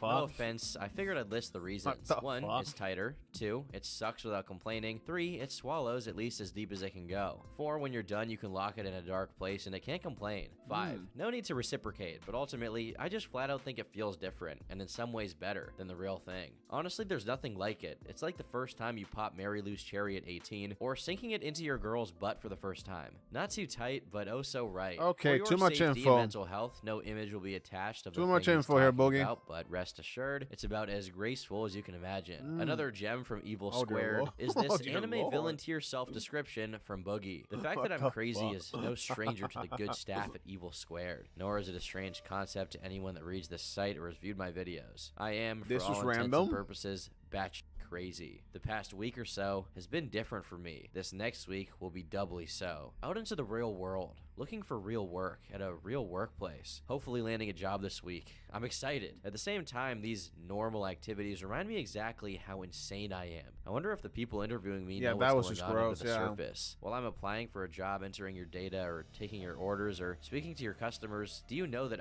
during the previous weekend, we all got together and smoked weed, drank, and fucked? Does she know how many orgies I've been to? Or Orgies? arranged? Does she know how many girls I've watched fuck? Or fuck myself? Does she know that I'm a monster? Does she know that I have internet sites that are so disorienting that it would make Satan blush? Okay, Does what is she know that happening? I film more sex than she's likely to have had? On YouTube, what is Boogie going was on? wholesome and reserved. Now, a lot of people are different behind the scenes than Yeah, they the are video in their took a YouTube sudden videos, and I wouldn't change. blame them. But it's hard to even believe that this is the same person as the one in the YouTube videos. Boogie2988 really wasn't him. It's now 2018, and while he's past his peak, Boogie That's his still dark has some footing side. in the YouTube community. But it's at this time that money became a big talking point across his various Money. platforms. Along with a few other sob stories at the time, Boogie often mentioned his financial situation with an air of despair or concern. For example, in this tweet, he acts as if the money that he'll be earning in the next year will be his entire savings, since, as he prophesizes, his career is soon to be over and he'll go back What? to working retail. What And this the would be a very fuck? scary prospect, but it doesn't really add up. Mind you, at this point, he's been successful on YouTube for a decade and has over 4 million subscribers and owns his own home. He may have some more savings if not for his Funko Pop video game and toy Man, that collection, doll looks but I miserable. digress. In his many videos centered around promoting his Patreon, he says the donations are contributing towards his family's peace of mind. Again, I'm the last person in line to judge They're going someone deeper, for wanting yeah. to cash Jesus. in, but it is a little annoying when people cash in while acting like they're not doing it and are just making enough to survive. In Just like reality, Phil. Boogie himself admitted that he made 6 figures yearly in his upper middle class. So at the time, he definitely wasn't in line to get a job at Target anytime soon. But what really does it is the fact that he bought the same overpriced shit box that every mouth breather online influencer Tesla? also buys, a Tesla. Yes, Yep, the madman Tesla. actually Yeah, I did heard it. about To this. make matters worse, he excused Yeah. his decision to do so by saying that, despite AdSense paying him poorly, which he's probably lying about, his sponsors pay well and he can easily afford a Tesla. A week later, however, he was back to portraying his impoverished persona, acting like he bought a car he couldn't afford and regretted it. Later on, when people started throwing this at him when he tried to play poor again, he would simply pretend like he never said he bought it. Can you believe the gall you need to have to do that when you know people can print the things you say online and keep track of them? I know, And right? another topic he's blatantly and consistently lied about is his weight.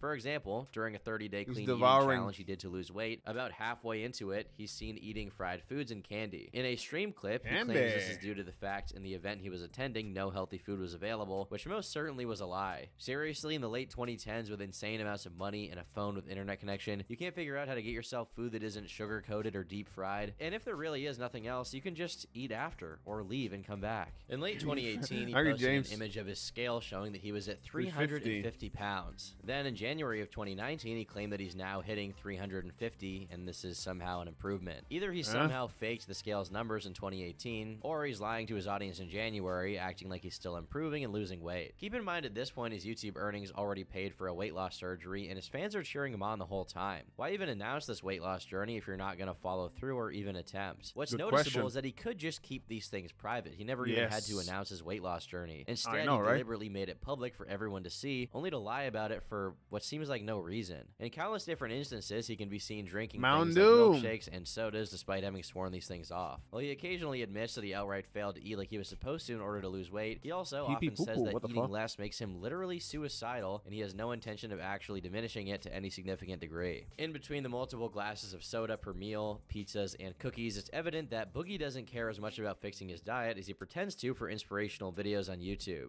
A fitness YouTuber even tried to help him lose weight, only for Boogie to make snide comments on Reddit about how he's only after his clout and money, with more excuses about how being 350 pounds is where he's comfortable at, and statistically where he's meant to be, whatever that's supposed to mean. Really? That's good. Authenticated. So I'm going to read from it, and it goes like this. So a ton of people linked me to the video created by Every Damn Day Fitness. I'll even link it here. Much appreciated, Boogie. Videos like this are not helpful. They are harmful. In a clip from a later stream, he outright tells the people concerned about his weight to go fuck themselves, and that since it's his body, it's his business, as if he hasn't made project upon project and pity post upon pity post, trying to get some community support for his weight loss plight, only to completely dump it and act like he never wanted to do it in the first place. It's one thing to struggle with weight issues, but Boogie struggles with treating the stragglers who, for whatever miraculous reason, still give him attention and money in pursuit of his weight loss.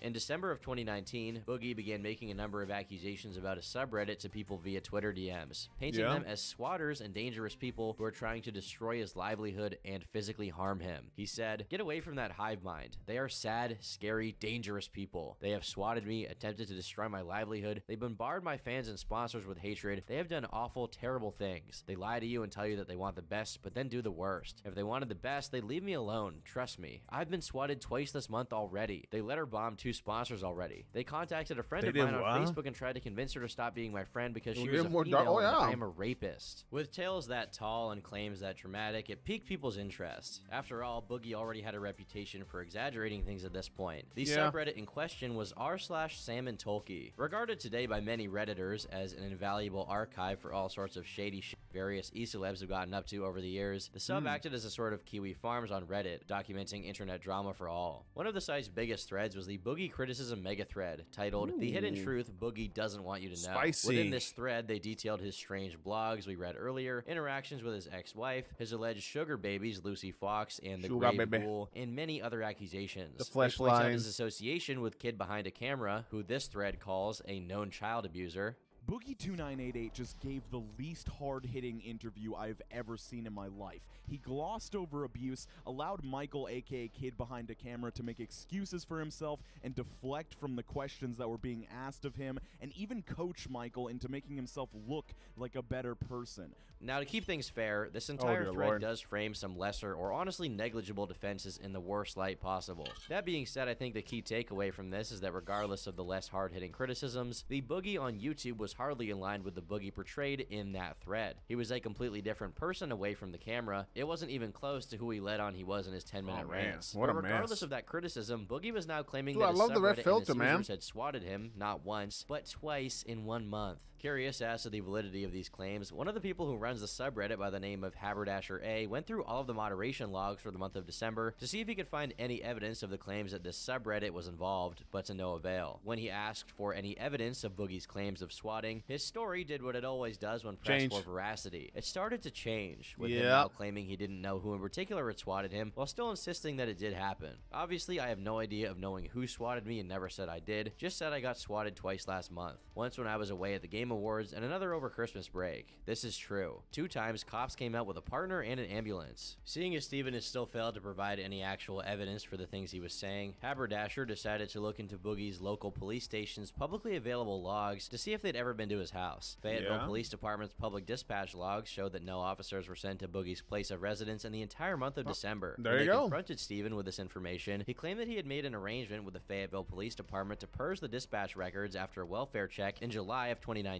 I think it should be clear to anyone with half a brain that this was another lie and that Steven is just shooting himself in the foot trying to cover up a lie with another lie. And if that wasn't enough, the Fayetteville police had dispatch logs of a welfare check in November 2019, nearly 4 months after Boogie had claimed that they stopped keeping records of welfare checks on him. When he was informed of this, Boogie responded by saying that the police had made a mistake and that he didn't know why there would be a record. It should be noted that the state where Boogie lives, Arkansas, has state law that requires that records be kept of all dispatches, so even if he tried to get such an arrangement with the police, he wouldn't be able to. It's against the law. Did Boogie 2988 get the governor's permission? When asked via email, Fayetteville police stated that under no circumstances would they not have a dispatch record of a visit to someone's residence. For Boogie to not be lying about the users of the subreddit in this situation, the only possible explanation is that the police station doesn't follow the law about police dispatches, lies via emails, and has a secret deal with Boogie to not make record of welfare checks to his house so that internet trolls will not be able to bother him on Twitter anymore. Not only that, but Boogie, in all of his infinite wisdom, would have to leak the news of this secret deal with the police in which he would be implicating himself in order to prove that he was telling the truth. You see how these things don't quite I know it. and it's such an idiotic thing to lie about. Once again, he made completely unnecessary claims that he did not need to when he could have just ignored the sub altogether. But I guess the craving to make yourself out to be a victim is too hard to resist. After being caught with this mountain of evidence against him that pretty much proved that he had been lying, he finally admitted to lying about the whole thing. But of course, he couldn't do it the right way and be honest that he had been, lying, because if he did that, then he has to admit that he did something wrong. Exactly. Not in a And we disingenuous can't have way, that. in a way that would show some actual humility and maturity. Basic human being things. Instead, his statement was that all of this had been part of an elaborate master plan to bait his critics into thinking that he was lying and go after him. He claims that he intentionally falsely accused his critics and his local police department of committing a federal crime for fun. Let's see what the master manipulator wannabe had to say. So I always have a bunch of people tweeting at me for attention ever since I talked to one critic this summer. So I took advantage of that and slipped into DMs a few weeks back and filled one guy with misinformation I knew he would leak mixed with the truth. The I'm Chris a terrible Chan liar, strategy. and reading it back is so cringe. Claimed I dated a 43-year-old woman for almost a year. Said I was writing a book, half true, and all kinds of other stuff. Was hoping it would keep them busy. It sure did. It was like they discovered the Dead Sea Scrolls. One of the things I said was that I got 2 visits from the cops in December. Now that's not so much of a lie because I got maybe 4 visits last year. I just shifted the dates around. Had no clue they would latch onto that one like they did though. To prove me wrong, they literally looked up my home address, then cross-referenced it via police records to try to discredit me. But in the process, actually proved I got swatted 3 times last year, providing the dates, making it easier to find my address. By the way, I mean, they literally violated Reddit policy by making it easy on a thread to find my home address. It could even get their subreddit shut down. Absolutely insane. What's even crazier is that they tried to make it seem like I blamed them for the SWAT. I didn't. This was, of course, horribly manipulative and something I would normally never do. I have a friend in PR and she recommended giving me misinformation, and I figure I have nothing to lose at this point, so why not have fun with it? But wow, did they take the bait. I'm sorry if this disappoints you, but after years of being harassed by these people, I just wanted to take some control back. I just can't believe how awful it made them look. Doxing me, then spending hours going through police records to discredit me. Horrible obsession gone awry. I feel really dirty and awful. I don't like lying and I don't like manipulating though, but I figure if they were going to call me that, I may as well take that and use it against them. Nothing in the world more dangerous than someone who has nothing left to lose though. I recommend watching out. It's Man, textbook nice misdirection. ramble here. You see, if you try to do due diligence on the lies he spins, you're actually the weirdo for being obsessed. When this was pointed out as the Phil extremely strap. reckless and irresponsible behavior, That's he the Phil DM'd strap, someone yeah. on Twitter saying he wasn't afraid of potential jail time for pulling the prank he did. In response to backlash from even his own fans on YouTube, Boogie stated that he was glad he lied about swatting and is willing to keep doing it if it makes his critics look bad. If it hasn't become clear to you already, allow me to spell it out to you. Though he might not have the most malicious of intentions, he is clearly very unstable and unfit to be on the internet, as it seems to exacerbate every problem he has. I know it's technically his job, but if the way that he responds to criticism is by lying to such an extent that it ventures into the realm of criminality that could land him in actual jail, I think it's better for him to miss out on whatever money he could make on AdSense by staying online in order to preserve his liberties. that However, was a hard nice to believe, rant, yeah. considering how insane things already are, there's even more to this story. Not even a day after he tried to pretend that he was on some kind of elaborate operation to troll the trolls, Boogie's Twitter profile name was changed to Period. Meanwhile, his profile and banner pictures were removed. Shortly after the bizarre profile change, Boogie posted to his TikTok to say that his Twitter had been hacked by that hate subreddit. Now, obviously, it's rather suspicious that a hacker would get into Boogie's account, presumably where there's a lot of information stored in Twitter DMs, and then proceed to do nothing other than delete a few tweets and leave his account alone. Especially given his previous day of lying for hours on end to save face, most people on the sub and even in his general Twitter following were skeptical of the story. One person on Twitter took him to task on it.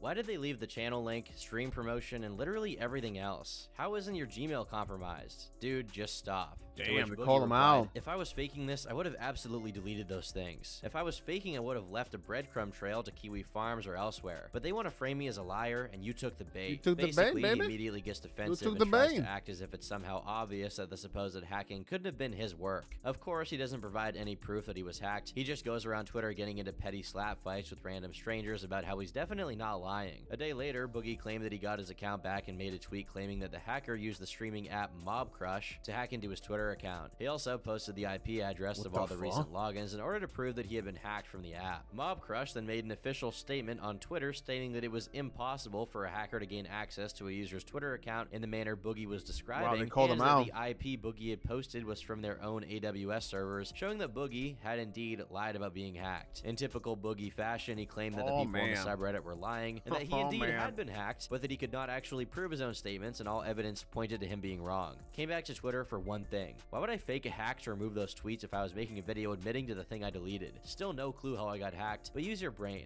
It's pointless to hide a tweet about something that I'm uploading in 24 hours. I mean, he's right, it would be extremely dumb to fake a hack to remove those tweets about something that you're posting within a day. If you really want to talk about what's the most probable explanation to this incident, it's much more likely that Boogie faked the hack in order to have something to make the subreddit that has been outing you as a pathological lying freak look bad. There's something called qui bono, which is the principle that in order for a conspiracy to happen, there must also be someone benefiting from it. Look at who may benefit, and you probably have your culprit. The only That's person true, that could RSOB, possibly that's true, benefit yeah. from this harmless hack That's was the Boogie perfect way to put it, himself, yeah. since it would only make the subreddit look bad. best if there way was to any put it. compromising information about him that got leaked, then that would cast Nice doubt on picture. him being Boogie at all, because why would he leak that, right? But if there's no compromising information, it's just a hack, the only evidence doesn't seem to add up, and the only account of it is coming from Boogie, well, you can probably guess where it came from. To top this all off, he made a video called Boogie2988 Exposed, where he claims he's working with the FBI to stop the harassment campaign. Dude, with on the him. FBI, When people started really? laughing at this attempt at intimidation en masse, he deleted the video, but luckily sure. for us, it has been re-uploaded. These lies being exposed also called upon Yeah, another right. situation that, at the time, nobody had thought to question.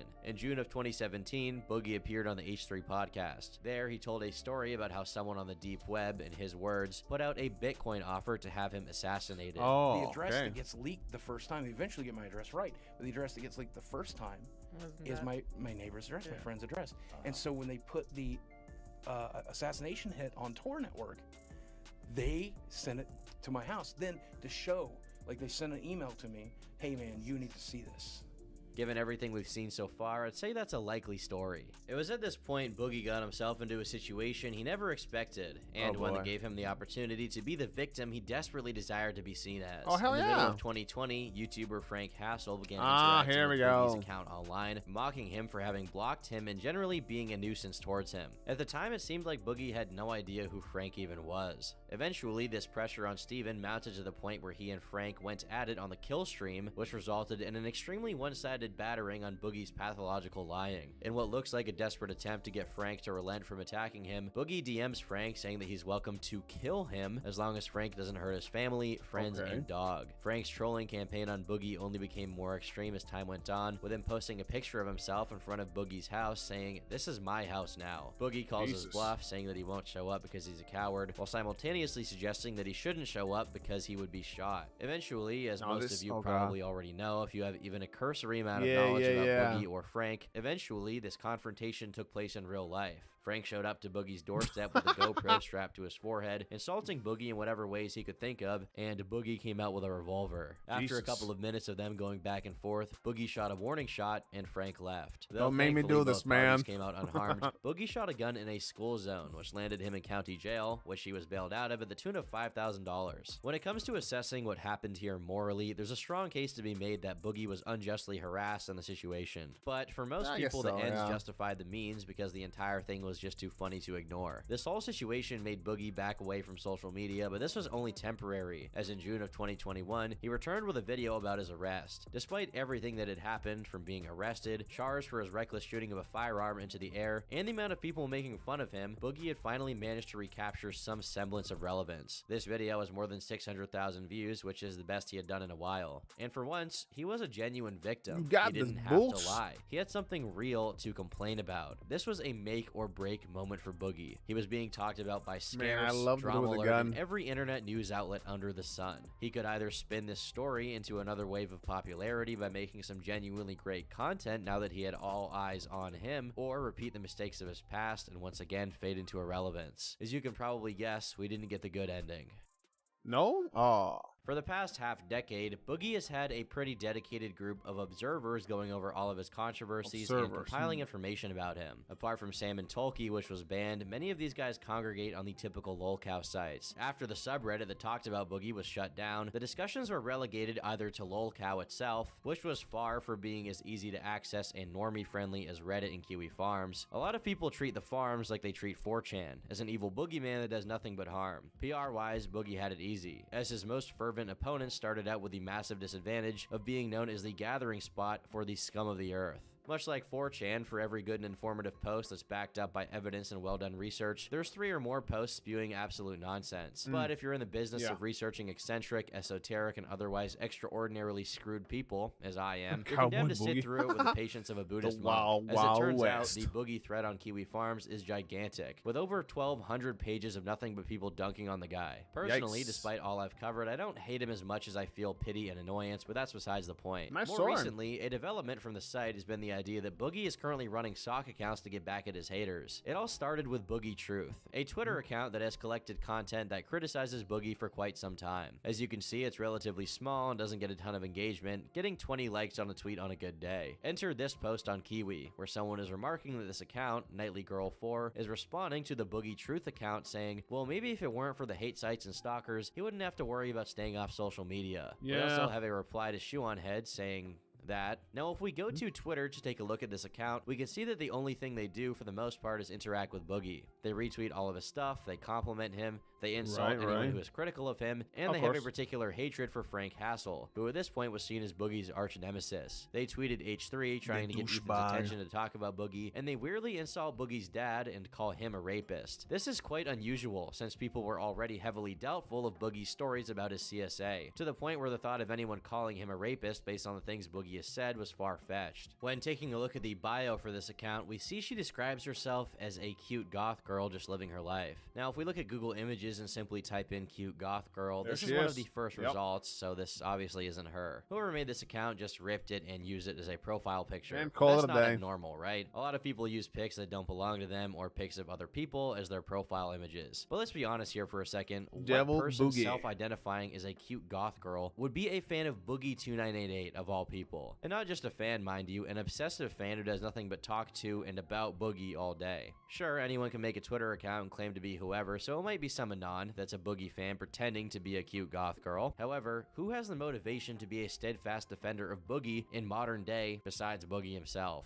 This incongruence was accentuated when another similar account began popping up, this one called Busty Girl 69. This account was suspended, but from a screenshot we can see that it was made the same month as the other account, with the same super basic bio bio scheme, as well as a picture of some random chick from Google Images with a flag for a banner. One noteworthy interaction from this person was that when someone messaged them, being admittedly pretty mean, they took it very personally, sending back an image of Goatsy accompanied by the following message. Fuck you, piece of shit, scrotal-faced hate stalker. Fuck you, Kiwi Farms. Fuck Frank. You guys caused me more stress and I hope you die. Get blocked. This sounds quite like a certain YouTuber we've come to know and despise. It almost reads like breaking character, clear as day. Not only because the reaction was so angry, but also because Frank and Kiwi Farms are explicitly singled out, which just reeks of Boogie being extremely salty about having his good guy persona picked apart so brutally by them. Another account, this one called Nocturnal Walrus, was created a month apart from the other two, also following the same format, with a typical praise for Boogie and fixation on his haters. Someone did the diligence of comparing the times of interaction on the Nocturnal Walrus account, and we see that on April 29th, Boogie's first tweet of the day was at 4:24 p.m. Coincidentally, the first tweet of the day on the Nocturnal Walrus account was just a few minutes later. Boogie also went out of his way to respond to them specifically. Now, it's worth noting that the account posting this then goes on to call Boogie a morbidly obese pedo, only half of which is true, but the screenshots are certainly compelling. This is followed up with a more compelling post comparing the dates, and we see that this is a trend for this account. They always respond to Boogie, they only respond to Boogie, and the times always line up. The more people looked into these patterns, the more similar accounts turned up. Eventually, word of this made its way around Twitter until it found its way back to Boogie, who decided to respond with his usual spiel, claiming that people will believe anything anyone says about him and claiming it's ridiculous to think he would ever pull such a thing, when he obviously would pull such a thing given his track record. People out here believe that anyone who says something positive about me is just me on another account. Prove them wrong and say something nice. This is yet another example of Boogie's not so competent attempts at doublespeak. Here, while he does imply that the account is not his, he doesn't actually claim it. Instead, he suggests that people begin saying positive things about him to prove that he isn't the only person who could say good things about himself.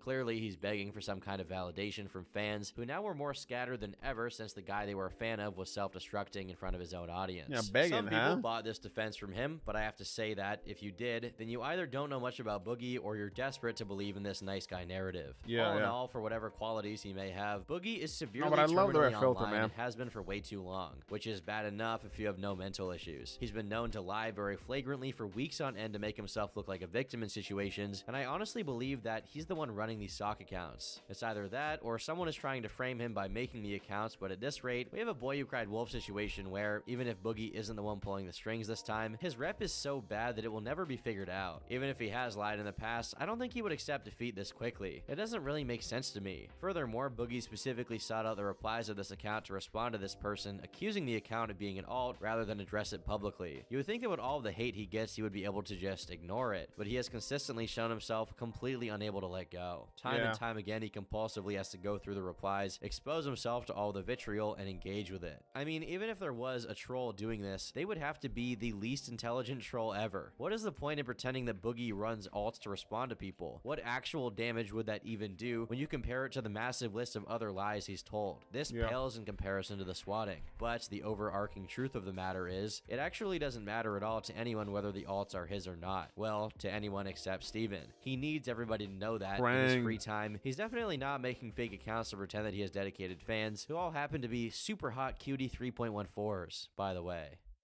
Yeah, that whole thing was just weird. That whole thing, is the fact that poverty is something that looms in his background. From growing up dirt poor, to living in his brother's apartment in his early adulthood, to being on disability for a total of 3 years from age 34 to 37, Boogie has always had issues with money. After he began making some off of YouTube, this issue was soothed to a great extent, but as it turns out, the problem isn't just with money itself, but with the mentality he has when it comes to finance. In 2017, about a decade into his YouTube career, Boogie took an interest in cryptocurrency. Oh, here we go. In January, Bitcoin's value broke the $1,000 barrier. It then doubled, tripled, and by the end of the year, skyrocketed to over 19 grand. This immense growth led many people to become millionaires overnight. That included some YouTubers, of whom Boogie became quite envious of. He tweeted out, "Remember when Bitcoin was 800 bucks? I had 10K in savings at that time and didn't invest because I didn't believe it would increase in value. That would have sold for over $200,000 today. I hate myself." He then lamented that he'll never be a millionaire now, which is probably only only true if he's talking about liquidity, because if we're to consider his house part of his net worth, he's most definitely a millionaire already. Many were quick to point out that his hesitancy to invest was a good thing, as you shouldn't invest more than you're willing to lose. Yeah, that's to true. Boogie, I agree, however, all Jeffrey. he That's saw true. was that other Yeah. people got something that he didn't, and he was unwilling to hear a second opinion. Though no one can know for sure, it's perhaps that goal that led him to treat these investments as tools for gambling. After seeing how much Maybe. he could have made on Bitcoin, Boogie bought a small amount of Ethereum at a friend's recommendation. They told him it was projected to grow 10 times in value. This it was should be priced at good. $120 at the time, which places his purchase in May of 2017. Ethereum grew throughout the year, reaching over 1,000 by January 2018. This meant Boogie made 8 times his initial investment, a massive relief during an otherwise stressful point in time. You see, just weeks prior was when his then wife filed for divorce. Though Boogie got to keep the house and car, she was given half their savings. While this Ooh, still left him damn. with more money than what a lot of people see in their lifetime, it pushed him into a midlife crisis. He claimed that during their marriage, he spent next to nothing, which, again, I'd safely venture to say is some major cap. Because of this, he attempted to recapture his youth by indulging in toys. He then refurnished the house, Toys? spending The fuck? thousands on new furniture. Ah. And as previously mentioned, Hoarder. Boogie created an account on a sugar baby website to find some poor girl he could Sugar spend baby. extravagant amounts of cash on. There, he listed his net worth at $500,000 and an annual income of $150,000. He later claims that this helped him cope and dull the feelings of loneliness. Unfortunately, this prosperity came to an end when crypto began to plummet. Bitcoin dipped as low as $3,000, with other currencies faring far worse. Ethereum's fall was one of the most drastic, losing 94% of its value over the year. Once man. again, Boogie kicked himself for not trusting his gut. I thought about selling off my initial investment in crypto when Ethereum was worth $1,500. Now it's worth $500 and falling. Oh, man. Easy come, easy go, Epic I guess. fail. I've lost so much in Ethereum this month that if I lost every dime of this, I wouldn't even notice. It's important to remember that back then, crypto was just something he toyed around with, as Boogie had far more lucrative revenue streams. In 2013, he claimed he was making $25,000 a year on YouTube alone. This amount obviously went up as he became more popular, but it was eventually threatened during the adpocalypse of the late 2010s, in which advertisers became more strict in what they were willing to support. His main Yeah, channel what was is he caught in yelling the about? crossfire, Jesus, being what's going on? blacklisted for many ads. Thanks The to his fuck? positive reputation, however, he wasn't affected as heavily as others. He was able to recoup a significant amount through merch sales and sponsorships, which by 2019 he claimed made up 90% of his income. He made so Really? much, in fact, that it was during this time that the Tesla debacle happened, with him claiming he put a down payment on one. Had he maintained this, Boogie would likely still be fine today in spite of his woes. But in the background, a controversy began to erupt. As wait a minute. previously mentioned, after his divorce, glimpses of his manipulative and malicious behavior began to become more and more apparent. This left many fans disillusioned with Boogie and his content, especially after Lucy Fox's video on him. So they began digging, uncovering a long history of bizarre statements and inconsistencies. By the time Sam and Tolkien got to him, there was a decent case to be made that he was a pathological liar, among a host of other terrible traits. This erupted in February 2019 when the mega thread was made. This was then Ooh. adapted into a YouTube video by Christopher Tom, which has nearly 4 million views. The deconstruction of his persona and Oh subsequent my God. backlash kneecapped his career. Consequently, there was an immense pressure Nice, on nice sponsors to picture distance here. themselves from him. By mid-2020, Boogie claims that his 4 million sub channel was generating little to no income. I'm making a few bucks, not enough to call it a living. My Patreon only brings in $130 a month because I never promote Back it. in, I make maybe a 2020, few huh? hundred a month from donations, as I never stream. AdSense is mostly non-existent now. AdSense, Sponsors are okay. rare. Thankfully, there was one last refuge for Boogie, the Ethereum from all those years back that he never sold. For years, he continued to hold out hope that one day it'd go straight to the moon. Because he publicly mourned his losses a year prior, to say people were skeptical is an understatement. They restlessly waited for the day that he lost it all. And in every other aspect of his life, that year was soul-crushing. In addition to losing his main source of income, he got into his very public feud with Frank Hassel, which ended in Boogie firing a quote-unquote Oh my warning shot God. that resulted in his arrest. Now, in addition to his already fleeting income, he had to hire an attorney, being forced to spend over $30,000 on trying to keep himself out of jail. But perhaps, as a rare moment of divine intervention, Boogie hit the crypto jackpot. In March of 2020, Ethereum was priced at approximately $130. did, huh? It appreciated slowly until October when the value increased rapidly. By January, it was worth over $1,200, and 3 months later, that doubled. This growth continued until November, with the currency peaking at nearly $4,500. Boogie was undoubtedly rolling in it at this point. But, like in many other instances, this second chance quickly began being abused. Boogie started bragging shortly after the first 1,000. He wasted no time rubbing it in the faces of the Redditors, Of saying, course. whenever the market does well, I think back to an old Reddit post earlier this year during the crash that said, thank God Boogie's losing all his money. How spiteful this person must have been that he hoped millions of people would go broke so I could lose my meager savings. He then announced he'd be quitting YouTube as he no no longer needed a job. This is because he invested far more in crypto than he let on. In the summer of 2019, Boogie was very openly suicidal. He even threatened to take his own life at VidCon, forcing several YouTubers to intervene. It was this unwillingness to live that led him to contemplate. He claims that if he was going to die anyway, he may as well gamble away his savings. So, at the supervision of Jesse from the Juggernuggets, he put all of his life savings into crypto. This would all be revealed in a video he uploaded on January 18th titled, "I'm Finally Rich, How Crypto Made Me Rich." While Boogie doesn't state exactly how much he made, he stipulates that it wasn't even close to $1 million. But as Ethereum continued to rise, that attitude changed. Just over a week later, he would tweet out, "So remember I made that video saying I was rich, meaning I'm stable and well off? If crypto keeps doing this, I'll actually be a millionaire for the first time in my life. I did the calculations, and if I was able to cash out right around $1 million, I could retire. Never worry about money again. Travel the world, get surgery to remove this skin, take care of my friends, also hookers and cocaine, I guess." In true Boogie fashion, he continued bragging while feigning humility. Bragging, In one hell tweet, yeah. he claimed to feel guilty for making so much money because he couldn't share it. But it's obvious he just wanted to flaunt his newfound wealth as he fixated on the mythical 7 figures. He would tweet over and over again about how he hoped to become a millionaire. hold your Thank lord. God I invested and got lucky.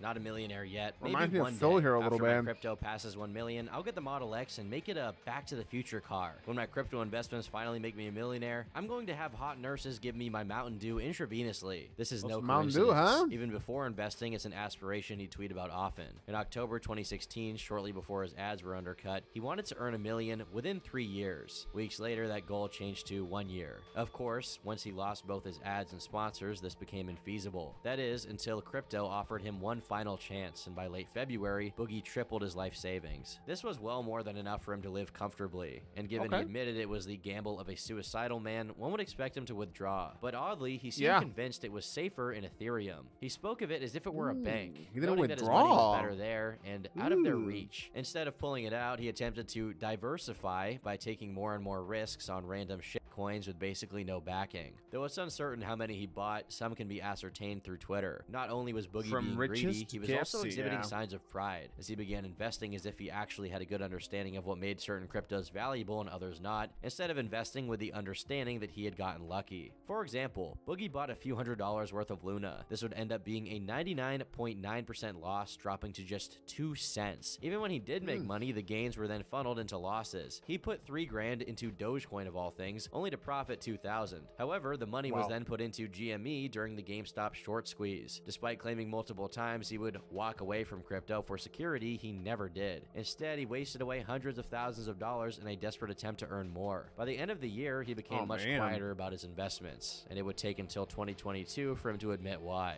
On February 23rd, he admitted to making so many bad trades he was back to a break-even investment point. Within 12 months, he managed to lose $500,000. Wow. This itself would be bad enough, but just a few months later, even that would be lost. That same June, the crypto market experienced a massive downturn. This resulted in it shedding nearly 60% of its total market cap, a loss of over $2 trillion. This universal decline caused Boogie to incur a loss of over 6 figures. How's the crypto crash hitting you? Not great. I will take your subscriptions today. I would definitely take your donations and subscriptions today. Crypto market crash is not fun. I am sweating it. I'm sweating bullets, boys. You remember this time a year ago I made a video saying I'll never have to work again and I'm fine and everything else? Should have pulled out of the market then. I did not. I mean, I think it's going to go back up at one point, but, you know, for it is right now, scary times, boys. Ethereum alone decreased to a third of its price, dropping from $3,000 to just $1,000 in a few months. Boogie remained hopeful, desperate to retain that illusion that he was still wealthy. But as what remained of his savings began to dry up, he was forced to accept the truth. Up until this point, no one knew how truly bad things had gotten. But then on October 5th, Boogie uploaded a video simply titled, "I Need Your Help." The bad reason is I'm finally in a position where I have to get back to work. And I'm not making any excuses here. You know I spent a tremendous amount of money on dumb things. But the biggest issue is that I had a nice big nest egg. I took some financial advice from a friend, and I'm not pointing fingers necessarily. I took the advice, but I put my money in the crypto market in the wrong section, and I pretty much lost most of everything. Oh, wow. After publicly Oof. gloating that YouTube was no longer his job, Boogie begrudgingly returned. He briefly course, explains of what course. happened, blaming advice he took from a friend. The rest is exactly what you would expect. He desperately begs his audience for money while promising new Francis videos. He calls upon them to buy his merchandise, use his referral links, of and send redemption, super yeah. chats. Oh, the of fight. course, this was rather unconvincing, and the video was received extremely poorly, receiving an overwhelming 18,000 dislikes compared to 10,000 likes. The comments were filled with people mocking him and telling him to get a job. In response, he reminded them that he was disabled and a felon. For unrelated Disabled? reasons, here's a clip from March of this year before Disabled? the crash. And when people tell me to go get a real job, it makes me laugh because I'm not going to go work harder to make less money. That might be your choice. It definitely ain't going to be mine. Though Boogie doesn't name whose advice he Nice took, response. he would provide more clues on Twitter. In March, Boogie tweeted about STORJ. He stated that experts consider the coin undervalued and worth looking into. The price plummeted, causing many to criticize him for giving bad financial advice. In response, he claimed to have not lost much and that anyone who thought otherwise was a moron. Well, after uploading the video, he wrote a thread admitting that he did, in fact, lose a lot on it. 100% this. I took bad financial advice from a friend who promised he would bail me out if things went bad. Things went bad and he did not. Really stupid of me. Please tell us the shitcoin. You're gonna laugh. Storage. This alludes to the same offer explicitly referenced to be from McJuggernuggets. Interestingly, Boogie claims to have severed the friendship in a reply. In a different thread, he states that he hasn't spoken to Jesse in 8 months. It seems like after realizing how much he'd lost, Boogie attempted to take him up on the deal. It wasn't honored and the two had a falling out. The same day this video came out, Jessie was called out by an ex-friend for allegedly misgendering her on purpose. This led to a massive back and forth as Boogie stepped to her defense. He would even film a statement for the Keemstar show where a 3-hour breakdown of the drama was conducted. I just wanted to film a little video here in support Oh, of Emma God. because I feel like it's really important that her message is heard here. Jesse responded by accusing him of ulterior motives, claiming he weaponized the issue for his personal problems. Behind the camera with the fake tears and Boogie and everyone's trying to put their bitter resentment, their personal problems towards me and weaponize it with this whole transgender shit. Jesse, you're trying to manipulate everybody because that's all you fucking do. He elaborated in a Twitter video the next day, though surprisingly revealed an entirely different reason. In Jesse's words, they fell out because one of Boogie's friends brought 2 prostitutes to his Halloween party without permission. Apparently, they drunkenly started fingering each other to the point of staining his carpet with blood. Jesse's father kicked them out, only for the friend to drunkenly put him through a table. Boogie was allegedly filming all of this, which led Jesse's dad to lecture him on being disrespectful. They got into an argument, resulting in Boogie and his friend being kicked out and forced to stay at a hotel. Did I Boogie hear that refuted this by correctly? posting a video of these ladies of the night making out, but it's since been deleted. It did show he wasn't filming in the specific clip, but other than that, the circumstances remain unclear. Oh, It seems man. strange that if Jesse was responsible for the advice, it wouldn't come up.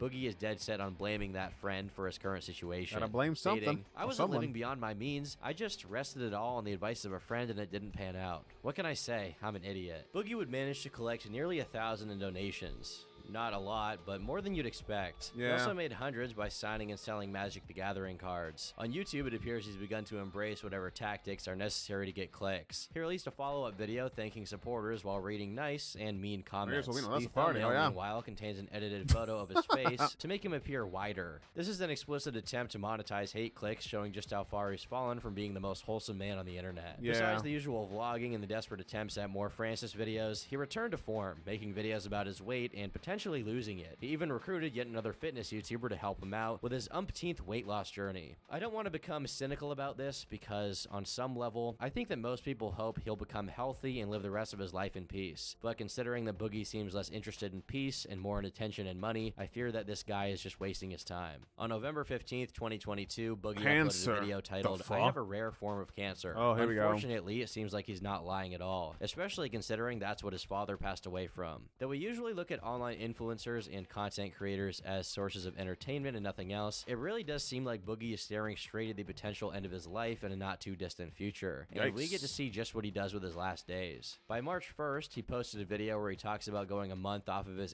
antidepressants, meaning that he is quite literally not taking his meds. And though I can't really say what the effects of doing this were, this kind of screwing around with the medicine you've been prescribed is seriously advised against. It's also worth noting that in this video you can see him drinking Mountain Dew. Mountain He's Dew, also yep. posted several videos videos talking about his experiences with psychedelics since then, saying he's reached multiple revelations about himself He's as a looking like person and Shay who he here, by the is. way. Whether these various epiphanies will mean anything to his future, I can't say. As Yeah. much as he's gone through and as intelligent and conscious of his own actions as he may seem, it does look like he's stuck in a cycle of doing bad things, doubling down, pushing everybody away from him, then feeling sorry for himself, rinse and repeat. Despite all of the videos he makes acknowledging how unwell of a person he truly is, Yeah, none but of he it is does to look any kinda weird avail, here, as yeah. It's just a matter of time until he's back doing his usual shtick. It doesn't feel at all like he's trying to change. More so, it seems like he's trying to cash into the credit his audience just has cash extended in, to yeah. him and milk it for everything that it's worth. Yep. Even if you can still muster sympathy for him, there's always the fear in the background that as soon as he's given any leeway again, he'll go back to being his normal self. Hopefully I'm wrong. I've been Turkey Tom. Thanks for watching. All right, and Turkey until Tom, next great time, video, man. Leave me alone. Pretty good video. A little on the long side, though, but overall it's pretty good. All right, we're looking at, hold on. Pretty good, pretty good. All right, hold on. Now we're looking at, ooh, this is the worst person on the internet. Cyrax. Now, this should be interesting. I don't know much about Cyrax, to be honest. What happens when you mix Oh, boy. Whew. God damn. Now, wait a minute. Whoa. I don't know a whole lot about Cyrax, but... What happens when you mix uncontrollable rage, Marty, shut up! I've had enough of your antics! narcissism, I figured I'd just come in, kick it with y'all. Figured since I'm making it big time. and a loose grasp on reality? Oh, dear Lord. Well, you get one of the most trolled locales in internet history. Hi, I'm the Internet Anarchist. I create Well. weekly YouTube documentaries, and today we'll be diving into the long and tragic story of Chance Wilkins, Oh, aka Chance. Cyrax, an online personality whose enormous Oh my ego, God. vile tendencies, and lack of self-awareness brought on a never-ending wave of criticism Now, this and should be trolling interesting. from everyone on the I don't know internet. much about Cyrax. created his first YouTube channel, DJ Shadowblade, in 2009. On the channel, he would upload short music videos, anime montages, and footage of various curse. activities like skateboarding or drumming.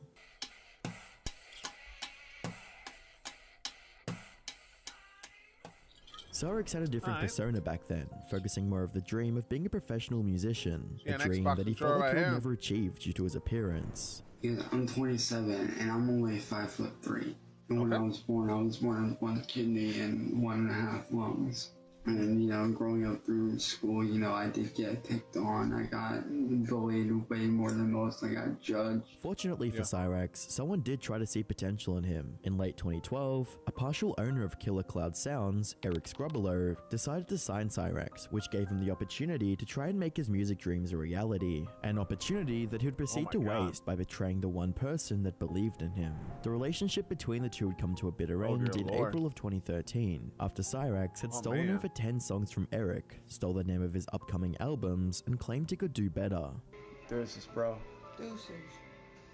This was one of the first instances of Cyrax showing his true colors. If he had the upper hand in any way, he'd make sure to abuse that power. Cyrax did address the falling out by making an apology video with his then girlfriend, Heather, but would only go on to talk about throwing the label's dog tags in a lake, and never mentioned the fact that he stole from him. Man, it's us. Listen, I know you're pretty upset about the whole dog tag thing and whatnot. Man, look at his teeth. Well, when we did the whole thing with the dog tags, it's because we were pissed off. We didn't know what the hell to do. We were seriously just... He's got more teeth than usual. We were only doing like my mom wanted us to do. She came up with the idea to throw him into the lake, and at the time it seemed like a good idea. And honestly, we regret it, man. Yeah, big time. At the time, there weren't as many eyes on Cyrax, so no one was there to hold him accountable. But that would completely change, as the internet got to see just how vile Cyrax acted when he wasn't on camera. On the 20th of March 2019, a creator by the name of Kendall Smith uploaded a video to her Facebook page calling Cyrax out as a child P-word. Kendall had attempted to befriend Cyrax on Facebook, but he misinterpreted it as someone being romantically interested in him. After Kendall rejected his advances, Cyrax did a complete 180 and began fuck is this threatening shit? her. What He the found fuck? her address, contacted her landlord, and even harassed her on social media. MMA Up until this practice. point, only few people trolled Cyrax and viewed him as just another wannabe musician that steals music and artwork. But this was about to change completely, as Cyrax was about to explode in notoriety, which we'll be covering just after this short break. This video has been sponsored by CyberGhost Okay. VPN. Have you ever logged onto public Wi-Fi feeling like you're in a spy movie, but missing the necessary tech to keep you safe? This is where our hero CyberGhost VPN saves the day. So yeah, I It don't know a whole lot envelopes about your data in a Cyrax, but I cozy mean, encrypted tunnel, like a damn. digital version of a superhero cape. You're not sacrificing speed for security either. It's Pretty, a having your cake and pretty eating it interesting. with extra frosting. CyberGhost VPN even helps you navigate past those pesky blocked online libraries of more than CyberGhost. 40 streaming services: It's Netflix, John Hulu, Cena. Amazon Prime, Disney Plus, and a bunch of others. One subscription covers you on up to 7 devices, so you can even share Not with your bad. family and friends. Think of it as a very affordable and very effective digital bodyguard. It works with Windows, macOS, Linux, iOS, Android smart TVs, and even gaming consoles. CyberGhost VPN Oh, is cool. like the Switzerland of operating systems compatibility. With an audience size of over 38 million users, that's more than the population of Canada, just saying, and a 5-star rating on Trustpilot as vouched for by 16,000 Yeah, skip. users, Yeah, I you can think so, join this yeah. group for just $2 of online misdeeds Oh, involving whoa, wait a tribe, minute. less We're than a back. cup of coffee per month. We're Click back. on the link in the description to grab this ghostly deal Yeah, skip the before wait it till late, my bad. disappears. Now back to the video. Now that accusations of online misdeeds involving children What and is stalking were this? thrown into What the the fuck? mix, What? people began taking a closer look. The fuck's and going what on? they found was nothing short of disgusting. Back Hmm? in January of 2017, Cyrax admitted to having conversations with an 11-year-old boy that he claimed was a fan. Boy. Lady Ohio. He's 11 years old. He's an amazing kid. He's been listening to my stuff for a while now. So, Nicholas, if you're watching this, buddy, welcome, man. I just want to take the time to say welcome. I appreciate what you did. And I want y'all to see this. This is how amazing this kid is. 11-year-old boy. Even if he huh? was just a fan, this proved that Cyrax did indeed interact with minors on the platform, which made Kendall's warning ever fuck? more alarming. In a new deleted video, Cyrax attempted to dismiss the accusations and tried to frame Kendall as the one going after children. Didn't know Projecting this. his own wrongdoings onto others was a common tactic Cyrax used to deflect criticism, and on the 4th of April 2019, Kendall decided to put an end to the drama by contacting law enforcement and completely cutting him off. It's not the truth, because look how many videos you've made in the last hour. The FBI is watching, and this is petty and getting annoying. But the next video you make, I suggest you be careful who you post it to, because the government officials, the FBI's, are, how do I put this? They're really getting tired of this. This proved ineffective, ultimately forcing her to fake her own death. Cyrax continued to make videos about Kendall, but he would soon move on to a different target, as the man. allegations and ensuing drama attracted the attention of a creator that would make it his mission to expose Cyrax. In October 2019, Music Biz Marty, or just Marty, began following Marty. Cyrax's antics and went on to form a rather strange relationship with Cyrax. A significant portion of Marty's career is based on pranking or trolling Cyrax, which can often be viewed as bullying, such as the numerous times that Marty tricked Cyrax into believing that a record label was going to sign him, setting him up with a fake girlfriend, or even showing up to his home in Akron, Ohio. And the lights are on. Is this what you wanted, Chance? That's how I want it. I hope you feel like a big man. The fuck? Horror. It's like a horror movie. How are you? Who are you? This is actually Marty, Chance's friend. He invited me over here. No, he didn't. He definitely did. Hello, is that Ed? How's it going, Ed? I don't know you. No, not formally. What are you doing? Chance invited me over here. Oh, yeah, right. He did. I was hoping we could resolve things. I don't believe that. Well, go and ask him. Despite the trolling, Marty has been able to uncover the more sinister side of Cyrax, a side that would normally go unnoticed. Behind all the rage and arrogance, Cyrax was the type of individual to prey on the innocent or naive. Marty, as well as other individuals, recorded and documented several instances of Cyrex messaging and sending minors indecent pictures and videos of himself. The allegations brought forward by Candle gained a lot of legitimacy, since our viewers had the opportunity to witness just how dangerous Cyrex really was. Whenever he got caught red-handed, Cyrex resorted to his usual tactic of shifting blame, projections, and raging at trolls. These people have had National Mafia pretend to be an 18-year-old female, send me a picture and then claim to be underage. These people have made up all kinds of screenshots and conversations and used my voice to create an AI voice clone of me to make it look like I was saying shit that I wasn't saying. And it's not right. It's fucking sickening what these people have done. In the cases where that didn't work, Cyrex turned to trying to make people feel sorry for him by playing as the victim. Unfortunately for Cyrex, this would ultimately backfire, and end up unearthing a disturbing incident that took place years before he had even started YouTube. In one of his many attempts to manipulate viewers, Cyrex claimed that he was assaulted during his time at high school. As I said, my entire life I was bullied, I was picked on, I was beat up, I was degraded, I was... Hungry for answers, one of the trolls pretending to be his online girlfriend asked him to elaborate on what really happened. Oh man. Yeah, like unfortunately when I was 16, 17 years old around that time period, I was actually raped by one of my best friends from high school. Now at the time, I didn't know that he was gay. I had actually met this kid. His name was Billy Seiler. We had gone to the same high school together. And me and him grew really, really close. We were super cool with each other. And at first, like, I didn't take him as gay. Like, I just took him as, you know, being, you know, that weird kid in high school that's just like really strange and like an oddball kind of person. Cyrex claimed that it was expelled once school became aware of the incident, despite him being the quote victim. On the surface, it seemed as if Cyrex was powerless in the situations, but the viewers weren't buying it. He stated that the expulsion was due to a 6-month age difference between them, but these claims fall apart when you realize that they were both minors at the time. Things get even worse when you take into account that Billy was legally blind. It didn't take long for Marty to find and get in touch with the blind Billy to hear his side of the story.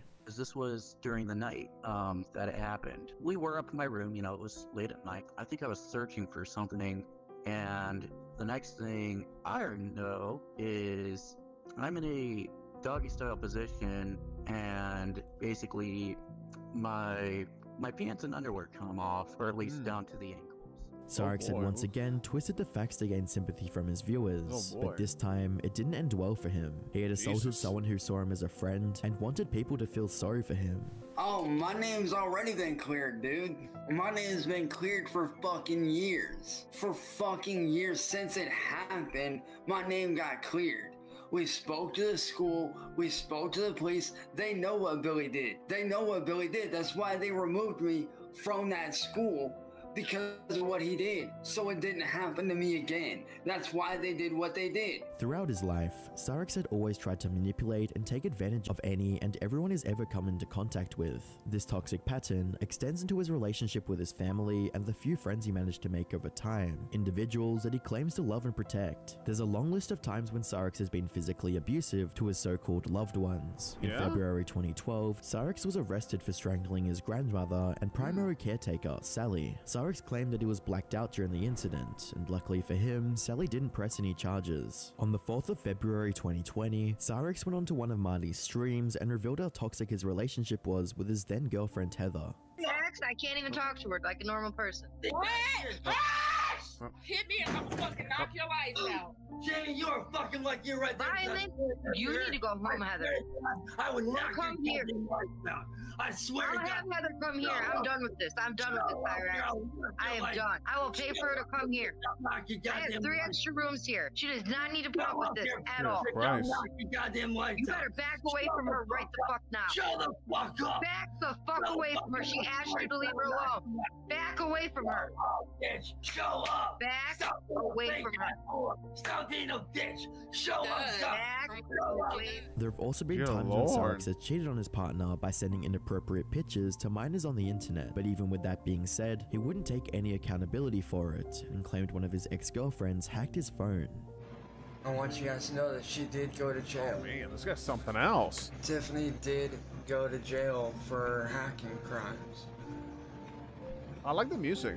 How much time she's serving, I don't know. Because I'm not there, so I can't really, say. Many of the women that have been around Cyrax were only there due to his reputation or seemingly promising record deal. This was the case with his second girlfriend Heather, who left her family when she thought Cyrax was getting a record deal, a decision that she would later regret. Cyrax has never once taken responsibility for his actions, and instead opts to play the victim card, a habit that he doesn't seem to be stopping anytime soon. Currently, Cyrax has never bothered to get a stable job, and claims it's due to people trolling him. This becomes hard to believe when you take into consideration that Marty has tried to get Cyrax a job in the past. Cyrax seems to prefer the status quo of his grandmother taking care, while he blames people on the internet for all of his problems. On the 13th of April 2023, Cyrax tried to deflect criticism by blaming a troll and AI for the videos of his deplorable acts and current living conditions. These people have made up all kinds of screenshots and conversations and used my voice to create an AI voice clone of me to make it look like I was saying shit that I wasn't saying, and it's not right. It's fucking sickening what these people have done. Cyrax has shown that his online appearance and perceived status matter more than anything else. Even his grandmother being in hospital due to a stroke comes second to shutting down the trolls. You got the moves, Subscribe though. if you enjoyed. Oh, that's it for the video? That's it? Oh, shit. Kind of short, though. I don't know. You know what? I have one more of him, actually. Hold on. I got one more. Hold on. Let me just... Yeah, I got one more. Hold on. Who is Cyrax, and what did he do? Oh, dear Lord. Many are asking themselves these questions now that they're hearing about Cyrax for the first time. Oh my they're God. watching videos about him, reading the comments section, Texas trying Chainsaw to Massacre. understand what has people so fascinated with him and captivated by his antics. But the truth about Cyrax is many YouTubers, myself included, have spent years documenting his antics, which is why today we're going through this entire story together. And by the end of this video, you're going to know exactly what you came here to find out. Yeah, close Who that is mouth. Cyrax? What has he done? And how has he become so infamous throughout internet subculture? Many are now comparing Cyrax to the legendary Chris Chan, an icon of internet subculture. Oh God, Chris Chan. The parallels between these two are just striking. Welcome to the story of Cyrax. Dude, the what's up most with his fascinating hand? What the person fuck? You've never heard of. Bunch of Cyrax ants. is an American YouTuber, musician, gamer, artist, and vlogger. He's known for a variety of content such as rap and music covers, let's plays, films, etc. Cyrax has become notorious online for all of the wrong reasons. He's noteworthy for his rages that often occur when he interacts with internet trolls, which many find comical and use as a source of entertainment. Due to this, he's often been compared to the other infamous YouTuber, Chris Chan. Right, yeah. Personal life. Cyrax was born September 20th, 1990, to parents Rupal Smith and Connie Lobdell. He was born with an underdeveloped body that caused him many issues in life. Yeah. Though, what issues he has specifically are currently unknown. In 1994, his biological father, Rupal Smith, was arrested and sentenced to prison for 20 years for what he did on the bike path. So Cyrax had to move in with his grandmother, Sally boy. Wilkins. Cyrax's earliest runs in online the activity family. was when he created his first YouTube account in 2010, where he created anime music videos, AMVs. Around 2012, Cyrax got signed on by the music label Killer Clown Sounds, which was run by Eric Scrubolo out of sympathy. However, Cyrax was fired from the record label after he stole Eric's music and pseudonyms. February 14th, 2012, Cyrax was arrested for the smackdown he laid down on his grandmother, Sally. Oh, smackdown. Though when investigated by the police, he said that he had blacked out and didn't remember the incident. Okay. Though he says it started during an argument where Cyrax wanted to walk to Kansas. Currently, he still lives with Sally in Akron, Ohio, and he doesn't have a job. Right. June 12, 2023, Cyrax claimed that the house's landlord was going to evict his family from their house unless they turn off the internet. This was possibly due to the house's unpaid rent. He had planned to hire a lawyer to fight the eviction, thinking that the trolls are behind the notice. He would ask fans to donate money to him to hire the lawyer and stop the eviction. And he pocketed the money. June 25th, 2023, trolls began protesting outside of Cyrax's house, and so he walked outside holding a baseball bat and began swinging on one of them, only to be overpowered by the troll. The troll called the cops shortly after that, causing Cyrax to be jailed for assault. Wow. The next day, he was bonded out by Sally. Wait, what? Is there a video Since then? 2010, Cyrax has created multiple YouTube channels, which range from a variety of content. The most notable is his music career, where he originally created anime music videos. He mainly creates music from rap, metal, electronic, etc. He'll sometimes use different types of instruments, such as a homemade drum kit or a DJ controller. Cyrax has also made multiple Let's Plays and reviews of video games. Cyrax briefly created a channel under the name Dark Star Films, where he created short drama films, such as The Darkness, which someone opens a mobile app that unleashes a demon to continuously torture him. He's also created reviews of films and cameras, vlog tips, and VFX reels. He's also mostly known for creating live streams that are mainly done on YouTube, Facebook, and Kick, in which he talks about trolls, music, and announcements, pretty recent, Let's Plays, etc. Sometimes he'll feature guests and trolls on these live streams. Wow. Deleted channels. Too many to name. He has this cycle where he'll make the channel, which eventually devolves into him just talking about trolls and how angry he is, then doing a fake crying stream, and then he deletes the channel and makes a new one, and it repeats itself like clockwork. Rage. I'm telling you right now, boy, if you do not stop, I'm hunting every single one of you down and getting every single one of you guys by the law. Try me, boy. I'm not afraid of taking you out, thinking you're a badass. You're not a badass, boy. You're a punk-ass kid. Cyrax, giving threats to his trolls on a phone call. Cyrax has become infamous for his anger and raging. This mostly occurs when he interacts with trolls, most notably Music Biz Marty, on their live stream panels. Marty, right. A common controversial behavior in his rages includes him shouting absolutely horrific things.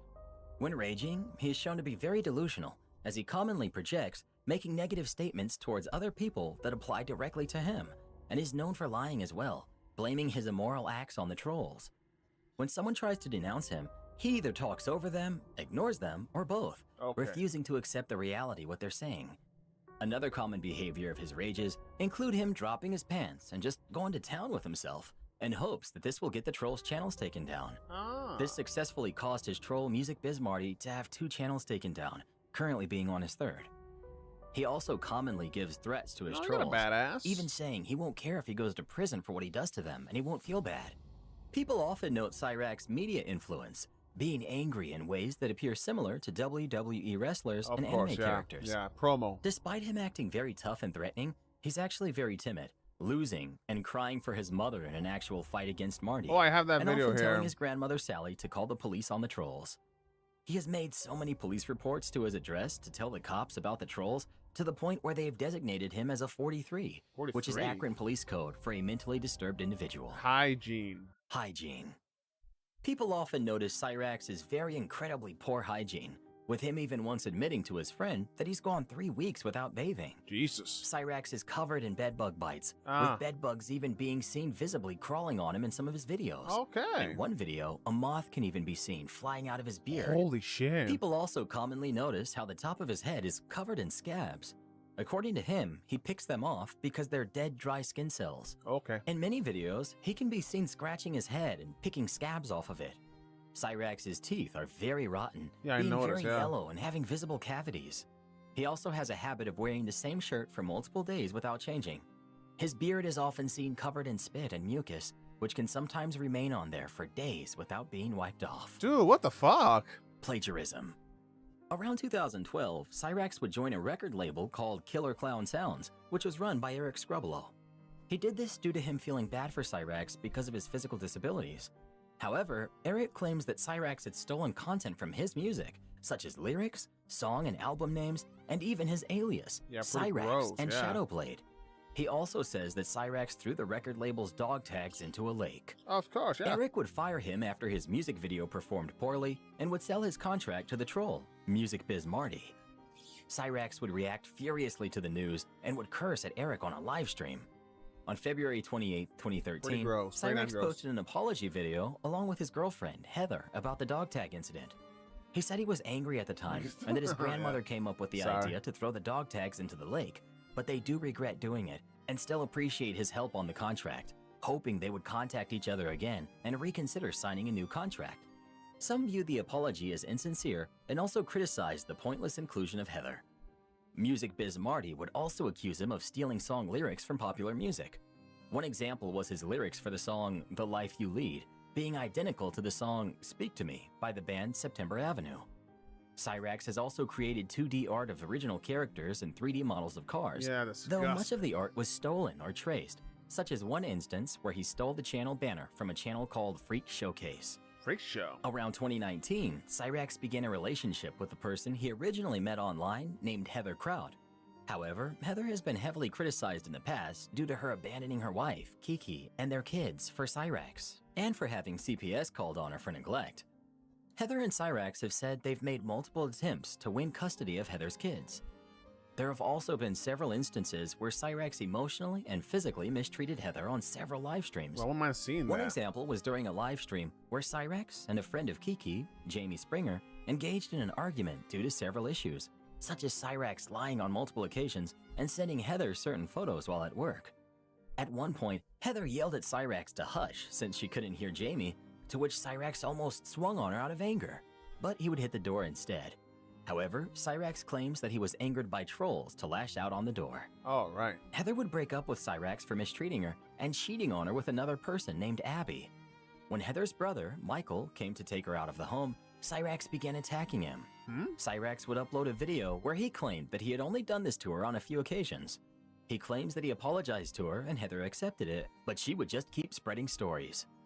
He would also admit to punching Michael, saying he deserved it due to Michael convincing Heather to leave him. Cyrax has been heavily criticized for using offensive terms or saying threatening statements to trolls online, which are often the most atrocious things you will ever hear. He tends to do this on his live streams. A troll named Kate, who is part of the group Masshole Reports, had pretended to be 14 and named Crystal when she began contacting Cyrax. Screenshots from their text messages show that Cyrax had sent multiple pictures and videos that he really shouldn't have been sending. Oh, the micro penis, yeah. She made it clear what her age was, but he didn't seem to care and kept pursuing her. Masshole Reports would send evidence to the police to arrest him, but Cyrax would tell the police that since it was online, he hadn't even done anything wrong. On a live stream, Cyrax would attempt to debunk the allegations by saying because Kate had lived in another state, the police couldn't arrest him, and the incident is not listed in his files. On April 27, 2021, on a live stream by Music Biz Marty and Kate, Cyrax claimed that he had dated a legitimate 15-year-old by the name of Chloe after he said they did charity work together. He never assumed that Chloe was 15 because she never told him, and assumed that she was an adult since she did charity work. Once he did know about her age, he blocked her. However, Kate says that in text messages, Chloe said that she had to go to bed early for school. Kate and Marty would also criticize Cyrax for not asking Chloe's age before sending those pictures and videos that he loves to send to people. Yeah. Defending Chris Chan. August 1st, 2021, What about the Chris notorious Chan? YouTuber and artist Chris Chan was arrested by police for taking his mother Barb to Funky Town. Yeah. She has dementia, by the way. Many people on the internet were horrified by the incident and would share disapproval towards Chris Chan. Cyrax would post a live stream giving his response to the incident, saying that the allegations were false.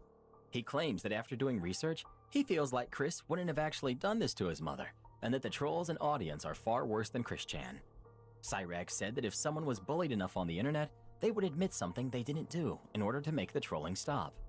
Cyrax also criticizes trolls for bullying him just as much as Chris Chan, but says he won't admit false claims like Chris did, and won't be tricked by trolling attempts, mainly threatening to ban trolls from his live streams.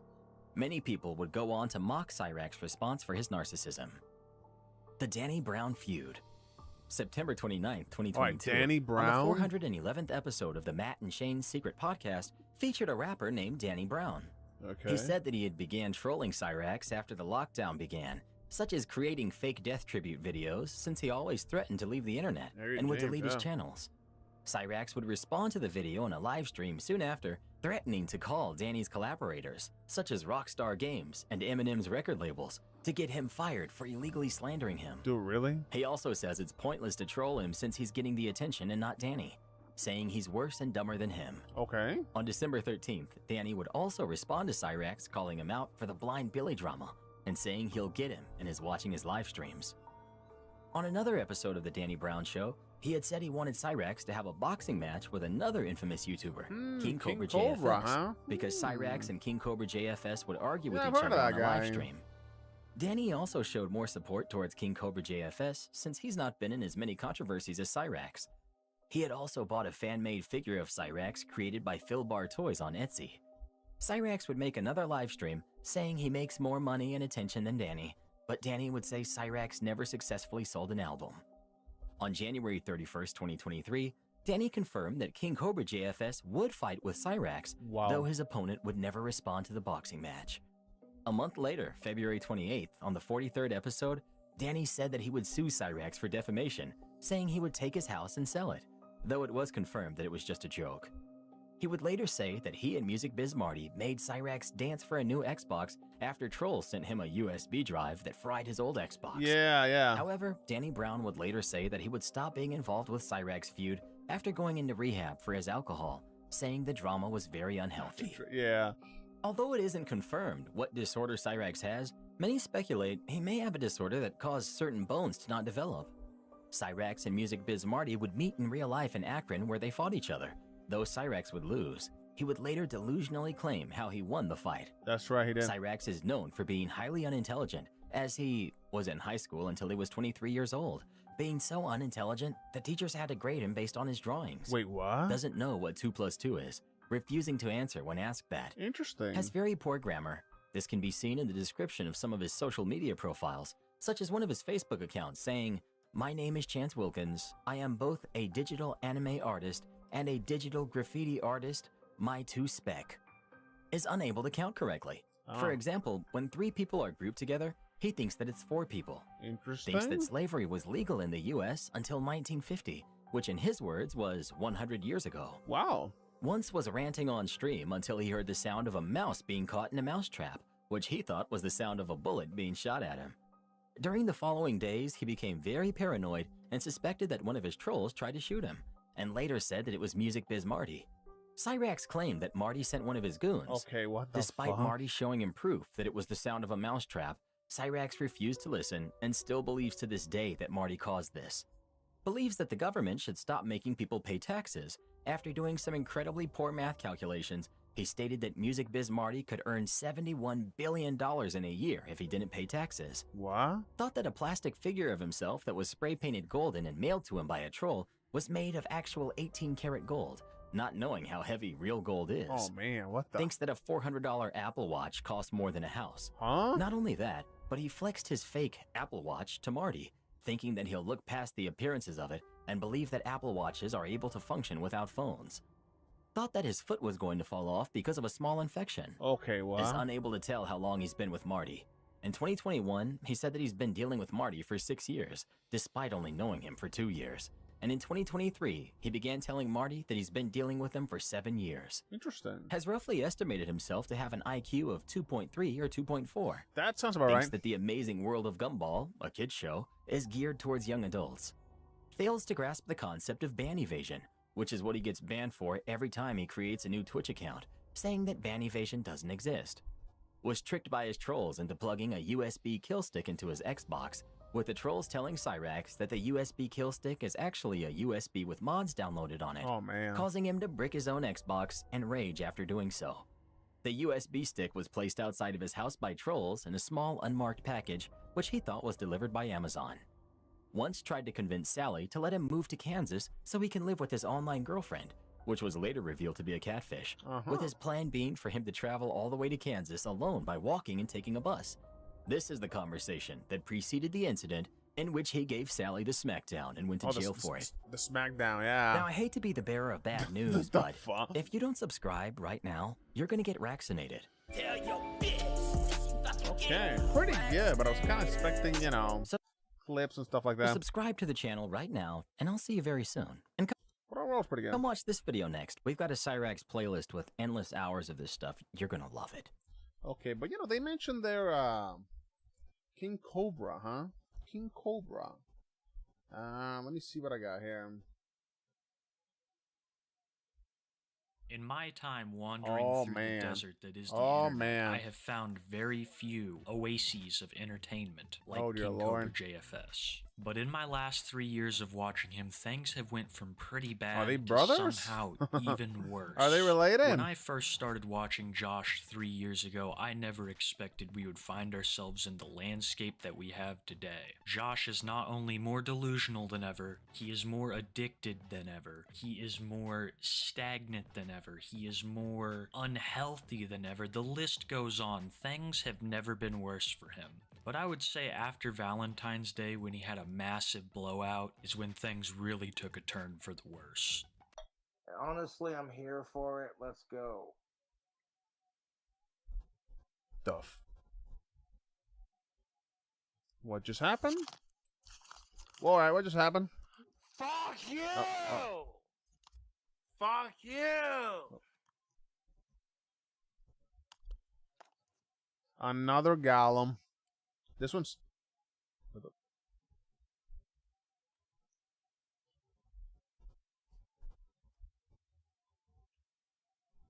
I'm tired of everything fucking being around me and fucking being like, oh, hey, this is what you represent. Fuck off! Stupid bullshit. Oh. Ah! Alright, so what's happening? Fuck you for fucking... I'm over it, dude. These guys look like shit.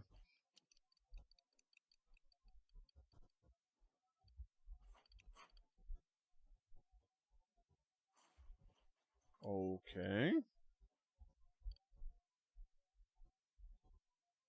Kind of random. Looking for pennies. Fuck you! I didn't tell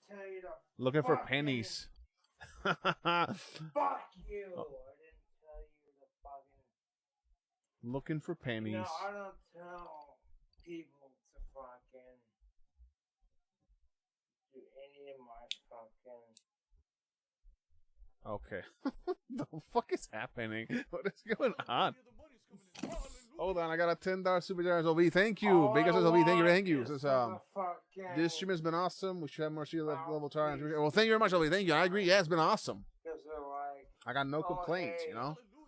Wings, Boogie, you know, Cyrax, the little cushion pieces. King Cobra. I mean, yeah. Thank you. Thank you. Yeah, thank you. Them. That's kind of what the scurry was about towards the end of my last video. All right, so I had a decent thank you.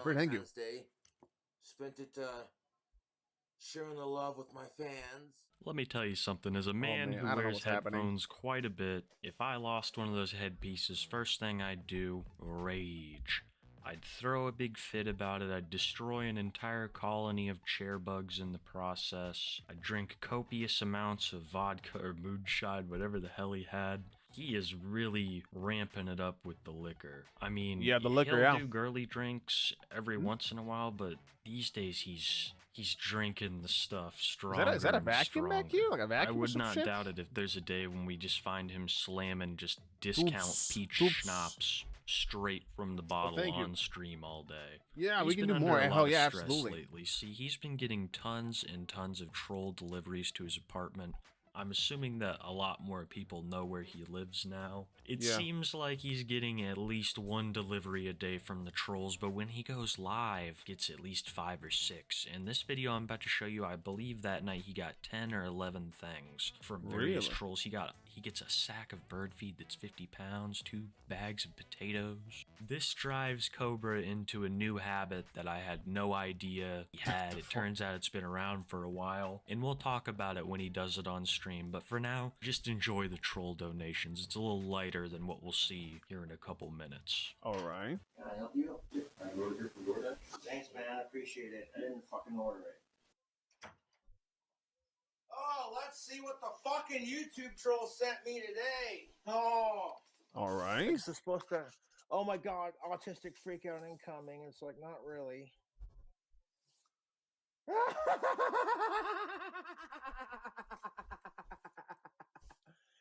Of course they sent me a bra.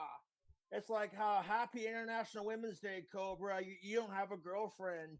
You haven't been laid in 6 years. Ha ha ha. Oh my god, you guys, look at that. A bra? They fucking sent me a bra. Like, hey man, I'll be sure to give this to my trolls' daughters when they start hitting that age, you know what I'm saying? Put it on. Yeah, no. I don't got the chest for that, son. What cup size is even this? I don't even care. I don't even care. See that right there? That's a handful for me, man. Oh, more DoorDash orders. This ought to be fantastic. So, okay. Can I help you, Josh? Yes, sir. I did not order that one. DoorDash is here. Yeah, I got you, dude. Okay, thanks, man.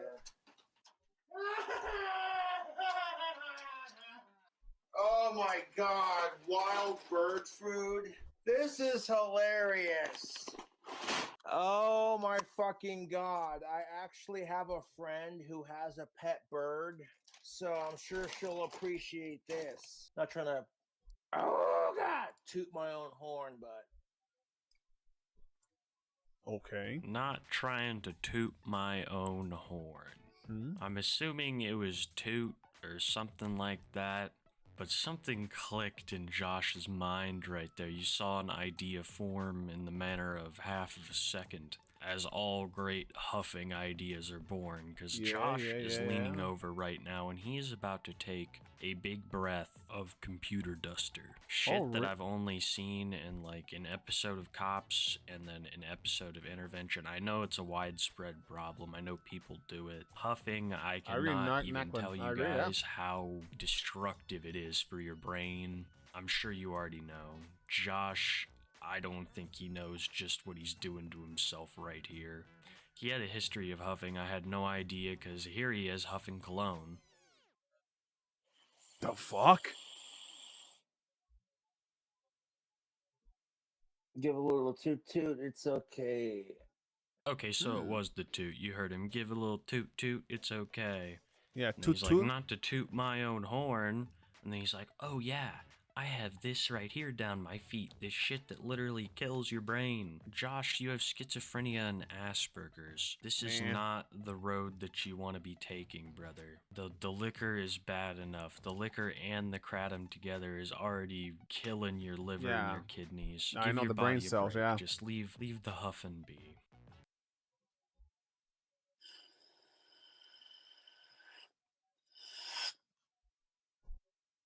You didn't see anything. Man, you're giving me a bunch of sweet stuff to hand out to my female neighbors who want it or need it, so thank you for that. Oh, here we go. It never fucking ends. I fucking own my trolls, dude. Okay, so what's the DoorDash now? Okay, I didn't order that. Thank you. No, she didn't. It was my YouTube trolls, but thank you. I'll take it. I'm coming, give me a second. The fuck is Opens this? the door. I didn't pay for that. Like, what a little toddler, Karen. Who are you to speak to anybody that way, Joshua? To speak to anybody as if you're an adult. You're 30-something years old. You can at least treat other people with some decency. You may be having a bad day, but that doesn't mean you have to take it out on some poor DoorDasher who has nothing to do with your trolls paying them to perform a service for them. I doubt that anybody's chomping at the bit to come deliver to you, Josh. I bet that they're pretty upset that they have to lug a sack of bird feed up 2 stories or 2 bags of potatoes up 2 stories just for you to complain at them. You are a special breed of Karen. Wow, look at that, you guys. Food? My YouTube trolls are keeping me fed. McDonald's! Light mayo packet, honey salt packet, strawberry preserve, No meat and a packet, toy. hot mustard sauce, butter packet, sugar packet, equal packet. I bet we're no meat. What the fuck? Sauce, barbecue sauce, grape jam, Happy Meal, hamburger, 1 hamburger with extra mustard, extra salt, extra ketchup. 2 mayonnaise, extra onions, no regular meat, plain, extra kids fry, milk, under 3 toy, creamer packet, and syrup. Aw, my troll sent me a Happy Meal. Because you're unhappy with your lives. Thanks. Oh my fucking god, who is it this time? What's up, man? Thanks, man. I didn't order. You up your You too. Oh my god, my trolls are so fucking stupid. Got another order from DoorDash. This time I got sent some gummy snacks. So that wasn't a troll package. That's what's up. Free candy, motherfuckers. Yeah, they got me some gummy snacks, tubes. Those are 2 of the hardest candies on the face of this earth. Jolly Ranchers and Warheads. More delivery? deliveries. Fantastic. They So sent that's me the a whole. big ass bag of ice, which I'll probably stick in my freezer and have for my drinks whenever I need it. What else did they send me? Let's Send him see. ice. That laugh though. Oh, this is too goddamn funny. You gotta see what they sent me. Holy shit, they sent me some baby pacifiers because my trolls are overgrown toddlers who need to get a life. Oh, that's hilarious, dude. And then they sent me a fucking toothbrush that's pink. Oh, that's so fabulous. Oh my god. My YouTube trolls, stop it. You're so naughty. They sent me a baby bottle. That's hilarious. And some Crest 3D whites. Stain eraser. Well, I could definitely, you know, it never hurts to have an extra toothbrush, so I'm going to hold on to these at least. Oh my god! Butt paste. Butt paste? What the fuck? Oh! And it gets better. They sent me some baby wipes too. Oh my god. If I had my son Jason, I'd married a hot of-age goth chick, and I was living in my dream house, this would be greatly appreciated. I do gotta say though, all this crap this is gonna go towards my microphone neighbors who quality need is it, shit. So, hey, you know, thanks for sending me some stuff, man. Holy shit. Oh my god. 1 second. Oh, again?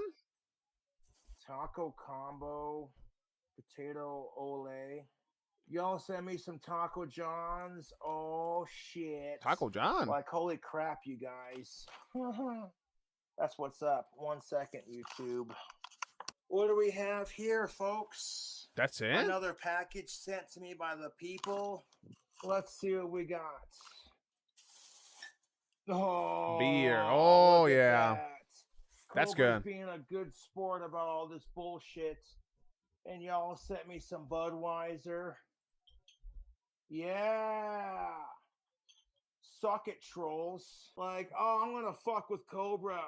He likes alcohol, so I'm gonna send him alcohol-free beer. That'll fucking show him. 50 calories, 0.0% alcohol in volume, 0 sugar.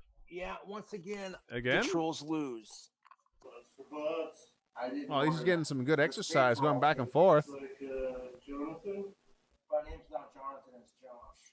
I know. Hand it to me for Josh Saunders. Oh, hold on. I guess I could use that. The potatoes. All right, but he's getting some good exercise though, right? Look at this, Yeah, no. YouTube. I want to thank my trolls for buying Potatoes. groceries for me, man. That's a lot of fucking potatoes. Yeah. I don't know if you guys heard that Potato. DoorDasher, but he must have been given specific instructions to say spuds for buds when Josh answered the door. Because that's what he said. He's like, spuds for buds. And he's like, oh, you know, this is cool. I'll play along with this. This is going to be cool. Like, I'm in on this little troll. This guy must be trolling his buddy. That's funny. And he opens the door and, you know, it's Josh. So he's like, oh, okay. I'm going to keep the bit going. I'm going to, for the sake of the show, I'm going to keep going. And he says it. And he puts effort in, and I like that, because that's some DoorDasher passion. Hey, man, I hope potatoes that are good, guy man. got tipped. But Josh just gives him the wonky eye treatment, and he's like, dude, I didn't pay for these potatoes. And Josh just totally ruined the magic. I just saw the magic leave that DoorDasher's eyes, and I didn't even see his eyes. This is Okay. hilarious, though. All I'm right. so happy that we got to see something like this and not just more of the duster stuff. Sadly, I think it may have already taken its toll because Cobra's quote-unquote food hacks have been getting more and more inedible. What I'm All right, about what to am I show looking you at? is a couple of quick clips from Cobra's dank spaghetti, and what you're looking at right now is the dank spaghetti. That's I'm spaghetti. sorry, I'm actually getting a little ill just looking. I'm not even joking. okay. It looks nothing like spaghetti. The I noodles don't- were boiled in wine and beer and butter and olive oil. There's a whole package of bacon bits in there. Just Okay, wait till you see the meatballs here in a couple Oh, the minutes, meatballs! guys. I really think what he's been doing is taking an effect on his cooking because he makes these massive quantities of slop and we see him eat just a little bit of it and then we never hear about it again. I guarantee you it all goes down the garbage disposal because I'm pretty sure, yeah. it's inedible slop. what he makes is it's getting worse. You would think as you cook more, you learn tricks. Yeah, he's you adapt, de-learning. but Yeah, no, it's he's the just same thing happening to adding Phil. Yeah, more ingredients. he's What you're about to unlearning. see Yeah. is very disgusting. Buckle up. There they are in the oven, bacon-wrapped Dorito meatballs stuffed with mozzarella cheese. Going in, YouTube. The fuck? Tomato sauce right there, garlic and herb. We'll be mixing it with some of this, and of course some of the apothic. But that comes after the noodles are al Okay, what the dente. fuck am I looking at? Bowling beer, butter soup, and what the fuck?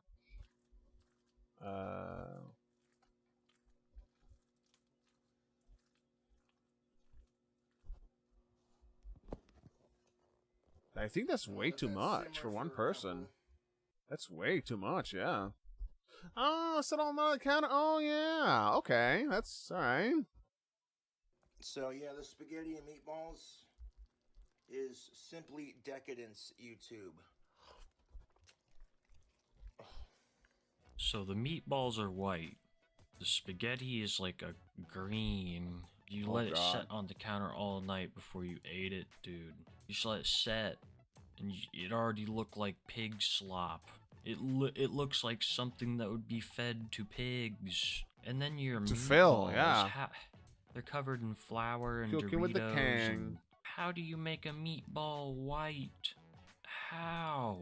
It looks like some sort of undiscovered planet with like a ring. Well, he did say it had like some funky cheese ring. or That something. doesn't look like bacon. I don't They know. look like banana peels, rancid banana peels. Josh, you're down bad, bro. You're down bad. You have been huffing. You've been drinking. No, he's a lot been more. You've naughty. been stacking kratom on top of your drinking. I told you how bad that was for the livers and the kidneys. You gotta do something, bro. You're gonna be eating white meatballs till the day you die, man. Just at least buy White a meatballs. cookbook, please. He likes Tonight, white I'm gonna meatballs. say a little prayer for you to the sky god, because it's obvious that Cobricius and Cobra 10 Yeah, liquid can't meat too, really yeah. remember the third one. They're not doing anything for you, bro. They're not doing anything for you. He's trying to film it. Thank you. Never mind. He's goth AF. Alright, well that was something else, man. I mean, Jesus. I was not expecting any of that, to be quite honest. You know, I was expecting I mean, I don't know what I was expecting with this guy, but I mean, you know, really very interesting. Hold on, I'm just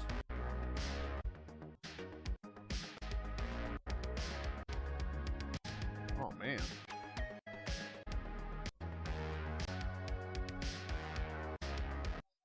Okay.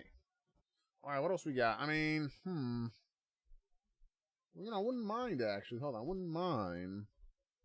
Oh, I do have this. I forgot to play this for you guys. like Cyrex fighting Marty. I've got it right here. Just to fight though. Yeah, like he was going down the alley. His lights off. Okay, hold on. This. Look. A world star. Oh, here he is. Come on by, buddy boy. Come Oh. on by, Sarah. Come on by.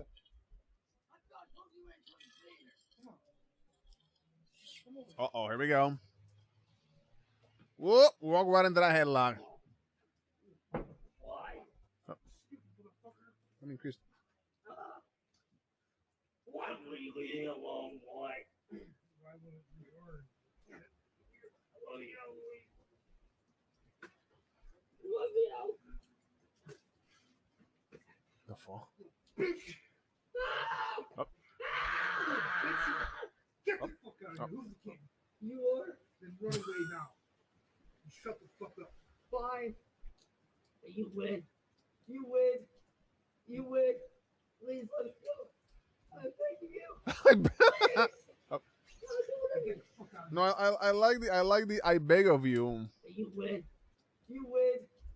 You win. Please let me go. I'm begging you. Please. here. Get the fuck out of here. Get up.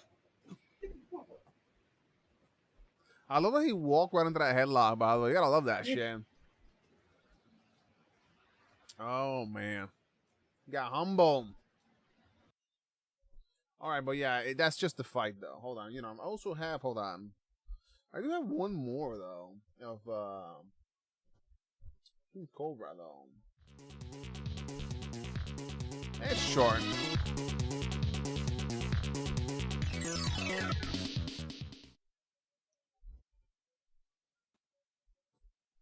Good fine morning, YouTube. You want slow mode turned off? Donate money to my Cash App and PayPal, and I might turn it off.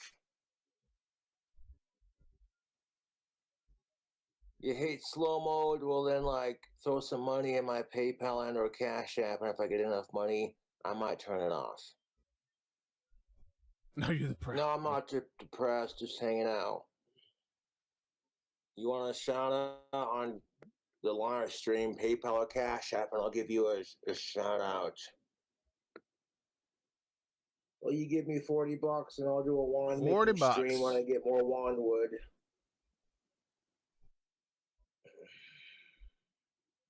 $50 if you want to see a liquor drinking stream. $11 and Cash App. Sweet. One of my fangirls met up with me in Casper last night. She was driving through and she stopped to take a photo, sign an autograph. Or excuse me. Fangirl stopped to hang out for a bit. She tried one of my barbecue ribs, gave me a bag full of barbecue ribs, beer and goodies, and I gave her an autograph and a photo, and that was the extent of it. And she seemed really nice. If she brought me alcohol, she was definitely of age.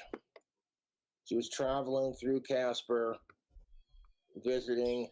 She's a friend of Mr. Green's. So, yeah, shout out to Guava. That's what's up. Mossy Rock Dry Irish Stout. Ooh. Yeah, I'm single and just waiting patiently. No worries on when I get a girlfriend, you know. As somebody who struggles with the dating scene, I've been told no by every chick I liked since the 4th grade. You know, I'm kind of the underdog when it comes to that situation. Ain't gonna lie, YouTube, it hurts. Hurts like the dickens. But when I wear tactical soap, it's like having liquid confidence on my skin. What? Women respond very positively to it. So if you're going out to the bar or going out to the club, you know, or just everyday stuff, you gotta check it out, dude. You go from chicks barely noticing you to, that dude smells good. It's night and day, dude. I don't have to get laid to appreciate what tactical soap does for my social life. All right, what's he talking about? Cheers. You know when Tim Allen goes, arr, arr, arr, when he sees hot rods? You want that effect in women when they smell you? You gotta check out tactical soap. Now, if I would get up to walk to the bathroom and I casually walk by a couple of ladies at the bar, go in, take a piss, come back out of the bathroom, and then sit back down at my table and just continue doing my thing, I don't gotta say shit to them. I've seen it happen. They approach me. Okay. All no right. more wasting your money on champagne bottles for chicks at the club who don't appreciate what you're laying down. I struggle with Asperger's, and Oh, you don't say. because Really? I have Asperger's, socially I'm not the most graceful. So I'd love tactical soap. It gives me, you know what I'm saying? Like it helps. My last girlfriend was bullied off by my YouTube trolls because they couldn't stand that I had a girlfriend. And it's like, you know, my trolls could get a girlfriend if they didn't spend all day harassing Cobra. All right, so I'm going to the bathroom. I'll be right I back. can tell you my trolls have a harder time getting laid because their obsession with Cobra controls their life. Facts. Shout out, will you drink a 4 Loko in 90 minutes for $100? Yes, I will. Thank you, Augmented, for your $5. If you donate $100 to my PayPal, I'll definitely making. It's just like yesterday, dude, when people were like, "How much for a drinking stream?" And I delivered. Cobra ain't no scammer. Shut up. No, I'm not shouting out that asshole because I know who he is. But Jonathan, thank you for your $2. I'm not gonna shout out a mass shooter. You can go fuck yourself. Yeah, I can get some Four Locos for $100. 100 smackaroos.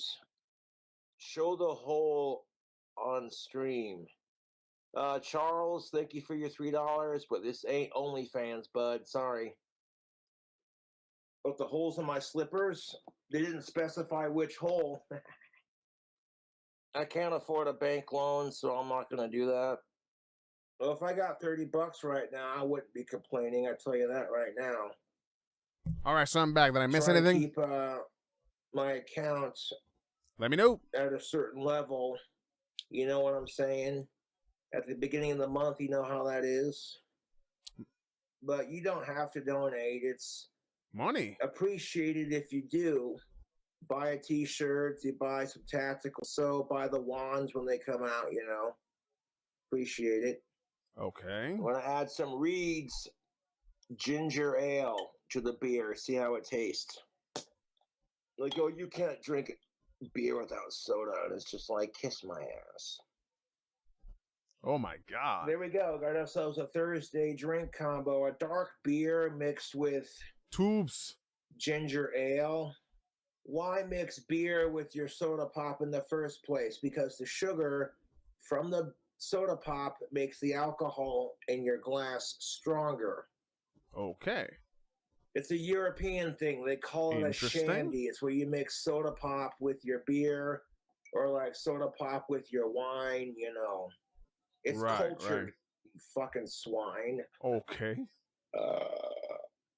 Oof. Oh yeah, Sparta. Yeah. King Cobra. Yeah. Money. I don't have to turn on donate to talk shit.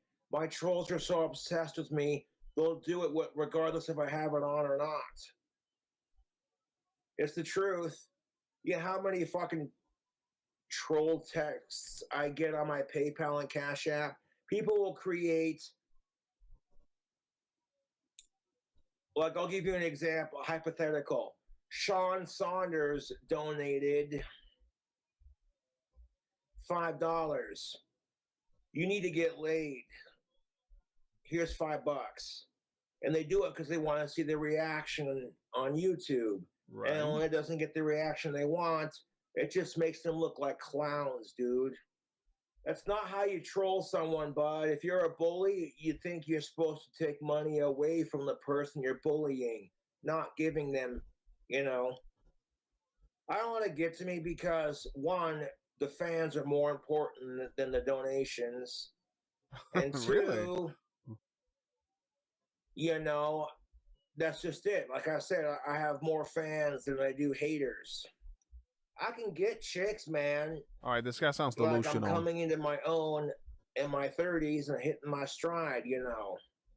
This guy's 30? I don't know about that. $132 in PayPal. Well, holy fucking shit. Well, thank you, Augmented, for your $100. I appreciate it, bud. That's it for the stream, right? Clocking out? Will you drink a Four Local for $100 on stream? Yeah. I can definitely do that. Four Local challenge. Well, I'll see what I can do. I will definitely see what I can do. It doesn't matter if it's $100 or if it's $1 or even if it's just 1 penny, you know? 1 penny. You know, I'll use myself as an example, YouTube. I've been told no by every chick I've liked since the 4th grade. But in my defense, I go after the hottest chicks, so, you know. And I don't let it stop me from talking to the ladies.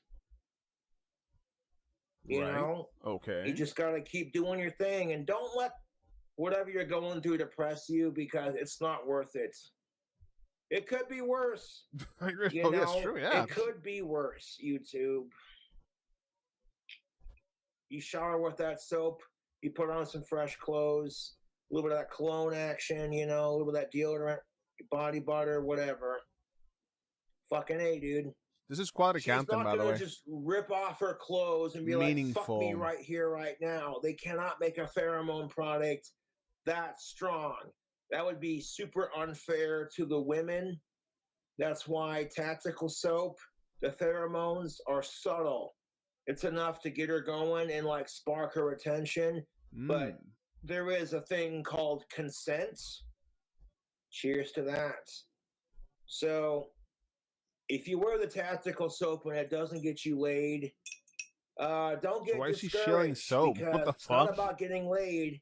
It's about smelling better and gaining confidence with the women. You know what I'm saying, YouTube? You know what he's So, saying? like, you know, maybe you wear it for date night because, you know, you got your regular scent and then you got the extra special scents. Dr. Squash can fuck off. You're not a dish, you're a man. And I'm like, what the fuck does washing your ass in the dishwasher have to do with anything? I'm pretty sure we take showers. Okay, Dr. Squatch, ugh, dude, no. It kind of tastes like ginger flavored popcorn. Is he dozing off? If I could describe the taste of this drink combo. No. Will Tactical Soap sponsor my book? No, and that's just fine. I need to finish my book first, and by the time I finish Dragon Cobra, I could have a shit ton of subscribers on YouTube. You There's feel me on Sparta, this? yeah. I agree. Tubes. God damn it, peaked back over $100. If you're a lesbian woman and you want to smell irresistible and sexy for other women, you know, tactical soap can be used to attract your fellow lesbians. Tactical soap, Thank right. you, Chris, for your 10 cents. I appreciate it. They're like, 10 for whole the cents. booze fund. Bitchin', yeah. No, but this is the greatest thing I've ever seen. $100 in an hour. That's pretty freaking sweet. You know, the trolls tell me to get a job. I have a job. You people are paying for this entertainment, and I appreciate it.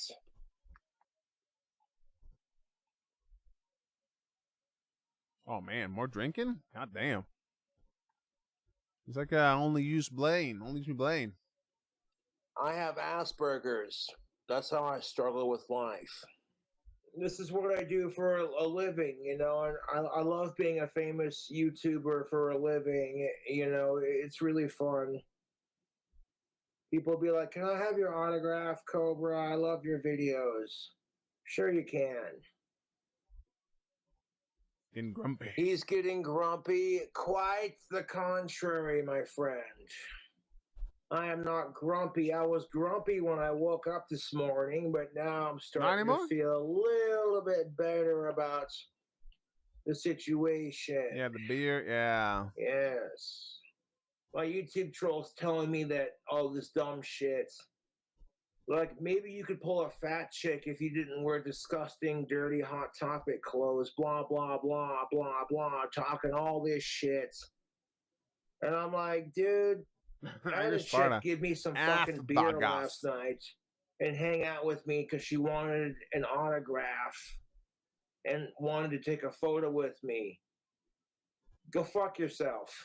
Okay, now you're not toxic though. They gave me $100 for a local challenge, not to turn off slow mode. And keeping slow mode on triggers people, so I might just keep it on to piss people off. I didn't scam anyone. That fucking $100 was for a local challenge, not for turning off slow mode. Slow mode.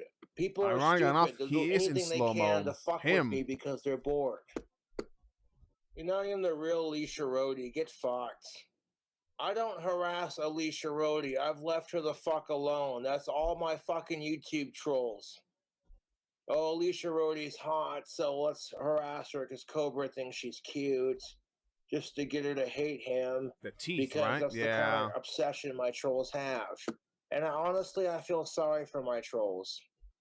I could fuck chicks 4 times harder than Alicia Rhodey, so you have fun. Dude, we're doing a badass. Come on, man.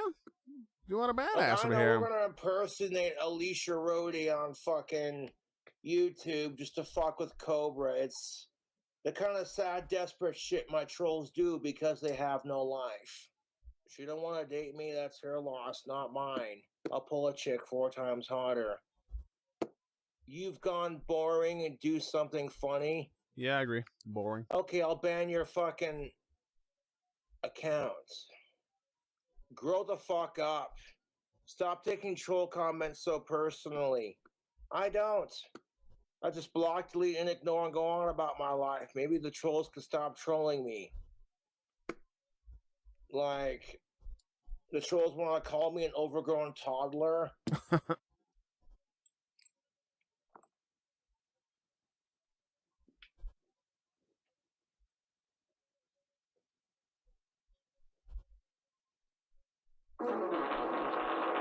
What the fuck? Did he just fart? What the fuck? Hold on, what? Toddler. Wait, hold on. They call him an overgrown toddler. Alright, so he walks away. Very slowly, by the way.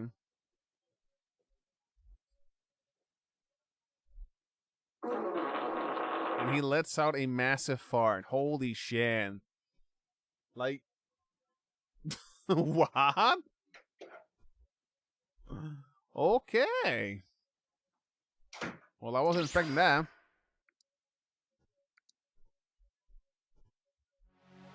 Wow.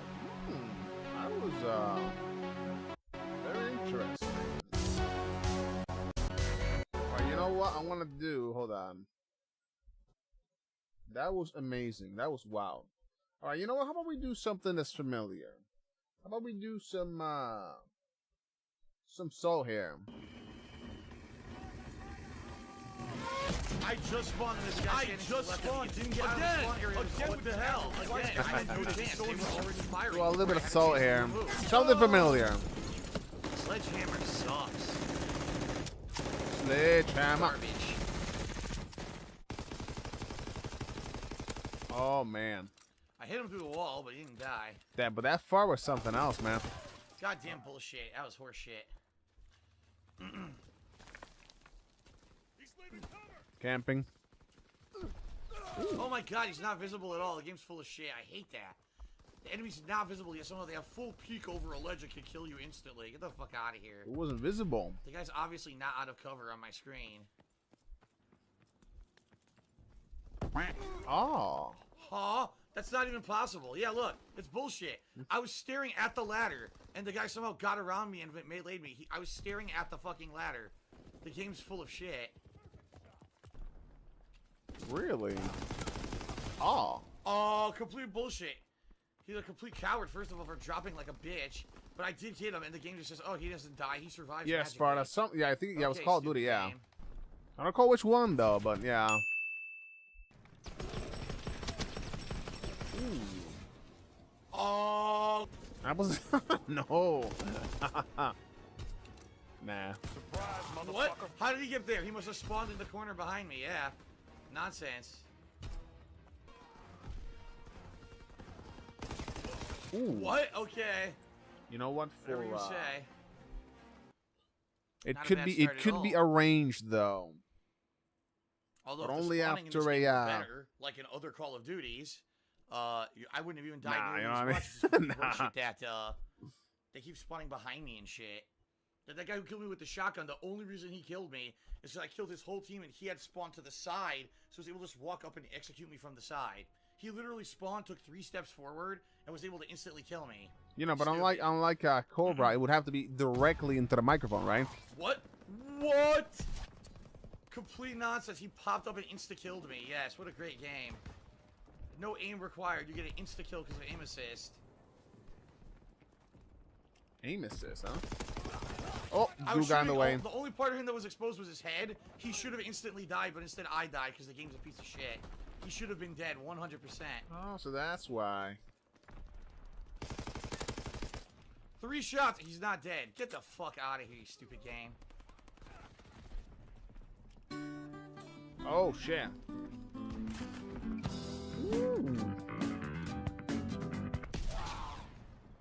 This moron killed us because he ran across the tripwire. Yeah, he killed us. He set it off.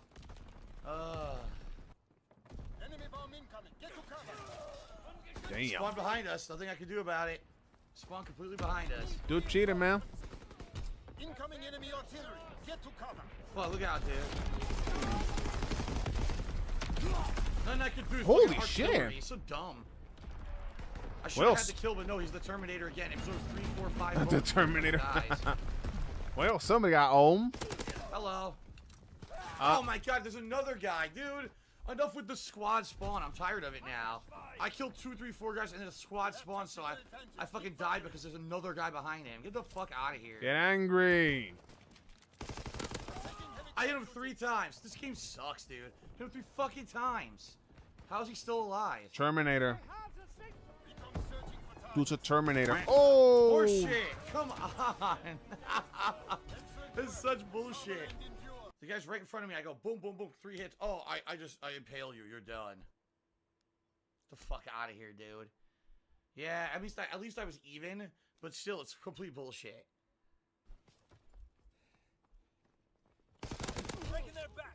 First kill. The first band. Oh. What the fuck was that? A fucking mine or something.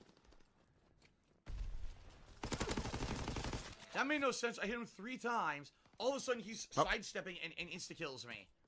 I already shot you 3 times.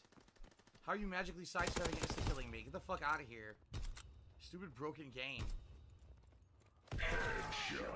You tell me. Nice What am I headshot. supposed to do? Look, someone's camping and sniping on our spawn. Headshot, baby.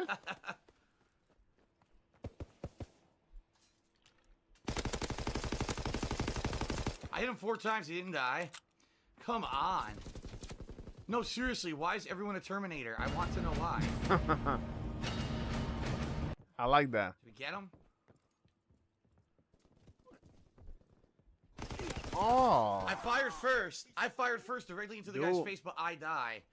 God, this game, dude. You fire first, man? This game is so frustrating. Oh, what happened here? Fucking stupid game. So dumb. And now we're down a player. Yeah, these games always bring out the best song. I agree. You tell me I aimed, and instead of going straight, it zoomed to the left because of aim assist being a piece of shit.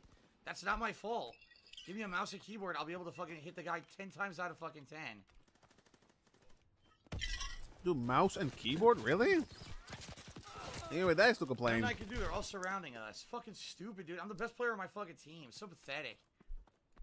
Ugh. I fired first. Yeah, Nice. I instantly die. It makes no sense. Does anyone else have a mic? I fired Human first, voice. Call of the Terminator. Motherfucker. Damn. I saw him too. I knew exactly where he was. Oh, nice But instead, suit. He's just sitting there camping like a bitch. Terrible.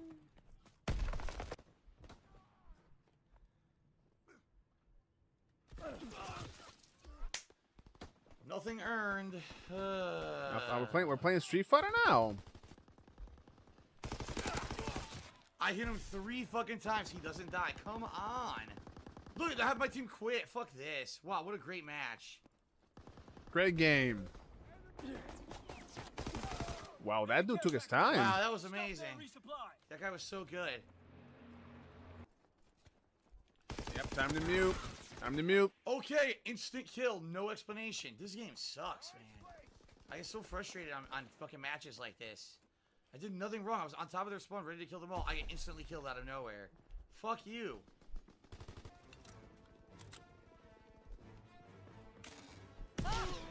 Wow, he really earned that kill, didn't he? He really earned it.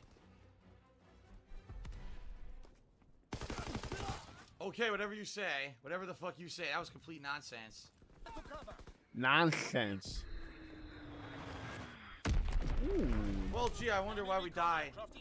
Stupid idiots on my team getting fucking killed 1,000,000 times. Blame the teammates.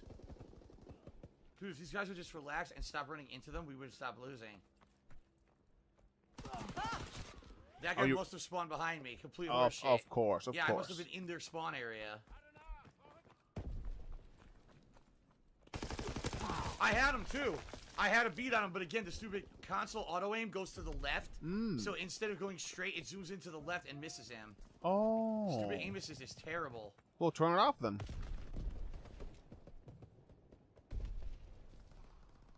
Getting some good soul here. Bullshit, I hit him first. Plus, there's another guy there anyway. Dude, I'm doing great. My team is awful.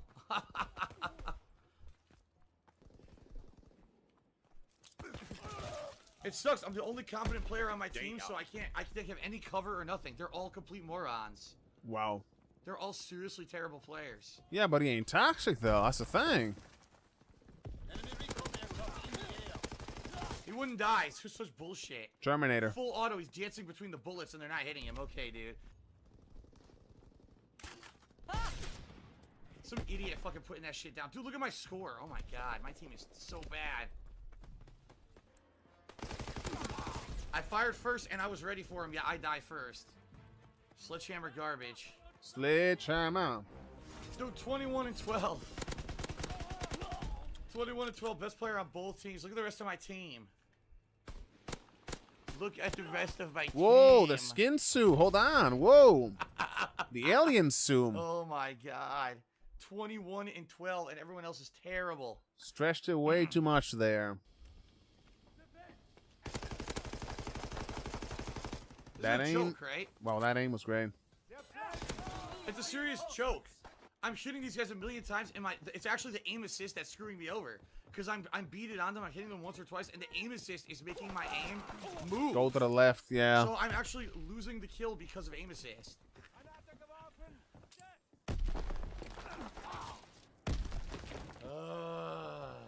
My team is sucking again, by the way.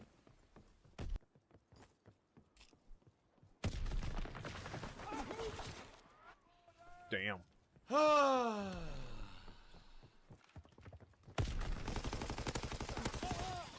I hit him, and then I instantly died. I hit him 3 times, then I instantly die.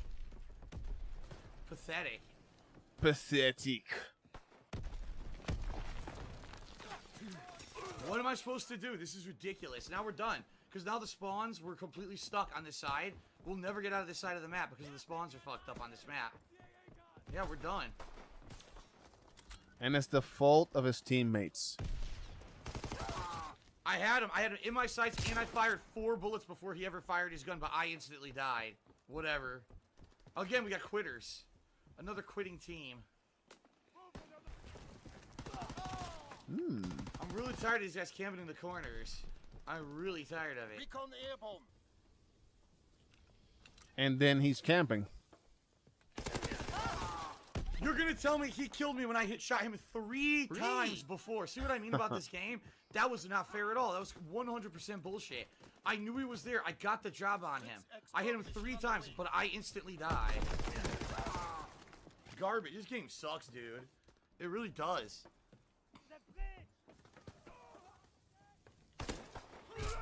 Fuck you.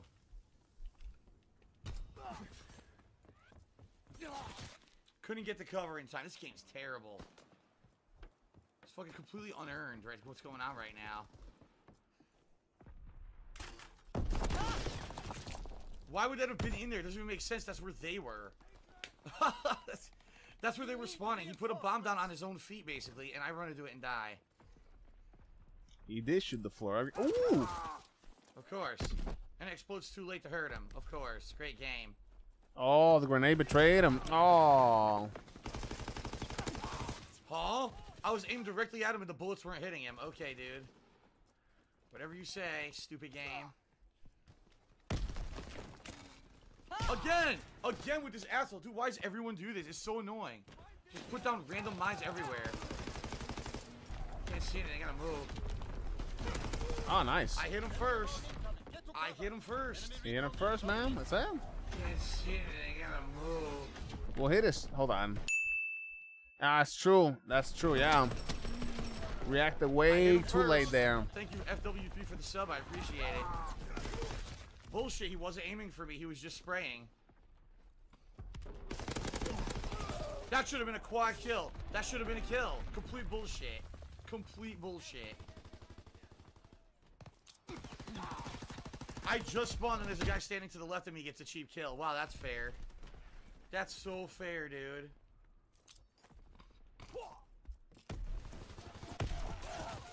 I just spawned, didn't get out of the spawn area. There's already people shooting. Dude, this sucks. There's no way I can come back from this. It's Sledgehammer's fault for making a terrible fucking map. Yeah. Where people constantly are spawning on top of Sledgehammer the spawn. lost their way.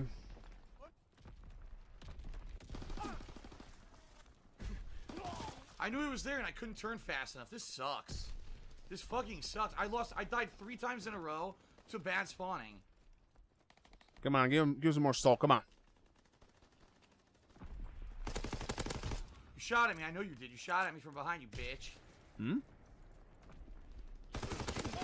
I fired first, yet he kills me. Bullshit.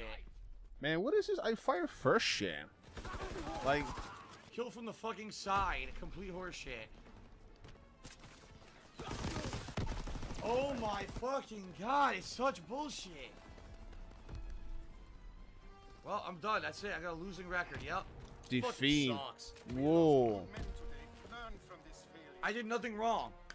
I literally died 3 to 4 times in a row because spawns where they were on the sides of me just shooting me when I spawned. Fucking terrible.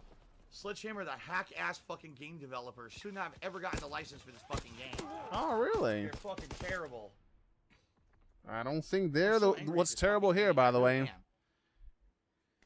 I just spawned. I take 2 steps. Oh, here's a guy. Dead. Wow. Great game. Wow, you guys are really good at fucking making video games. And all games, they get Call of Duty, the game that like millions of people buy.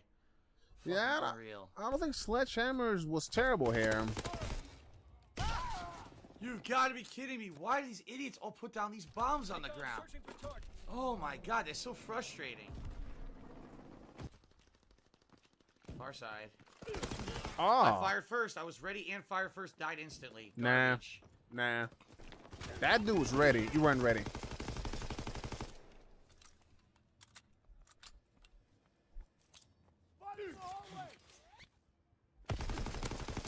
Ooh. Hit him first. I die instantly.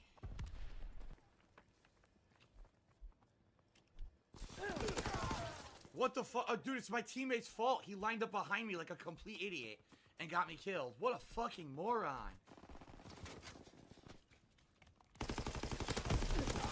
I hit him 3 times. He doesn't die. I die instantly. Yes. It should be 10 and 2. It literally should be 10 and 2.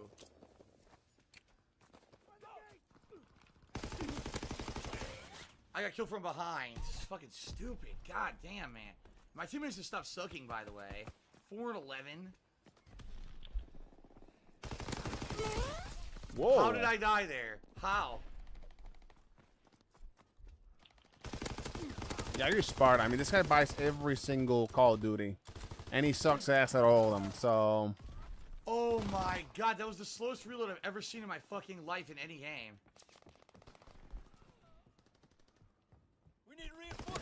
Damn. I had him. I had the job on him and hit him first. This You is so had him, lame. dude. Come on. What? Lame. It's so lame. Dude, this guy spawned behind me. He literally spawned. Yeah, he spawned. And right then there and he killed me from behind. skips Now the we're kill gonna cam. lose. I love that. What the fuck? This is pathetic. Don't skip the kill cam. I want to see. Give me a break. Give me a fucking break. First of all, he ran through my grenade and took no damage, even though it blew up right on his body. Then I killed the guy with the shotgun because he misses, and another guy pops up, and I'm going full auto into his body and does 0 damage. Yes. Oh, the realism. And I real liquid. That's true. Oh. Nothing I could do. He came around. You saw his Skip gun that didn't kill go cam. off. You saw Yep. that, right? The bullets started firing randomly without the gun ever even being drawn. It just proves that the connections are bad. We're being outmaneuvered. What the hell? Again, I had no chance. They were already firing before I had a chance to do a move. It's ridiculous. Scared me. Your stupid What? screechy woman's voice scared the shit out of me. Oh, woman's voice scares Well, him, I huh? did kill him, but then I died anyway to garbage napalm because a scrub is using Yeah, it. I agree, James. Old Fucking pig terrible reflexes, players yeah. get kills otherwise.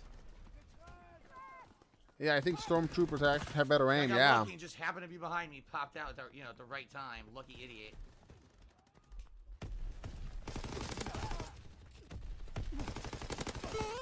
I hit him 3 times. That One jump. random bullet downs me. Fuck you. You should be dead already. Stupid game. That was a melee kill that should have counted. No, they could do. That should definitely have counted.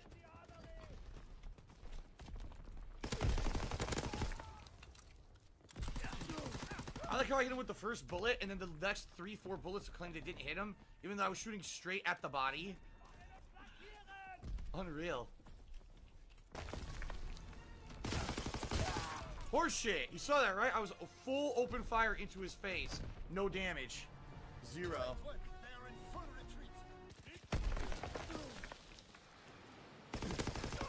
More bullshit. I hit him first, but then I couldn't maintain my aim because of stupid console aim. Oh, console aim, now. More bullshit. I had the jump on him, but it would not allow me to maintain my shot. It's bullshit.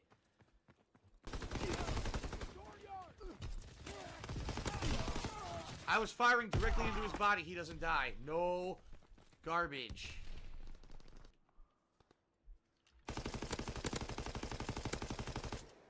He didn't die.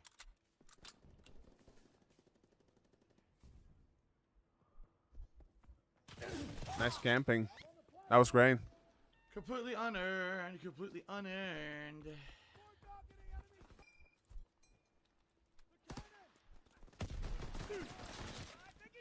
Now, what was he looking for up there? 2 players on my team quit. That's good. Nothing I could do. 2 players on the team quit. Or at least one did. Dude, my team is terrible. God.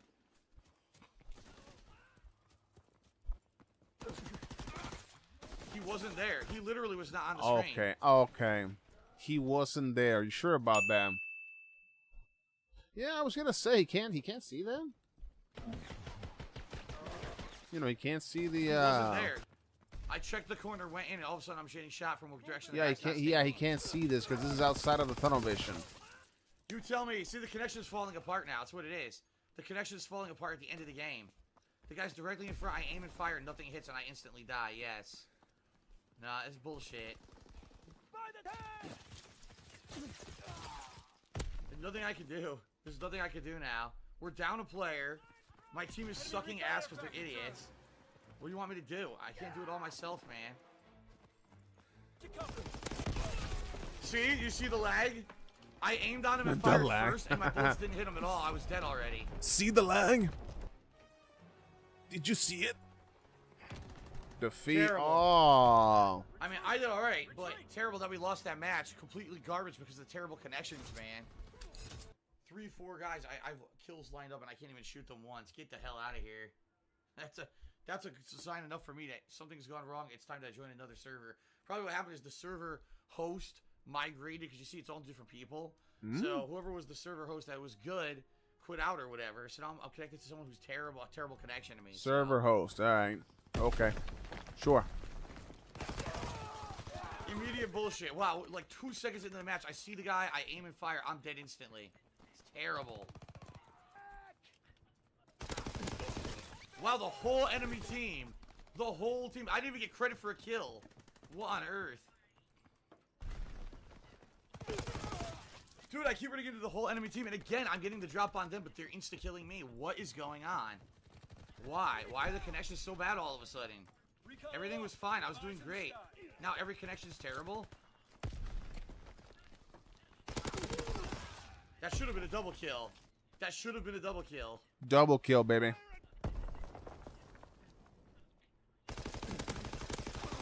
You've got to be kidding me. I was sitting there waiting. I hit him 3 times. Good night, Ackland. How you I doing? die. Sledgehammer sucks. Sledgehammer. Wow. They're seriously bad at making games. Really?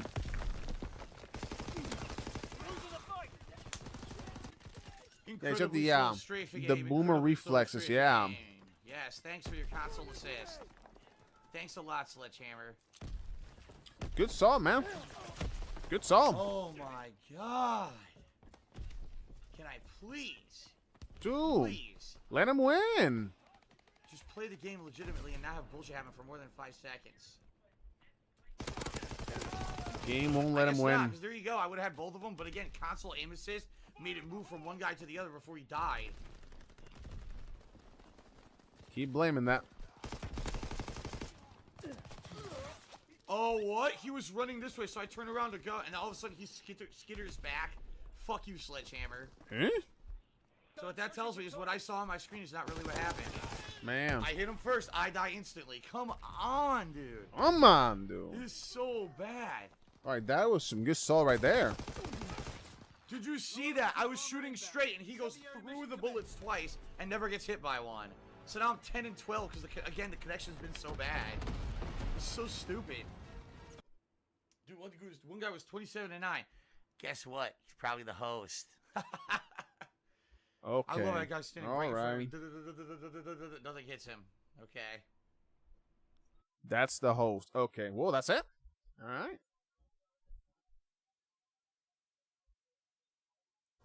Alright, so that is it, guys. Good night. Peace out. Hope you guys enjoyed the secret level. A lot of fun. It was awesome. We've got to do it again someday. Pretty cool. Got to check out, Boogie, Wings, Spoony, Cyrax, and Cobra. And overall, awesome stream tonight. Got no complaints. Hope you guys enjoy. And like I said, we have got to do another secret level someday. Alright? So good night, guys. Peace out. And I'm going to see you guys on Wednesday, alright? For more Final Fantasy 16. Later. Peace out.